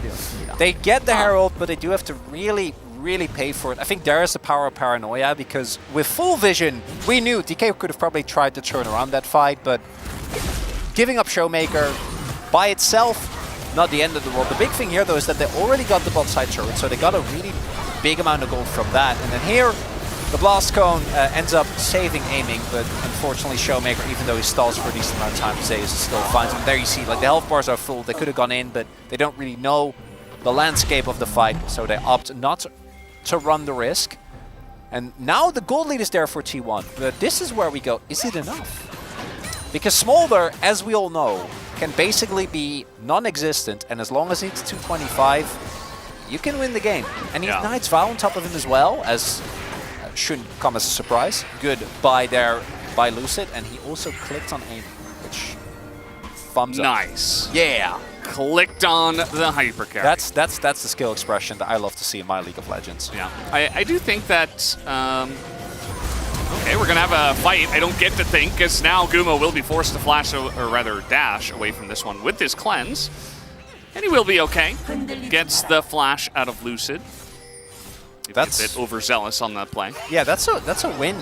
Maybe they thought that he was out of his cleanse, because flash for cleanse, obviously T1 is going to take that trade any time of the week.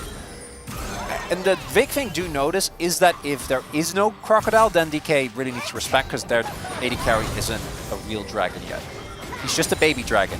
He's not even, you know, we're not even talking about close to Elder. Not even 125. This is Chemtech level. He really needs to chill. Not a Chemtech Drake on your team. Oh, they're going to commit to this. They really want this. Yeah, I don't know. I mean, maybe you get the Smite steal, and yes, he will. They're going to pick it up, and T1, they just say, no, that Maokai is too scary. And without Zeus, without TP, they have to run away. That's the big thing. DK, no, if we invest our TP, they cannot commit to this, because Zeus can't join the fight. If they get a mid lane turret for this, there would still be a colossal win, as aiming is just going to walk up the wall.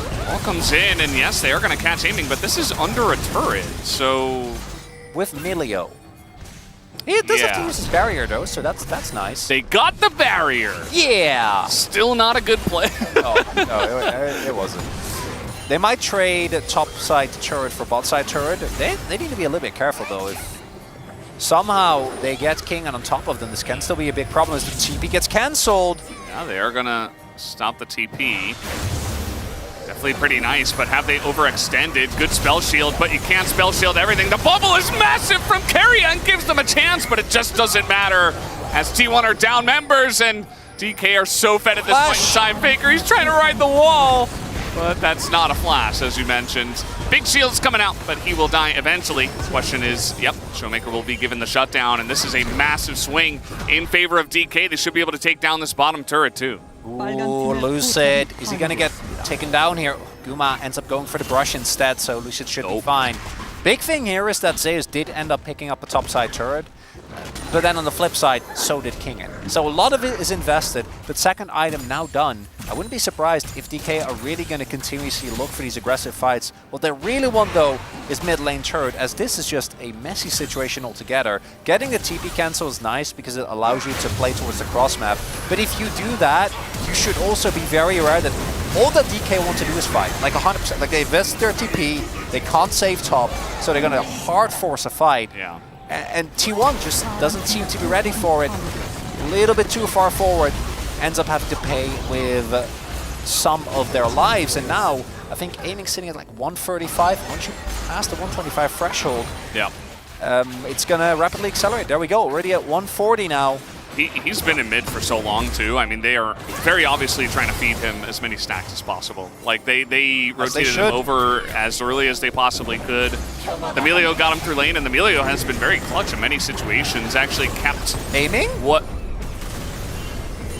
Yeah, good call. That was a misclick, 100%. Just abandon shit, man. No. It was a bait. It was a misclick.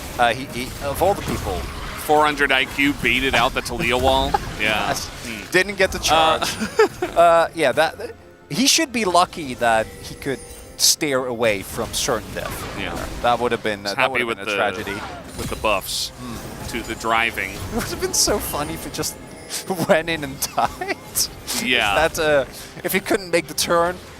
Would have been very deserved. But yeah, the Emilio has been so huge in this game so far. Kept Kingen alive in that last play, has kept aiming out of trouble the entire game, which is not always easy, to be honest. And he also went for the Dream, I always call it the bubble, support item.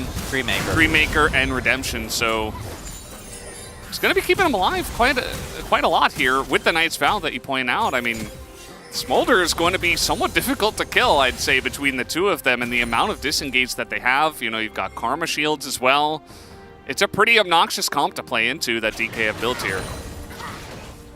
It really felt, and I actually think that the bot lane specifically did the job that they needed to. Like, they didn't end up getting multiple double kills bot, but against DK's level bot lane, I don't think you should be expected to get that. But they got like 3-4 plates, perma prio, were able to stack 2 dragons, but it was the top side of the map where the troubles really... And unfortunately, they're stuck playing Lucian the whole game. That is, yeah.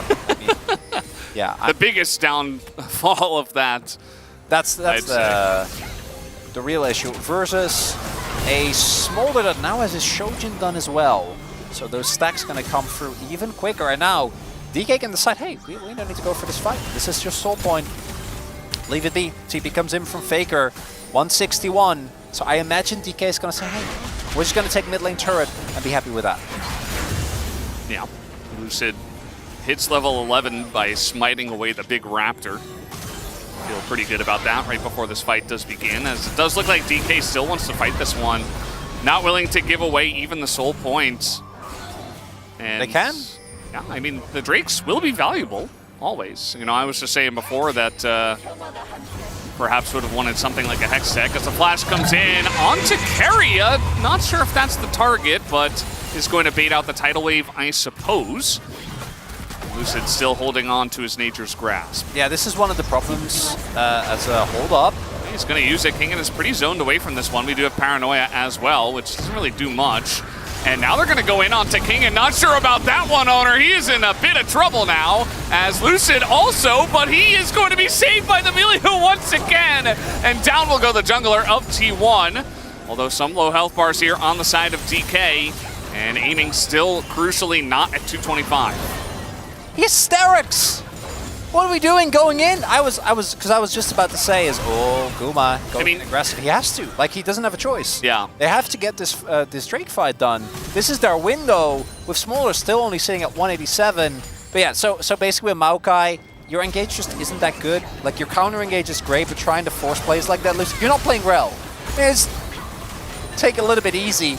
Maybe he thought he was playing Rel. Yeah, well, I mean, he's been playing like it. Like, with Maokai, you just can't really make the plays the way that you do with Rel, even though you have point and click CC and great lockdown, unless it's in a pick situation. But now, like, aiming might actually hit it. Like, look at the way that the poke is being invalidated. Man. Whereas the poke from DK, whoo, Horizon focus coming up big there. Yeah. That's second Drake going over. And the more you get these Ocean Drakes, the more the poke wars will go in favor of DK. They were already winning them, and they're going to have 2 Ocean Drakes. They're denying T1 a soul, and they're scaling their Smolder for free. Aiming is 2-0, and he's almost at 225 in this game. Feels like DK are sitting pretty with the wait and stall comp and get your Smolder ahead. And also the fact, as you mentioned before, that Kingen got such a massive lead in the top lane. Just makes it even more comfortable. And there are compositions, if you have like Vi Nautilus, where I'm like, you can just find the one angle and find the backline and blow up this Smolder, but I don't think they're that good at doing this. The ult from Lucid keeps away Guma, and then they go in. Kingen's like baiting them. He's like, please go on me. Yeah, because he has hysterics. He's a fed Renekton. If you have everyone, then maybe you can burst it, right? Like if you have Guma there as well, but you just don't. So you don't get to to burst through him. It's 2 AD champs jumping on him with his steel caps done as well. So Kingan's like, yeah, come at me. Now, 2 Drakes available here, 2-13. It's not quite over. T1 still have map control, but I'm getting really worried. Serpent's Fanger for Guma I actually think is a great item. Like, you're going to get an incredible amount of value out of that. Healing reduction as well for Carrier, but I don't know if that's enough. You know, like, you can itemize as much as you want, but the comp diff might be a bit too big.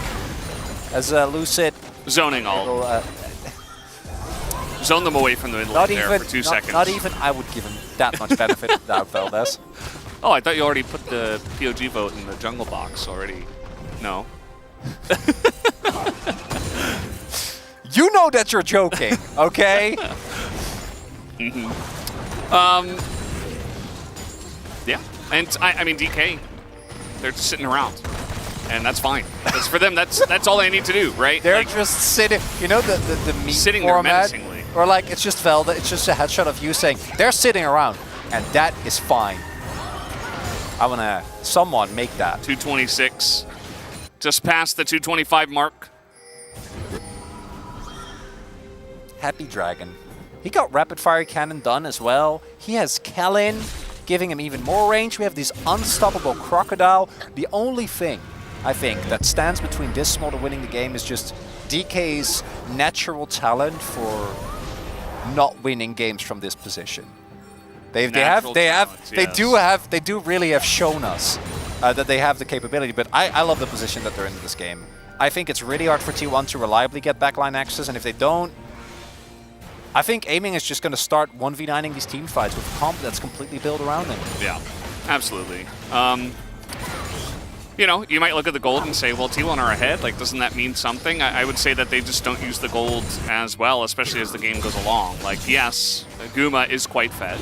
And he can burst people down, especially Lucid out of position. These are the picks you're going to be looking for if you are T1, as Lucid's going in. Actually, very difficult to kill, but they do take him out, and that might just be Baron for T1. Let's see if they want to start it up. Oh, really rough there by Lucid. If he flashes over the wall immediately, then maybe they're able to get out of here alive. Instead, he ends up going down. That's no smite. This might have been the turn that T1 were looking for. Looks like they might want to fight this one, DK. They're going to throw in Mom just to poke a bit. But yeah, this should be a free Baron over to their side. And now DK a bit out of position, getting TP'd behind. Faker could easily throw it on the wall. Nice amount of poke damage is coming out from the side of DK. And T1 just want to turn tail. Can they find Faker? They don't want to risk it. Instead, just trying to get Prio here in mid. Imagine if they had a Maokai. Yeah, that would have been very free. Really big mistake by Lucid there, especially with the flash still available. Held onto that, I think, for way too long. Great catch, though, from T1, looking aggressively for this play. And that might be enough, because if they do retain the gold lead, that could be it. Yeah, just walks up too far. Even here. Flash away. Flash away. And then he does flash. And he flashes towards Renekton TPing, but just had to use that earlier. You've been so liberal with your use of flash. Yeah. Just do it there as well. Definitely a bit rough. Certainly the Maokai is a big part of this composition. And they're going to need him when these fights do get a bit more spicy. As now he is back on the Rift, and with a Drake coming up in 20 seconds, we'll be curious to see if DK do want to fight over this. They are going up against Baron buffed T1 at the moment to make it a bit more difficult. Faker looking for a wall angle here.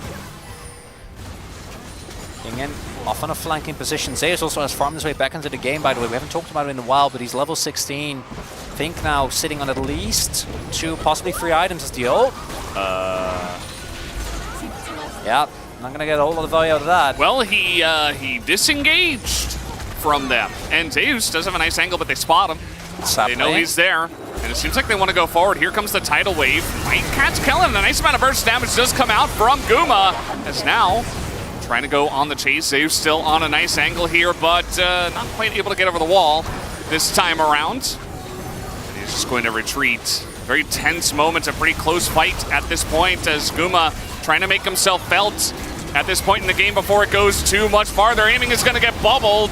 as he does have a very aggressive positioning. Here comes Mom as they have the engage from behind onto the back line. As down will go King into the flash forward from Zeus. It's going to be enough. They take away aiming as he just gets wombo combo down. Yes, DK will get the dragon, but they are getting absolutely swept off the map here, as it will be a clean ace in favor of T1 on the dragon fight.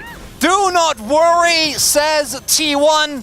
All we need is just one angle, one moment of weakness. And that moment of weakness, DK did give them. It starts with the Baron, but that I think they could have come back from. Now, it's still relatively early into the game. I don't know if the death timers are going to be... I think aiming should be up, so at the very least, they will be able to hold on to the Nexus.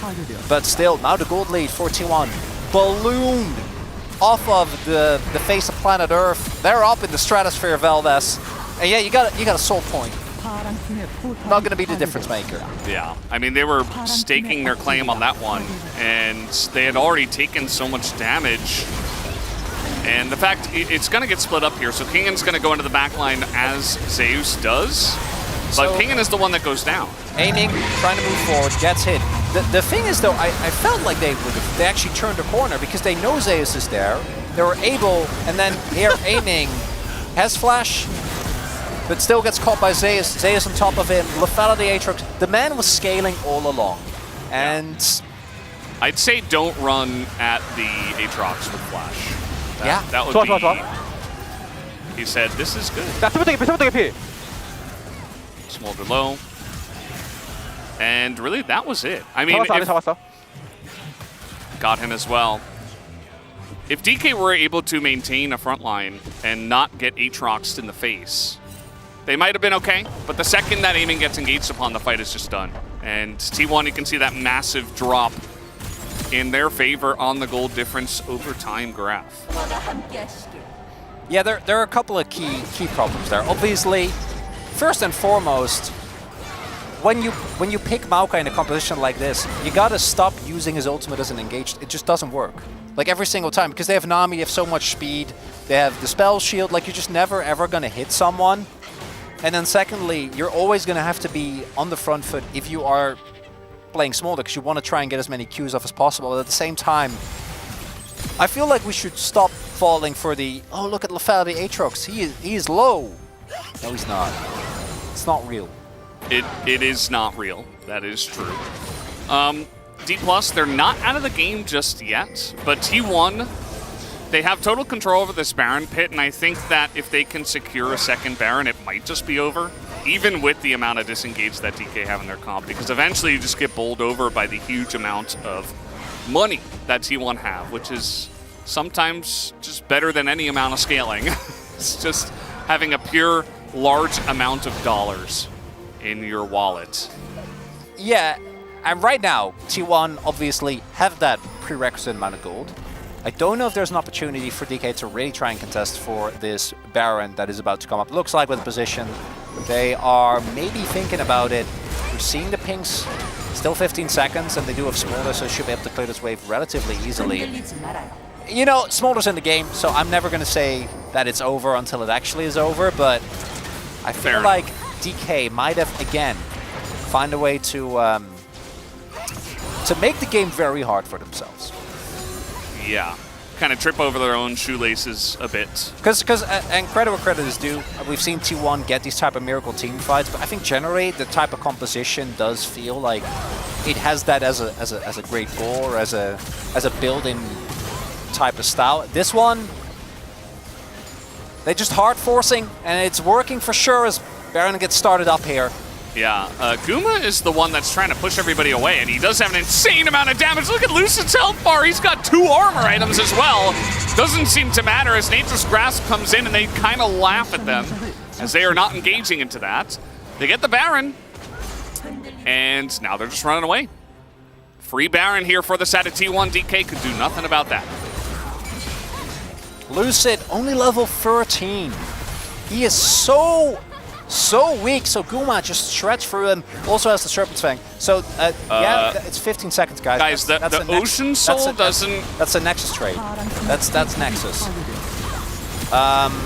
If it was 15 seconds earlier, that would have worked. Wait, they don't know, though. Nah, it doesn't matter. Like they could have probably looked for the end there, especially with Baron. Well, they're probably going to lose that inhibitor anyway. try to find whatever angle I can to give them the Glass benefit half of the doubt. full. That's my co-caster. Just trying to be as positive, you know, as Wolf has said many times this year. If you don't have anything nice to say, just say something else. And yeah, now trying to stake their claim on this Ocean Soul would be pretty nice if they could get it. Serpent's Fang, the value, Veldes, the shielding that's getting reduced. I think they have 2 as well. If I saw correctly, I think Zeus also built one. They built full lethality, right? So that means he's not tanky, right? All right, getting in onto Faker, the engage with the W comes out once again, but Ingo's owner trying to just zone away, and now Lucid is getting chunked out. Down he will go. King and Lucid are all alone as the rest of them got pushed away by owner, who is surprisingly tanky. He's buying so much time, he's going to flash away. And there is the massive damage coming out from Zeus and Faker into that back line. And that should do it, guys. T1, they find the angle in the team fight. The TP goes into the top lane, and this game will end in favor of T1. All according to plan for T1. Not even a moment of worry there, Veldes. What did we learn? I don't know. I'm glad that we have our space, I'm sure, standing, waiting, ready to tell us what transpired in this one. Yeah. Not the cleanest game of League of Legends. Guma did look quite strong there at the end. He certainly made that Lucian work for itself. And you know what? I mean, if you're never really going to be punished, and you can get the angles, the burst damage down from the Lucian, even in the late game, can get some work done. And DK were just not really able to respond to it. As Lucid, I don't know what the idea was. Maybe someone on the team was telling them to go in, but the engaged Maokai was not really it. We've seen this so many times already. Like, you can't...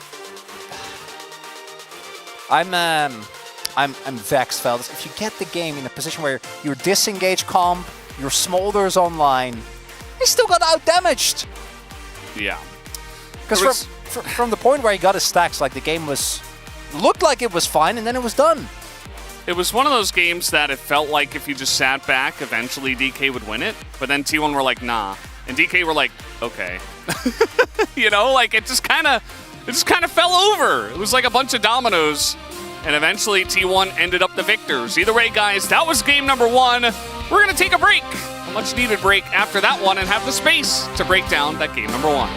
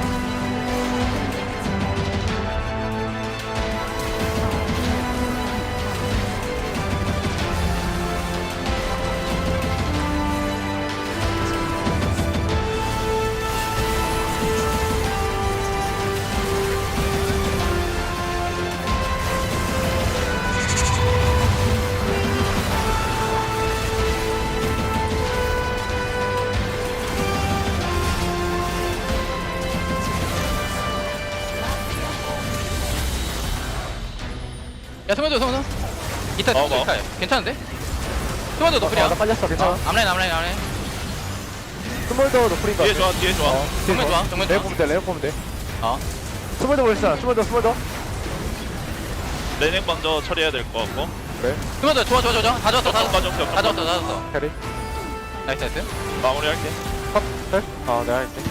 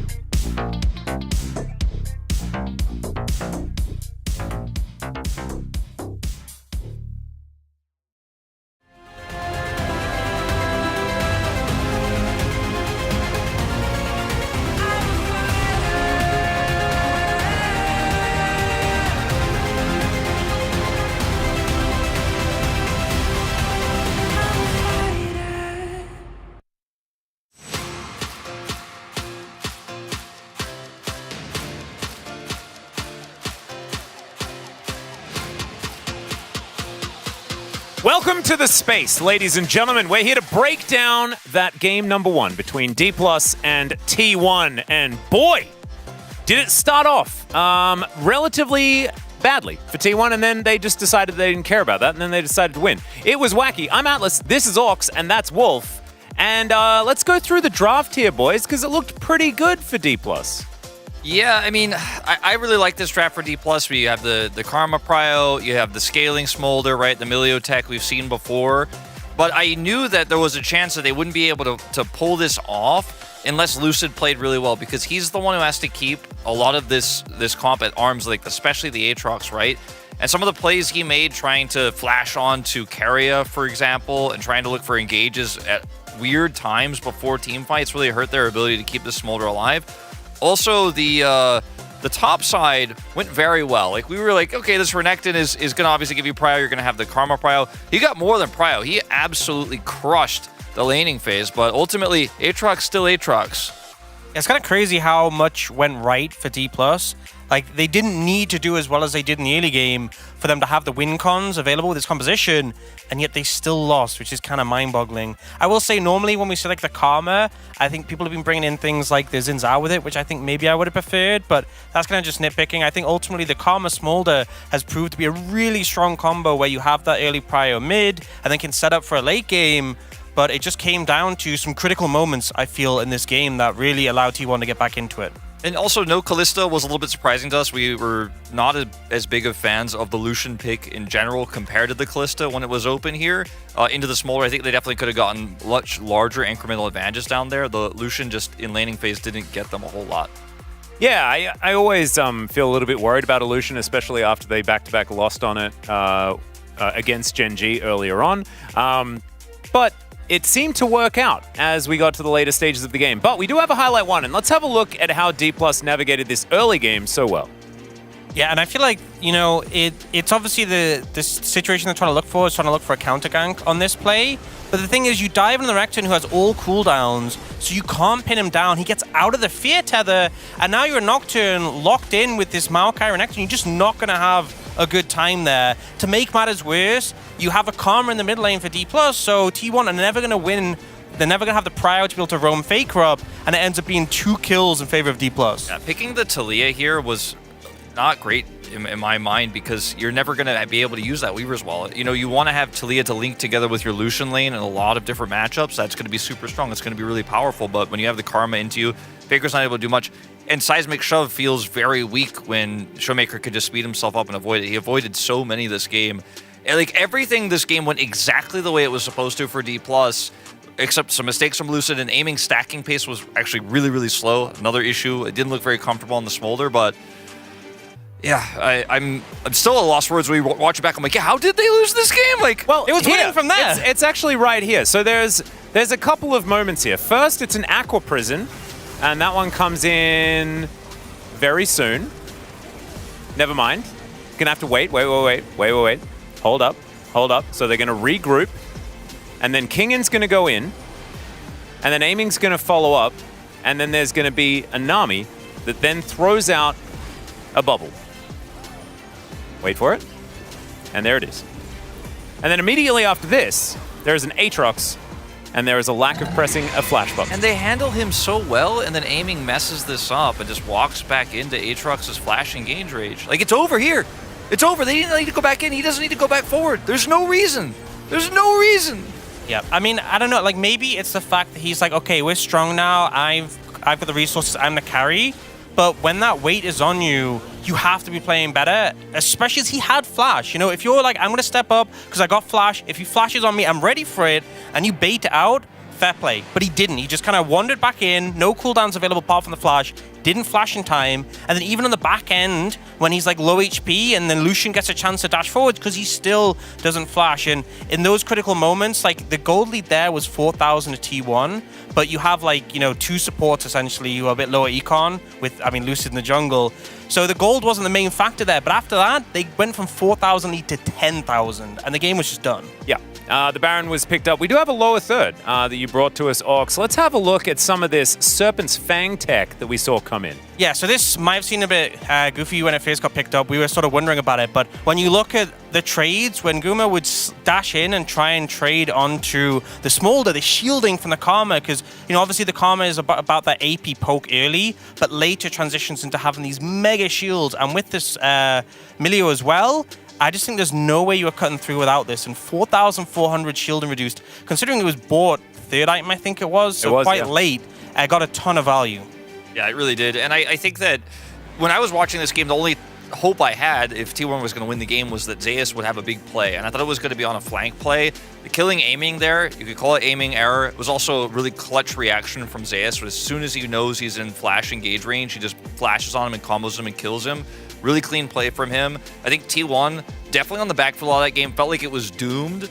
But you can see this is still a team. Obviously, it's top 2 team in the LCK. You give them 1 inch, and they can win the whole game off of it. And I mean, that's been T1, right? They win off the back of single team fights all the time, and D+ needed to be a little bit more ready for it. Let's see who picks up the player of the game for game number 1. Few options do spring to mind, but it will be Gumayushi on the Lucian with his sweet item tech. I feel like games like this are always a little bit interesting, who gets POG, because obviously one team was winning for quite a time, but Guma, despite being on this Lucian, which we were unsure of, obviously they lost with it twice in a row against Shinji, was putting out the damage pretty considerably, picking windows to poke, and also oftentimes in these dragon setups was actually on like a bit of a flank angle, looking for creative opportunities to get damage down. Yeah, I mean, he just constantly was threatening, and even though his build didn't do that much damage initially, the shield reduction and the constant threat made it really tough for D+ to actually operate on approaching team fights, approaching objectives. I think that's part of why Lucid kind of dropped the ball in this game as well. Always under threat, always trying to find something, always trying to force something, because it was never easy in neutral. And a bit of a split vote here.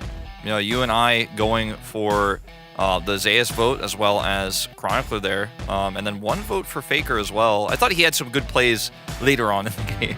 Yeah, actually, I kind of respect all the votes that came out here for this one, but I do respect a utilizing Boris effectively vote, as well as massive amounts of damage. So very impressive stuff here for T1. We'll see whether D+ can fight back in game number 2 as we throw it back to the casters. Thank you, Spacers, for that awesome breakdown. We are getting ready for game number 2. T1 get a lease on life. They win that game number 1, catching out a bunch of mistakes, and I think it's fine that Guma does pick it up. We do have media back, so they're going to sway it back into a bit more of a boom-boom kind of esque overall vote, but honestly, he had an awesome game, and he made the Lucian work to a huge amount. He had the most damage in the game because he was able to utilize that Lucian to its top ability, to its top form. I agree. So I think it's fine. And now we're going to have to see. They are going to go back onto the blue side here for game 2. Now, the nice thing is, for DK, it's very, very easy to pinpoint what went wrong in that game. So there are 2 things you do. You don't put Lucid on Maokai.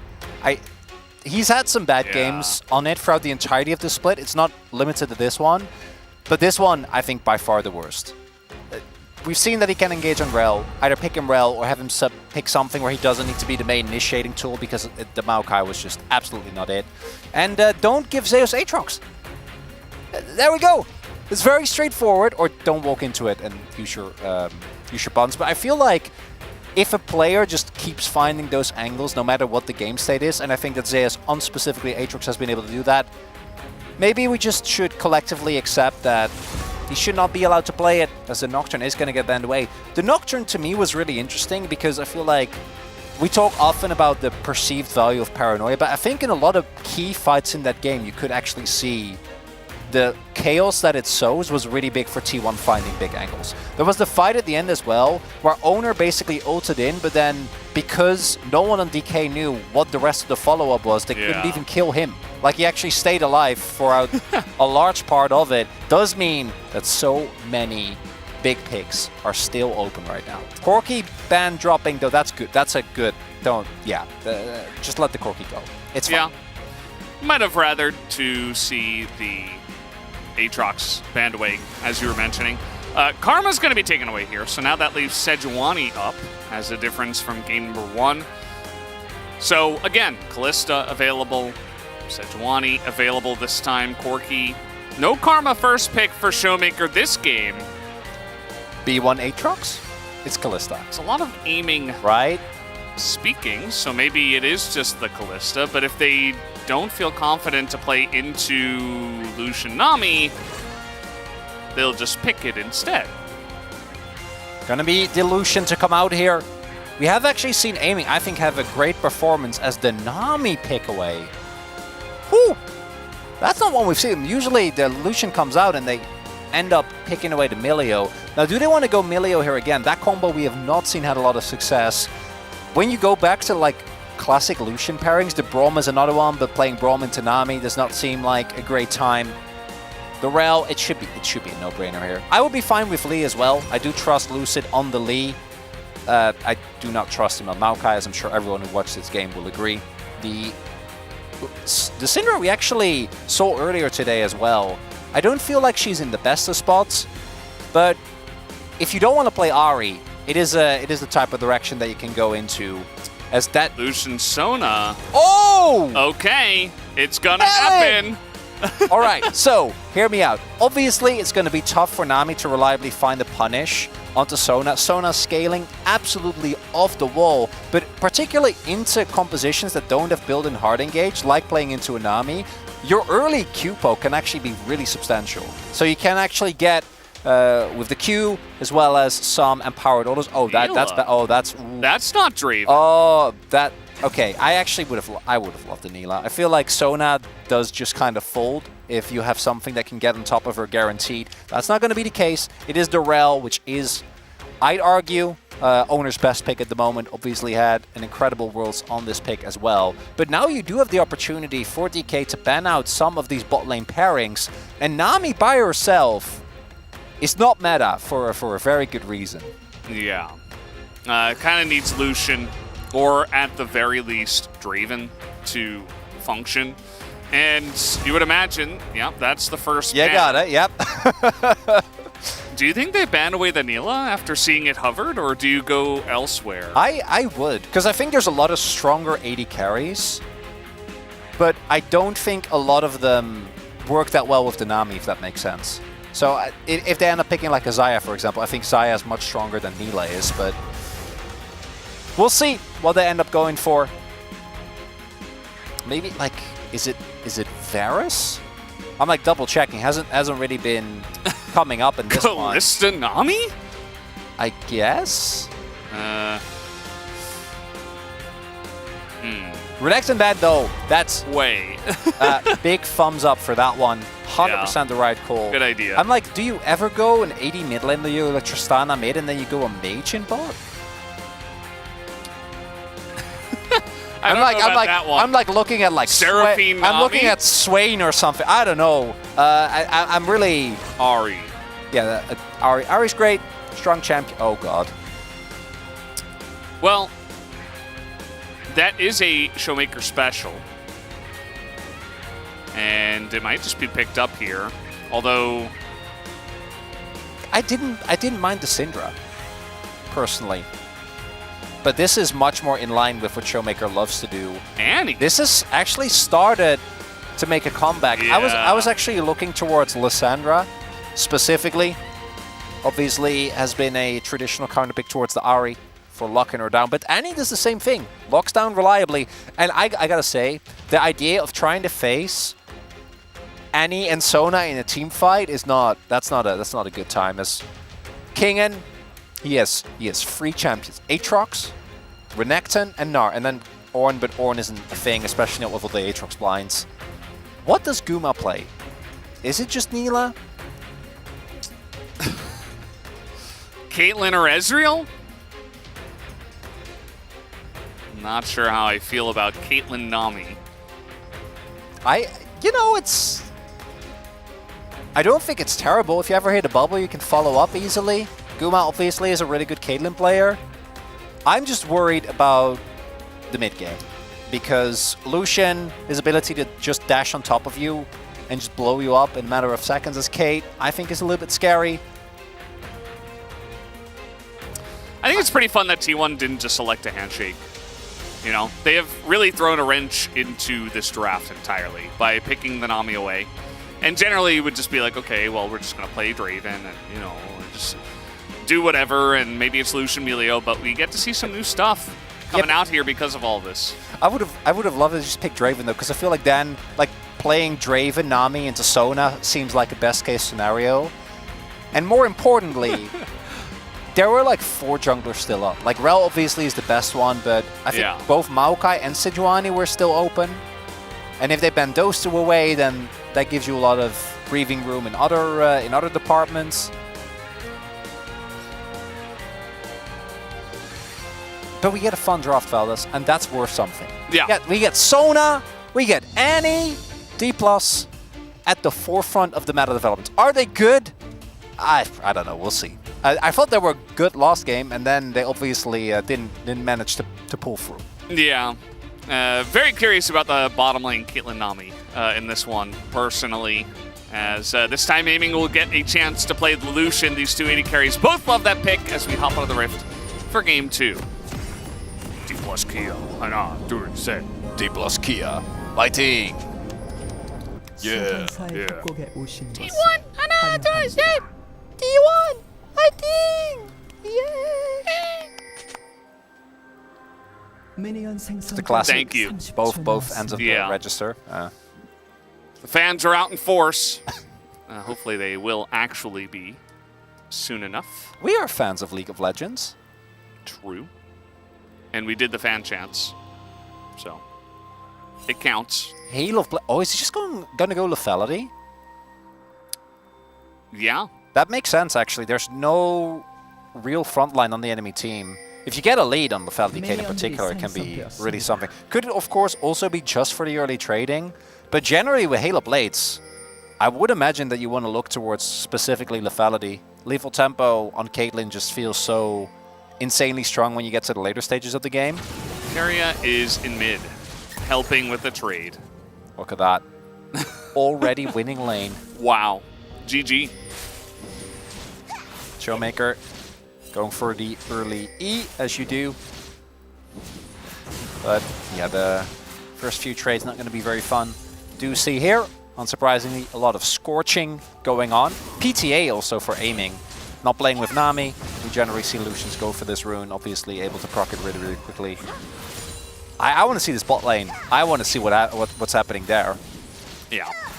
Kellen has not played this pick this year, and so far it looks like this is going pretty well for the Caitlyn Nami. Caitlyn still just in her own right should be able to control the lane early on, as it has been exactly 356 days since Kellen himself won against Hum Life Esports Life at the time, as they hit level 2 and can't quite hit much afterwards. He is a real enchanter enjoyer, I think, Kellen. Yeah. Was at once upon a time also contesting for the title of our best Renata, but in general, I think his worst performances have been on, not that these are times where he's good in engage reports, but really his Worlds performance, I think, really was the standout in, unfortunately, a negative sense. As Guma, he doesn't pick Caitlyn often, but when he does, he goes lethality and he owns the lane. I guess. He does have a 92% win rate. That ain't bad. I wonder where his one loss happened. I don't know, unfortunately. I wish I did. That would be so cool. If I just like... Yeah. No.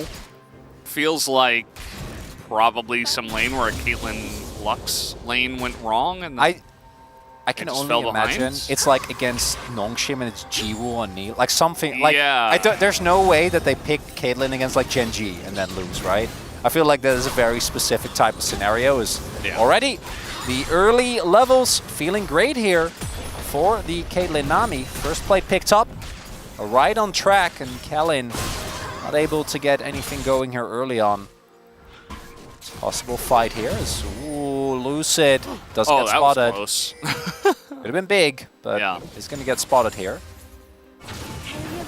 Faker's already TP'd, so right now sitting on a pretty big health lead. We'll see if Lucid is able to actually take this away. He does have a smite available and Owner doesn't, so should be completely fine. We'll just take that and it'll be an even trade. Doesn't spot the ward. Just run around securing Scuttle Crabs. Nice little dodge-a-rooney from Kingen, but the house is going to miss. Big wave in his favor, so Zeus not going to continue that trade. Started off pretty well. Wonder what the build from Callan is going to be as well. If he's going to go for just very early utility, like he did with the Melio in the last game.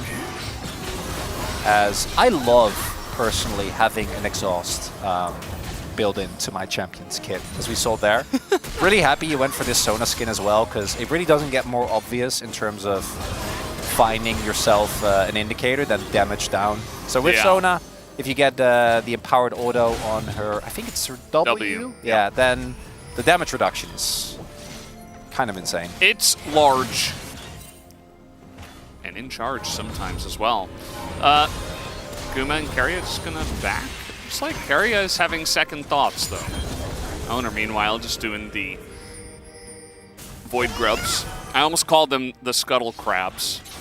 I mean, it's pretty similar. Close enough. Yeah. Oh, he smited it away. After the little mite denied him the Q steal, and Owner will just take 2 and go away. Lucid got his 1. That's all that you'd really want to ensure.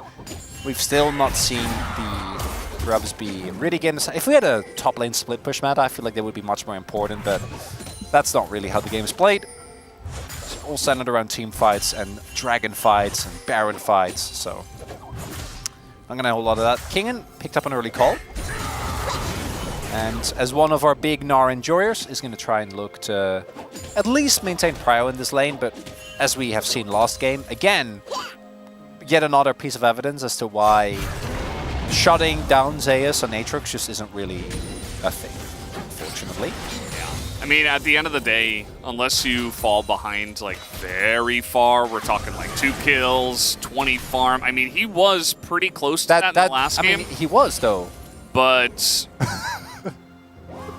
yeah, I guess even then, you know, you just press your Q3 onto the AD carry and it's all good.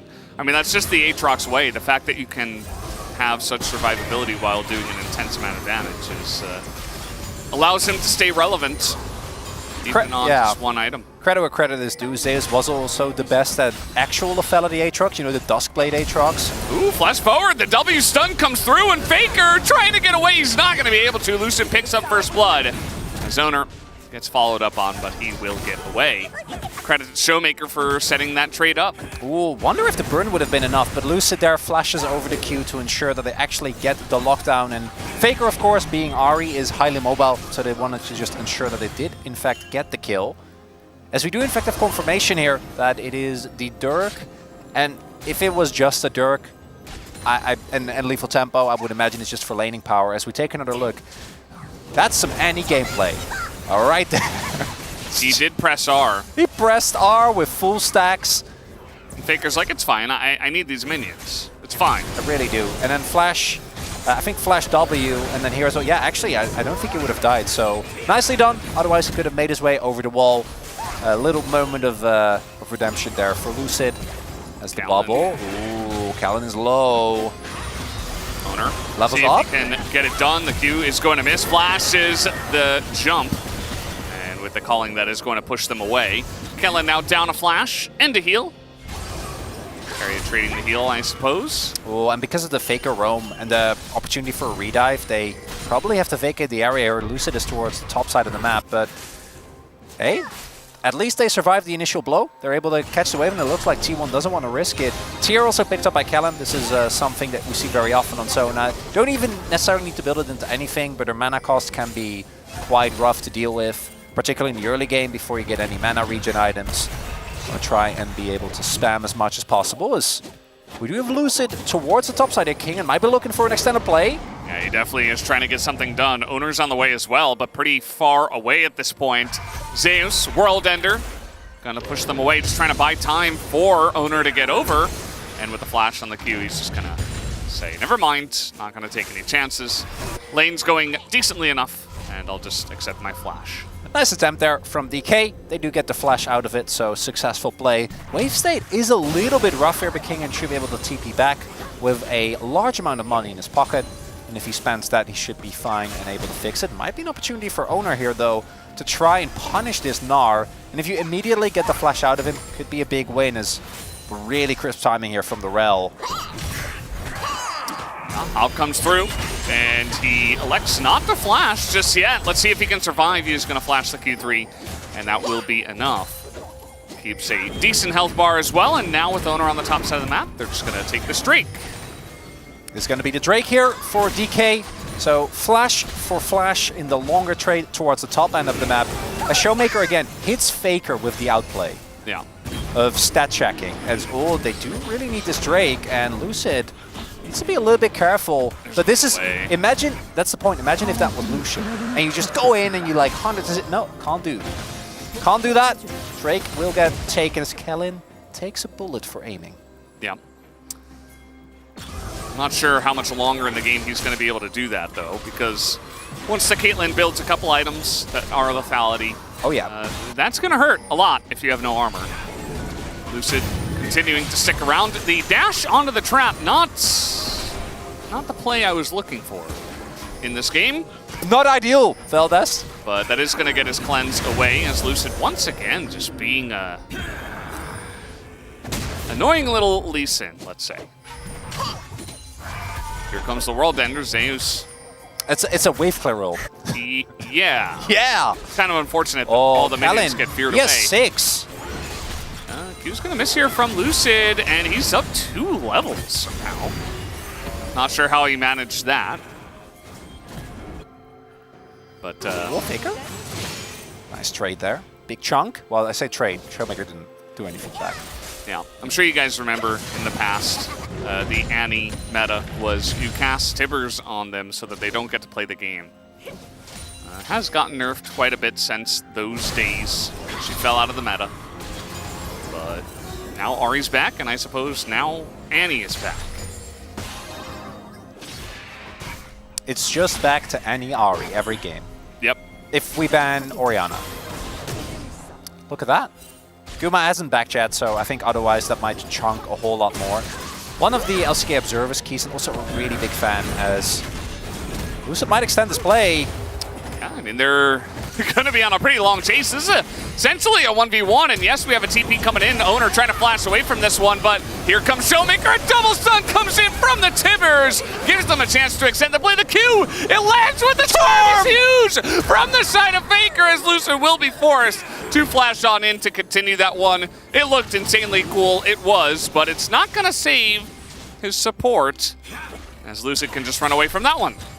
They might look for a dive on Guma here. Faker can't join. Oh, never mind. He's TPing in. Yeah, he's going to TP, and that is going to get them away for now. We got Spirit Rush coming on in. Faker, let's see how far he wants to go. Nice. Lucid is here. The kick comes in, and Guma's just left out to dry. They didn't know that Lucid was still in the bottom side of the map, and now it is so much worse as DK going to pick up so much gold in the bottom lane with this play. Well, after last game, I'm not making any grand statements, but that's looking damn good for DK Veldes, as it all starts off with Owner going for an ill-advised invade, and it snowballs into so much more as Kingen doesn't have his flash this time around. And he doesn't have his hop either. He's in a lot of trouble. He's going to dodge the first part. He's trying to dodge the Q, and he will. He is running so fast on this little mini Gnar, but it's not going to matter at the end of the day. Oh, hats off. Hats off. Nice try. So close. Not good enough, unfortunately. Very important gank there, because there was no point of hope for T1 on the map, and now there's topside. So that's something Zeus does actually get. Did you notice, by the way, Owner put his Knight's Vow on the Aatrox? That actually is a... He knows where his bread is buttered. Yeah, no, great choice. Obviously, might be swapping it around, but right now, okay, we go take another look at this. So, Owner is invading. I imagine he was expecting Lucid to go toward the top side of the map, and his camps are up there as well. And the TP comes in, and there is no counterplay. I don't know who placed that ward. Might have been Callan, might have been Lucid, but that ward absolutely game-changing. That charm was slick. Yeah, that charm Faker was. The charms have been really on point. Yeah. But all it does is extends the play, forces the flash. Oh, Bubble, he is dead. Yep. And that's it. That's all we got to see. Bubble, and he's dead. And he is very unfortunate there for Callan. Sona does not give you a lot of room for mistakes as Lucid. Okay, trying to make another play. He does have the Dragon Kick. But just trying to make his presence known, maybe stop him from taking the turret, as it has been chunked out quite a bit already in this game. Both these junglers really get the opposite experience, where now it's Owner that doesn't get anything, and he's just sitting on Knight's Vow. Kellen ends up going down there to the bubble and then gets chunked, but they feel relatively safe still, because I think Kellen still has his ultimate available, as does Aiming. And in the 2v2 in particular, oh, this is going to just be, yeah, beautiful timing on the bubble. And the moment that Actually comes just through, bubbled and dead. Yep, very straightforward. Well, they had to do a little bit of damage initially. Yeah. As opportunity now done for Gumat. Like, his ults are really going to sting. That said, though, Lucid is very far ahead of the curve, and if he ends up building like a ton of health, the Lethality Caitlyn ults really aren't going to be as big a problem, especially with Showmaker having his E, Lucid himself being able to shield, and then Kellen existing. And you know what? A single death on the Sona lane, I think you'll sign up for that. Hey. Ox! And Kingan's in a lot of trouble here, although it is Carry as he comes forward, but Showmaker's here to turn around the trade, gets there at the perfect timing. Not sure how he sniffed that one out, but excellently done, and that is going to stop T1's dive. They put an end to the Aatrox's reign for now. We know they only delay the inevitable. But really big roam there from Showmaker. Very bigly roam. My language today is not really on point. One of my friends from the Netherlands is over, and I actually think that really got me. You know, I swapped away from English for a little bit, and it's, that was it. That was the end. It was just immediately over as the Herald gets picked up here. Showmaker? Yeah, Owner. He does have Faker nearby. Charm, max range going to hit Lucid, but they do not want to fight this. No. So, just going to get him out of dodge, and he should be okay. So as we chill a little bit, I gotta say, when it comes to compositions that enjoy Chemtech Drakes, at least individual ones, DK is looking great. I thought they had a lot of shielding in their last one, but this one, you get to use the healing power as well. By a pretty substantial amount. The core thing, though, and especially with last game fresh in our minds, is can DK actually play out the game clean enough? Can they actually? Because I do think that Annie and Lee in particular really excel in these type of messy, early, scrappy fights where you get to. And Ahri does as well, but Rel really doesn't. Rel was there for the 5v5 for the reliable engage. So. That struggle, I think, isn't too surprising. As we take another look, Kingan absorbing so much pressure here, able to hop over, doesn't get hit by the bubble, and then Showmaker shows up perfectly in time. But I am still worried. The big thing for me is that Showmaker, it really, when you look at it, is the engage. Like, Flash Tibbers is actually probably going to be how they start fights. Yeah, or like flank kicks from Lucid or something, or, you know? or a big Mega Gnar, you know, like there's, but that, you're a lot more reliant, and with Showmaker, all you need is Flash. Like, obviously, Kellen can Flash ult, but I feel like all the players in this game should be good enough to not get hit by that. Yeah, I feel like teams just got sick of Vi, and they were like, no, we're just going to ban that every game now. And so you don't get to point and click from the jungle anymore.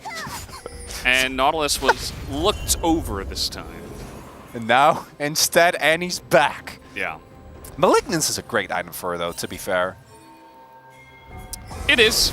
It does have a nice amount of synergy. Nice angle here onto Showmaker, but Faker took so much damage. The bubble is huge from the side of Carry, but they can't take him down as now Guma in a lot of trouble. Nicely done with the net, but I don't know if he's getting out of here. Just going to hold on to his flash for quite a long period of time. They finally do take him out. They give Kellen the kill. I think they wanted to get the actual carry. The re-engage! Oh boy, Showmaker going way too close to the sun. And down he will go. They're trying to go for a dive here. The Q is going to go through the gold post on that one. The health bars are low. Zeus does FTP though. I think T1 might be looking for a turn. I mean, there's pretty high health bars here on the side of DK, but there's just zero wave.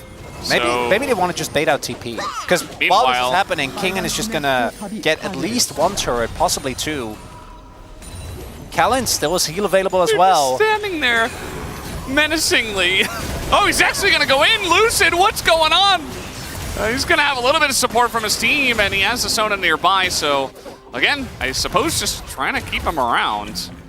But that one looked much more dangerous than I was supposing he was actually going to go for. Yeah, really taking some risks with that one, but there's not enough cooldowns available on T1 to actually take him down. And that's 2 turrets going the way of D+, about 40 seconds on the timer. Looking at the cooldowns used, Showmaker initially plays this amazingly. With the Rylai's, he actually is surprisingly tanky. The big thing here is that because he burst down Faker, Faker doesn't actually get to do anything meaningful damage in the play, meaning that there's Rel and Nami, neither of which are going to do a whole lot. Kellen, a bit of a tragic ultimate on that one, but it doesn't end up mattering. Fine. Then here, like Lucid didn't take that kill to give it the aiming, and then Kellen takes it, which I think is very funny. And then here, really nicely done by Owner. Showmaker, without his flash, can't be that far up. Gets punished, which is good on them. But now, 3k gold deficit. Yeah. 2 items spiked on for aiming. Showmaker, I think, was just a bit overexcited, you know? He does do that. A lot of low health bars. He's like, I'm Annie. I can press my Q onto anyone. They're probably going to get very low. Oh, look at this angle. Perfect from the side of Lucid. They just did not see him. Owner is quite tanky. The stuns are coming through, and the turn maybe from Zeus and the TP has a ton of Ahri damage is coming out here. Showmaker gets charmed up. Zeus, oh no, he's getting some resets, and he eventually is going to be taken out. A very messy fight as Faker getting into that backline, takes out another, puts the charm down, but is not long for the world. Went superbly deep on that one. And Goodman Carrier like, guys, we're just going to run away from this, I guess. Almost felt like we'd hit the ball. Oh! All right, there we go. Bubble comes in, as well as a trap, but Lucid gets away. He does push them away for now. That is Herald being used here. We'll see if anyone can make it back Shouldn't in time. You just rode that? Yeah, would have been way faster. Yeah. Maybe it auto, I don't know. Maybe it like auto timed out. And I still feel like I should have rode it and it would have been a lot faster. TP coming in.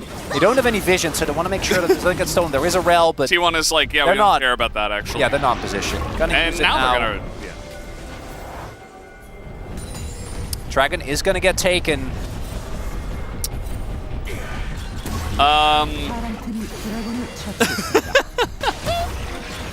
Is he just fine as well? Is he just gonna run away now? Yeah, no, he's peacing out. It's fine. You know, if he crashed into the mid turret, he might just get stunned up by Sona or something, and then he doesn't know where the rest of the team is. So, the whole idea initially, I think, is the big issue. The rest of it, I can't just for comedic effect. I can't believe that they almost pulled off this fight as well. So this starts off with an attempted pick on Owner, but because he actually gets a Magnet Storm off, he gets way tankier. And then Zeus, as he often does, able to get so much damage done. Aiming doesn't get that much done with the calling, and crucially here, Zeus gets the double reset, and that's where you're like, oh boy, especially with Faker also being able to play as okay, he's dead.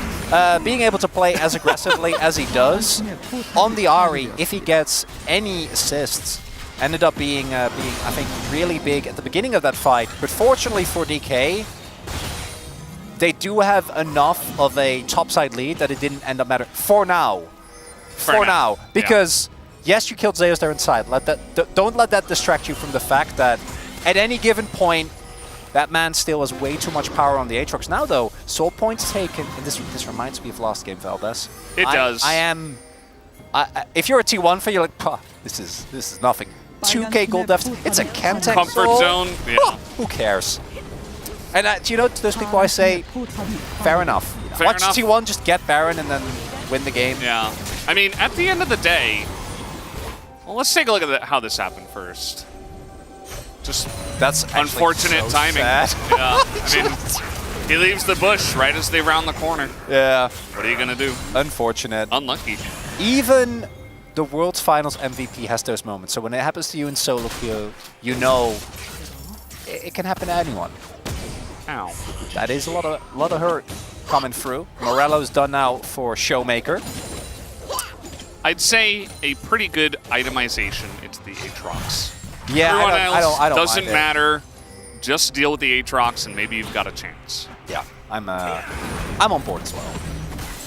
Because at the end of the day, you know, you don't even have that Smolder composition. And I do think that DK are playing this one a little bit more balanced. You know, a lot less mistakes from Lucid, from aiming, I suppose. I mean, he did get caught out the one time, but in this one, it does feel like they are playing with their lead a bit better. Yeah, and man. it is unfortunate for them that they don't have a good Drake once again.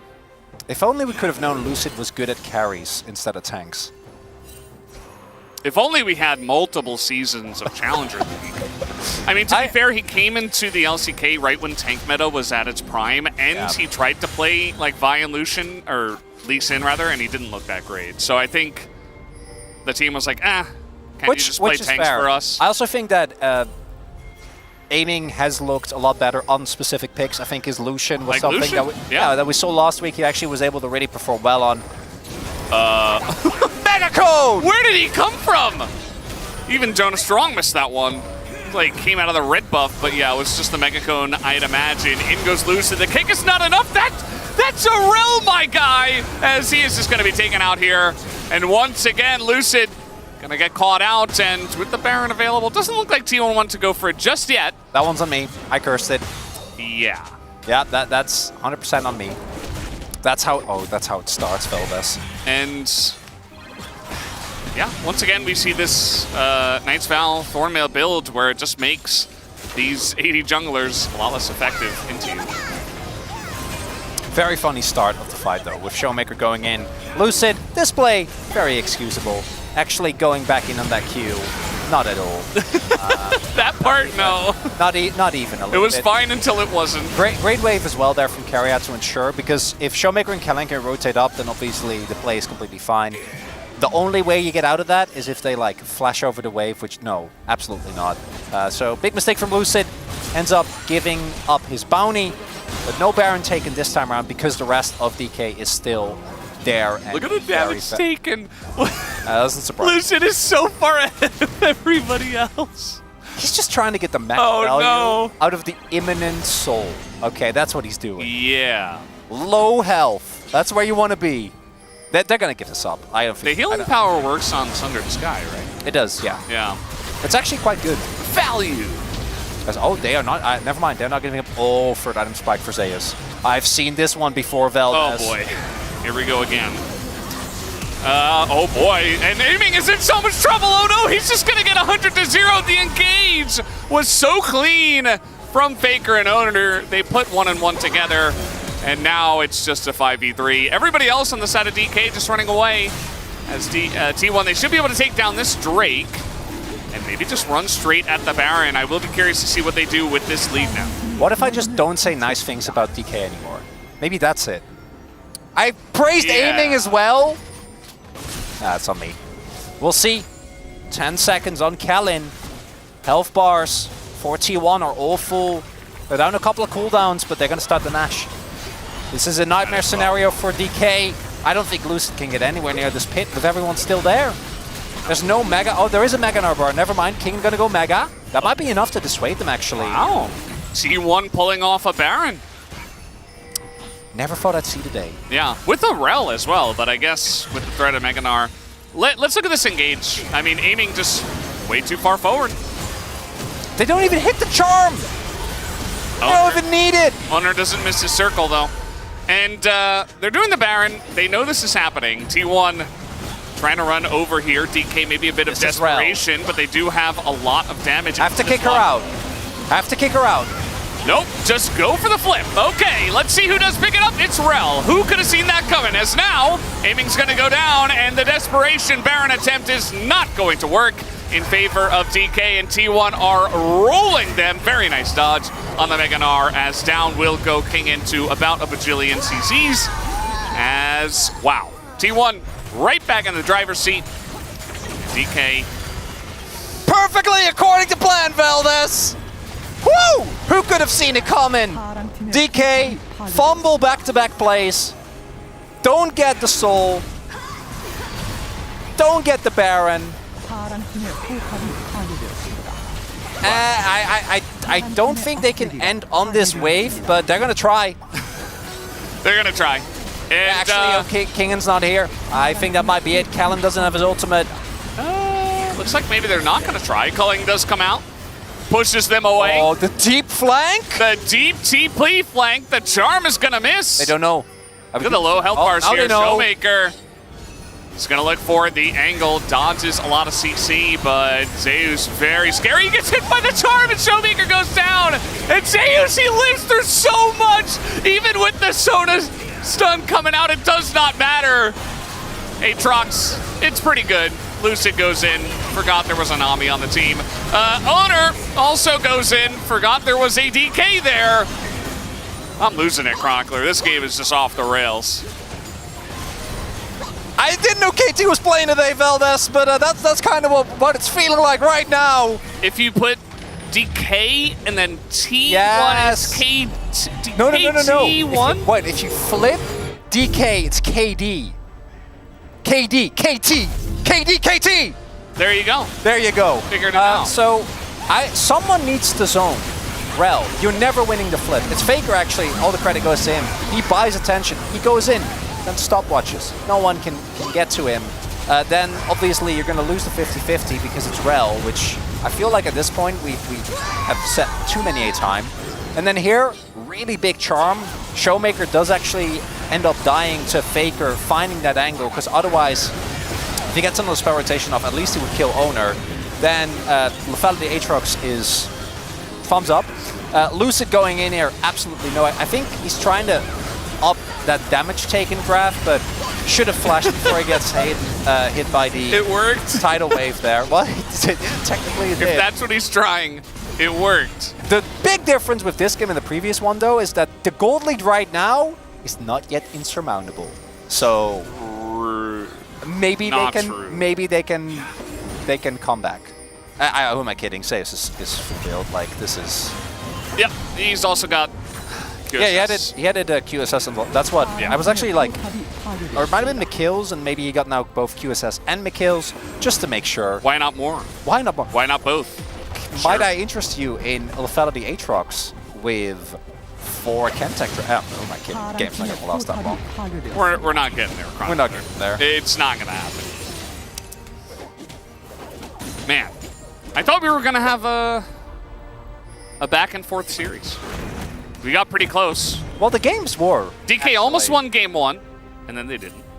They were winning pretty hard in game 2, and now they're not. It's pretty rough.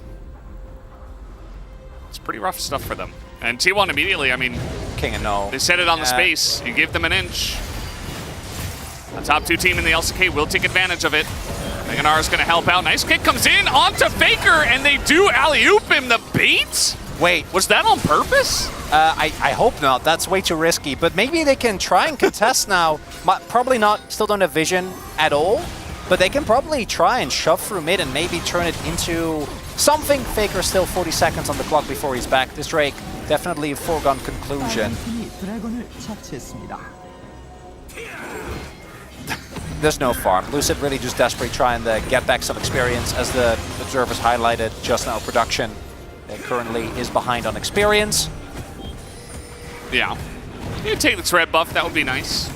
Owner's there. And Not sure if they will. Although, don't give your life for a red buff. That's never. I remember a certain Peanut in that same spot. I do not want to. Earlier today. This Guma build as well, man. Look how goofy it is. It's just lethality and collector. As, well, actually, you know what? Based on Lucid's positioning, I actually think it was a bait. I take it back. It's like a half bait, you know? If they send 5 people, the play doesn't work and you lose the game. But it did. So, good enough. Close enough. So, DK wouldn't try to flip Baron again. I don't think they have the control to pull that off necessarily now. I think they would, actually. No, T1 should flip Baron because they have. No, I think DK would flip Baron. Oh, again? Yeah. Huh. Just play it better than the first Oh, time. yes, play it better. Yeah. Just hit your smite, Lucid. It was Come just on. an execution. Yeah. Surely. Right? Yeah. Yeah, it should by notice they're kind of losing. By the way, note that Owner did not change his Knight's Vow at any point in this game. No, he shouldn't! It has stayed on Zeus the time. He's the carry! Guma, you know, he'll do his little poke thing and he'll sting like a bee and do that kind of thing. But Zeus is press R. He is the team fight carry at this point in time. Not to say that Guma isn't fed, because he is. But Yeah, I mean, the Aatrox is already so survivable. That one's for you, Atlas. But if you put a Knight's Vow on him, it's going to make it even more glorious. Oh, no. He's level 18. Oh, yeah. No. Kellen's level 13. If he hits 1 Q, I think Kellen just dies. Well, Zeus is coming on in. Owner has kind of showed his hand. I think they did see Zeus, by the way. There was a ward there. They saw him over the wall. They don't have engage, though. Right? Like, DK doesn't have a guaranteed way to start a fight. Unless Kingen wants to flash in and go ham. Or they find a big kick. Oh, the charm. Not going to hit. And it's a bit of burst damage coming out from aiming. Zeus as well on the flank. Not really going to land much. Maybe it's got to be Showmaker that starts it off someone. But look how respectful T1 is playing. Now, Zeus, yeah, he's just going to shove. He just go for the Nexus. If they don't stop him, there's a wave. He's got TP. So if anything went crazy, yeah, he's going to force Kingen back, but this inhibitor should be gone. Ooh, I don't know. Mini? Yeah, no, it's gone. I'm not kidding. It's Aatrox. And they essentially just played tower defense around the Baron, right? They put up a bunch of traps, they denied vision, and they said, okay, well, we're going to put you in a little bit of a suffocating position. Either you try to engage into this, or you deal with the side lane push. Big bot wave. Currently being stacked up. Zeus is on his way. Does have the TP available. They're not just... Okay, yeah, I was about to say. Neither team really wants to do Nash here because T1 doesn't want to run the risk of someone getting 100-0 or kicked into them or a big Maganar hitting them. And DK don't because, well, we already saw. Guma's build. He's full build! Yeah. Full lethality build. Those Qs really sting, let me tell you. Wardstone now also done here for Kellen. Not an item we see often, but an item I do really enjoy. Yeah. They just can't make any missteps is the problem. Whereas T1, like, Owner can just walk forward, like, slightly, and they're like, oh. Whoa. Hold on. Calm down, buddy. Yeah, we saw what happened when aiming walk too far forward, it doesn't work. Showmaker, I think against a lesser team, you might be able to get like a great flash ult angle, but against T1, they're not going to give you one for free. What might happen, though, is that DK take mid-prio and then run towards Baron, and then T1 is going to feign that they contest the Drake. Maybe they just give up Soul, and it's like, we don't care about the Soul, we just want Baron. Could be an angle as well. Either team is just waiting, looking for just the slightest opportunity. Remember when I said that they would flip Baron again? Yeah, no, you were right. I should have listened to you. Surely this time it'll be fine. We're going to flip Baron. It's fine. The TP's in. Just execute better. Just outsmite the Rel. You can do it. Lucy takes a decent chunk of damage, but they have marked Zeus here. Okay, he's going to 1v5. Which is very important. World Ender taken out here. Showmaker's taking more damage. Jesus, that R is pretty huge. It's now Owner desperate to try to save him. It's not going to work out, and now a bit out of position. Showmaker, though, is solo as well. Owner does take him out here. As the damage coming out on the poke from Faker and Guma is huge. The Meganar, it's desperate. It's not good enough.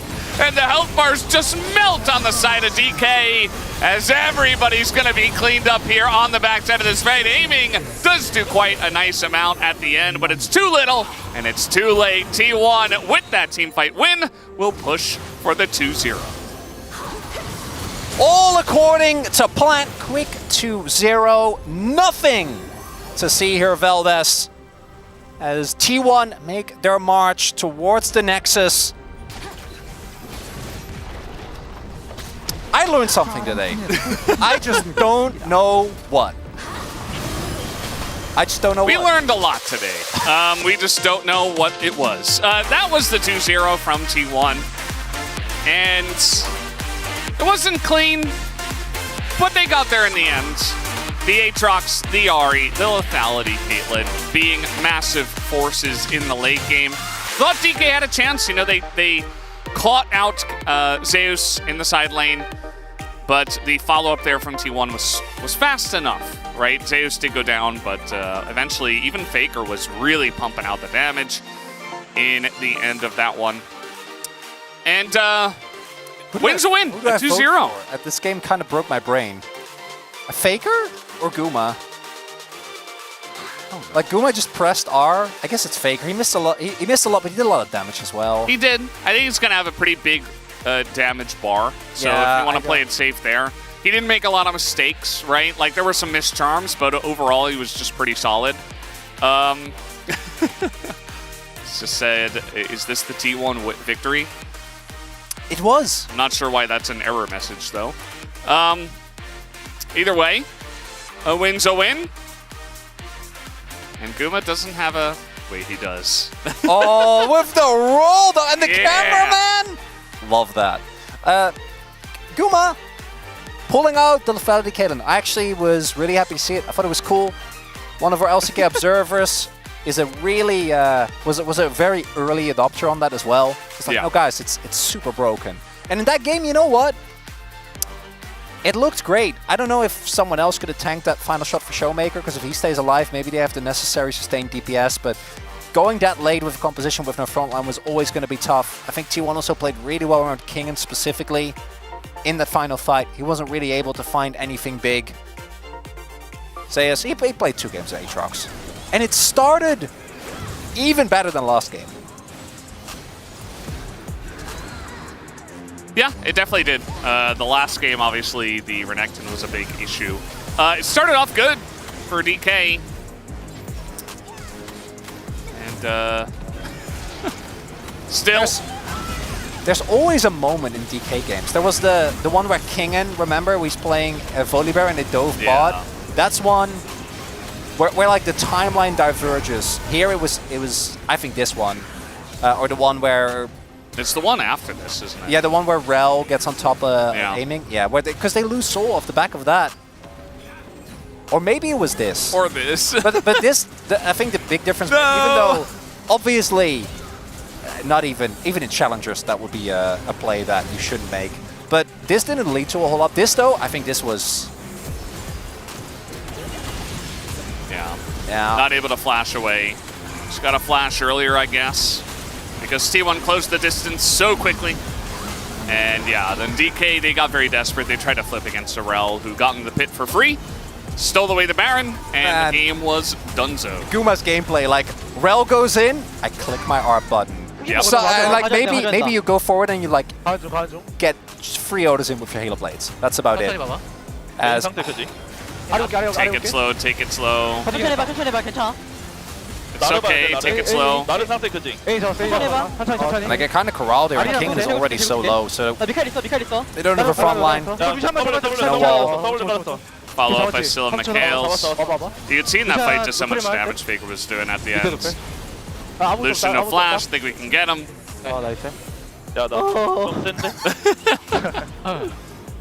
Guma said, I'm pretty strong. And he was, by the end. He did do the most damage in the game. Definitely a lot of poke damage as well. I wouldn't even mind a Guma vote. I think he had a great day today. Sure. Faker, to me, I think specifically the Baron play was really good as well. But really, the real question marks have got to be put with DK. With some of the decisions that were made today. Yeah. If only they could just take those leads and make them wins. They've actually had great early games. Even they had an early lane lead against Gen G, like way back, like in the first couple of weeks. Never works out. Just wasn't enough to get across the line. This time around, T1 takes the 2-0, and we're going to have the space breakdown at that game number 2. Thank you very much, gentlemen. Yes, game number 2 is game number 1 again. Just a clean 2-0, nothing to talk 2-0 about. for D+, right? Yeah. Yeah, D+ 2-0. Yeah. Really easy day. Wow, what a crazy upset, man. I think Hamo might be able to take second place. It's crazy. No, okay, so it was once again a D+ lead in the early stages, and then T1 just kind of took it away from them. It did start in the draft, and there were a lot more interesting things that happened this time around. So let's dive into it. Gentlemen, break it down for me.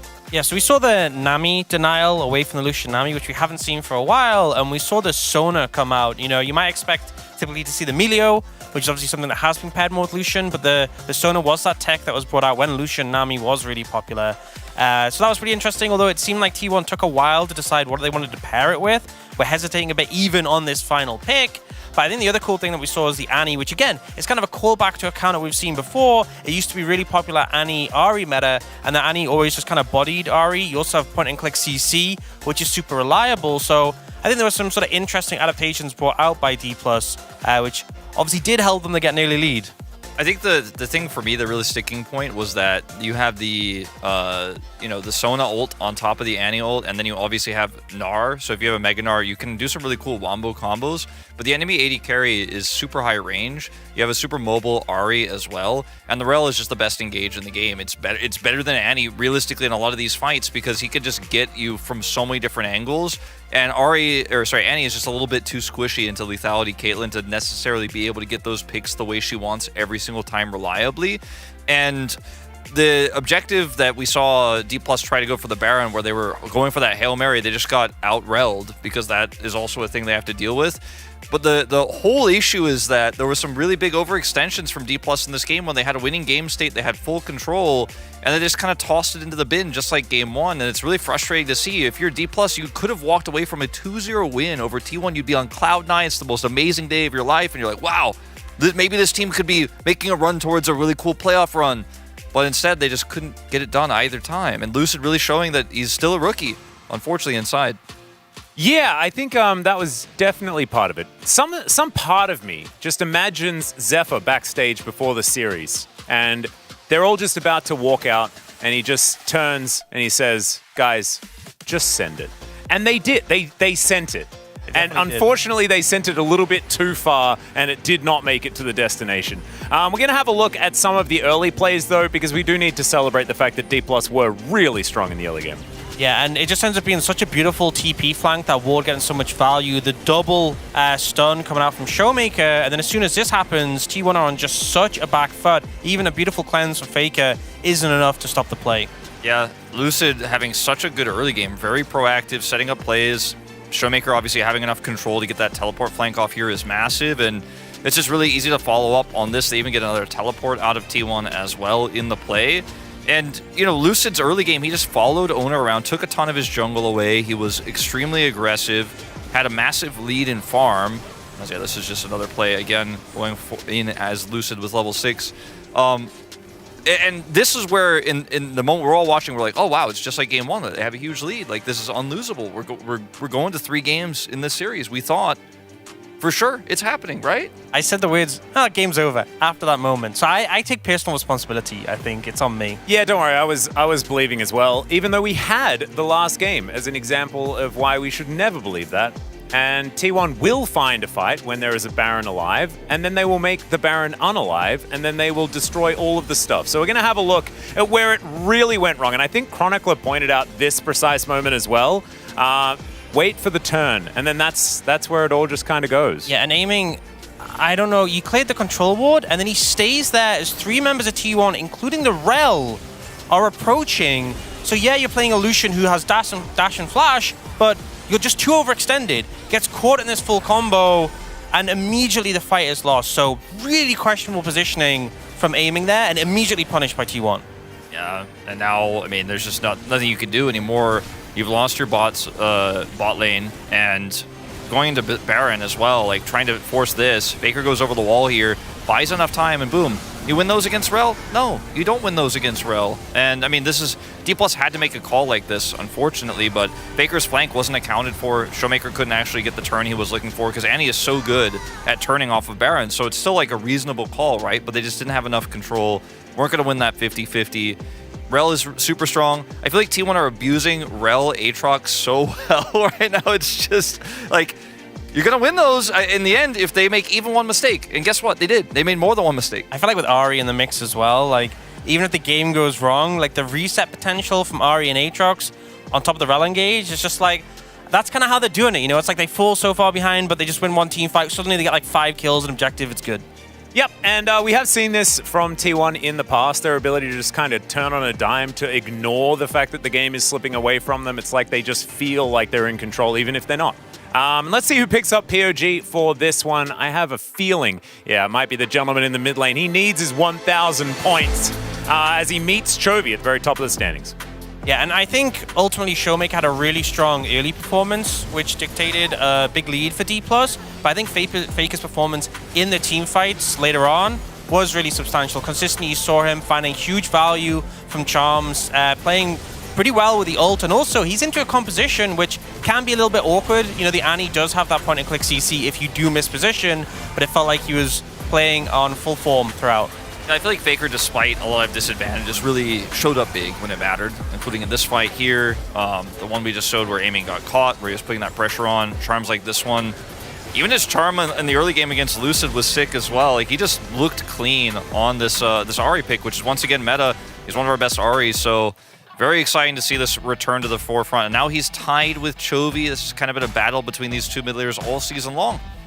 And no 900 pointers. It is just Faker and Chovy out in front now, 200 points in the lead over Zeka and Showmaker. And a spattering of votes for a load of people. Of course, 4 of them going over to Owner as well. A fantastic performance after falling behind considerably, but then was Rel, stole Baron, did a whole bunch of good stuff and really made it happen. But we're going to have a chat afterwards because it is interview time. So here is Dear with the translation. Thank you very much, guys. This is Dear for the POG interview translation, joined by Gumayushi and Faker on the side of T1. Congratulations! Gumayushi, it's been such a long time since we had you for a POG interview. Perhaps you felt maybe a little bummed out that you didn't receive as many POGs, so how do you feel? I got a POG after a very long time, and I'm very happy. I feel like, yeah, finally this day comes. If I get a POG, that means that our team is in crisis, but I'm really glad that we're able to win today. And Faker, your POG points have hit the 4-digit mark at 1,000 points, so how do you feel? I'm delighted that I was able to get a POG, and in the future I would like to perform well and get more POGs. We witnessed angry T1 today with the regretful defeat against Genji. What did you guys look to hone? It wasn't that we were angry, we just prepared everything that we needed to for today. And we believe that we're able to learn a lot from our match against Genji. So we hope that we improve as a team in the future. And you play him quite often, Gumayushi, but Lucian is a pick that Aiming prefers as well, raising the question of which side Lucian will end up today. So what were your thoughts on Lucian? Against Genji, we picked Lucian first in both games.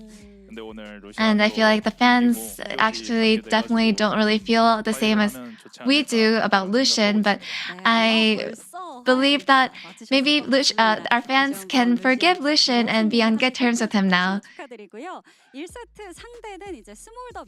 In Game 1, with the opponent locking in Smolder and Milio, they showed intention of finding late game value. So, how did you manage to play out the late game? In terms of the laning phase, I believe that it was really easy to play out with Lucian, as you can scale pretty easily. And in the opponent, there was really no counter to Lucian in terms of what they were playing as their comp. So I believe that we were pretty confident with playing this comp out. And in Game 2, Faker, we saw some unconventional Sona support and Annie mid picks. So what were your thoughts on these interesting matchups? There are a lot of CCs that they had, so we believe that it was pretty dangerous. And there were moments where in Game 2 didn't really go as well as we planned, but we were able to deal with that in the later game, so I think that's what we were able to get a win off of. And it was first time seeing Faker's Ahri this spring, and as someone who plays Ahri well, how was it playing her after a long time? Yeah, I can definitely feel that she got buffed, and it's really fun to play her now. And like you said, in Game 2, you guys were definitely behind at first. So at which moment were you sure of victory? We were able to get some picks off here and there. And I think maybe during the mid-game we were thinking that it was winnable because we were catching up on gold at that point. And so, Gumayushi, what do you think was the most important factor in the late game to win?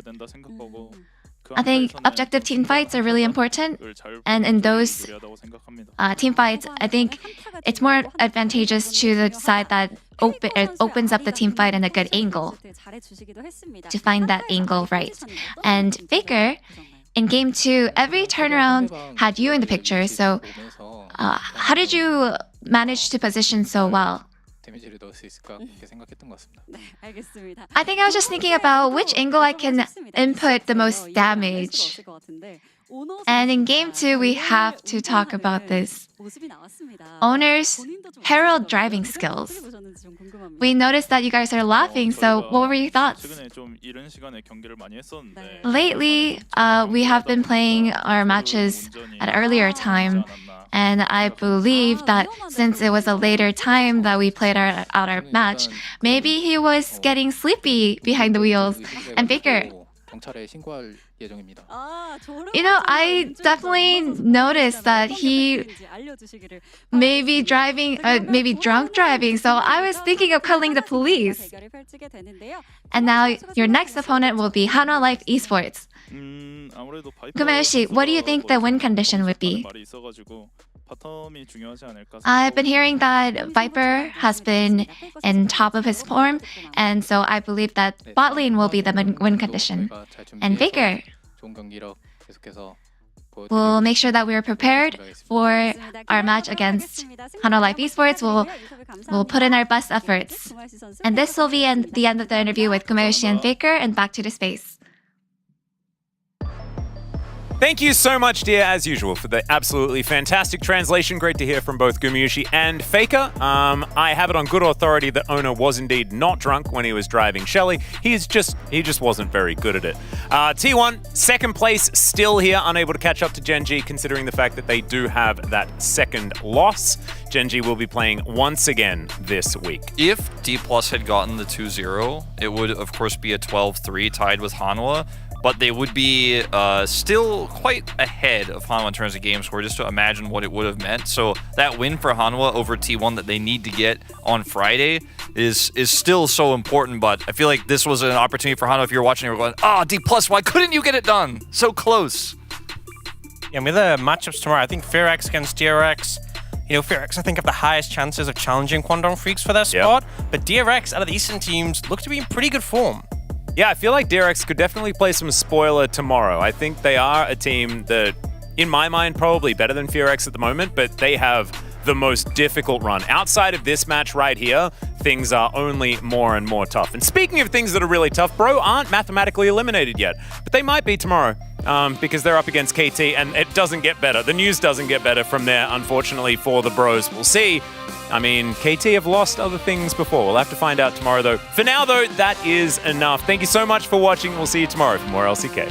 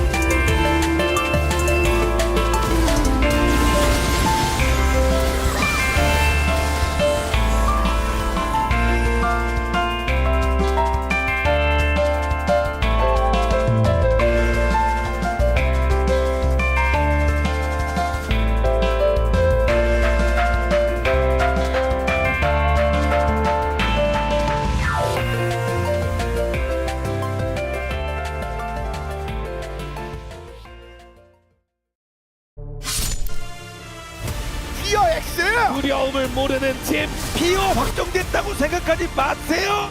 대왕 광동 접점입니다. 광동 프리스트 들어오세요. 마지막 한 자리를 두고 경쟁하게 됐는데 굉장히 욕심이 나기 때문에 저희가 꼭 차지할 수 있도록 하겠습니다. 플레이오프는 저희가 가겠습니다.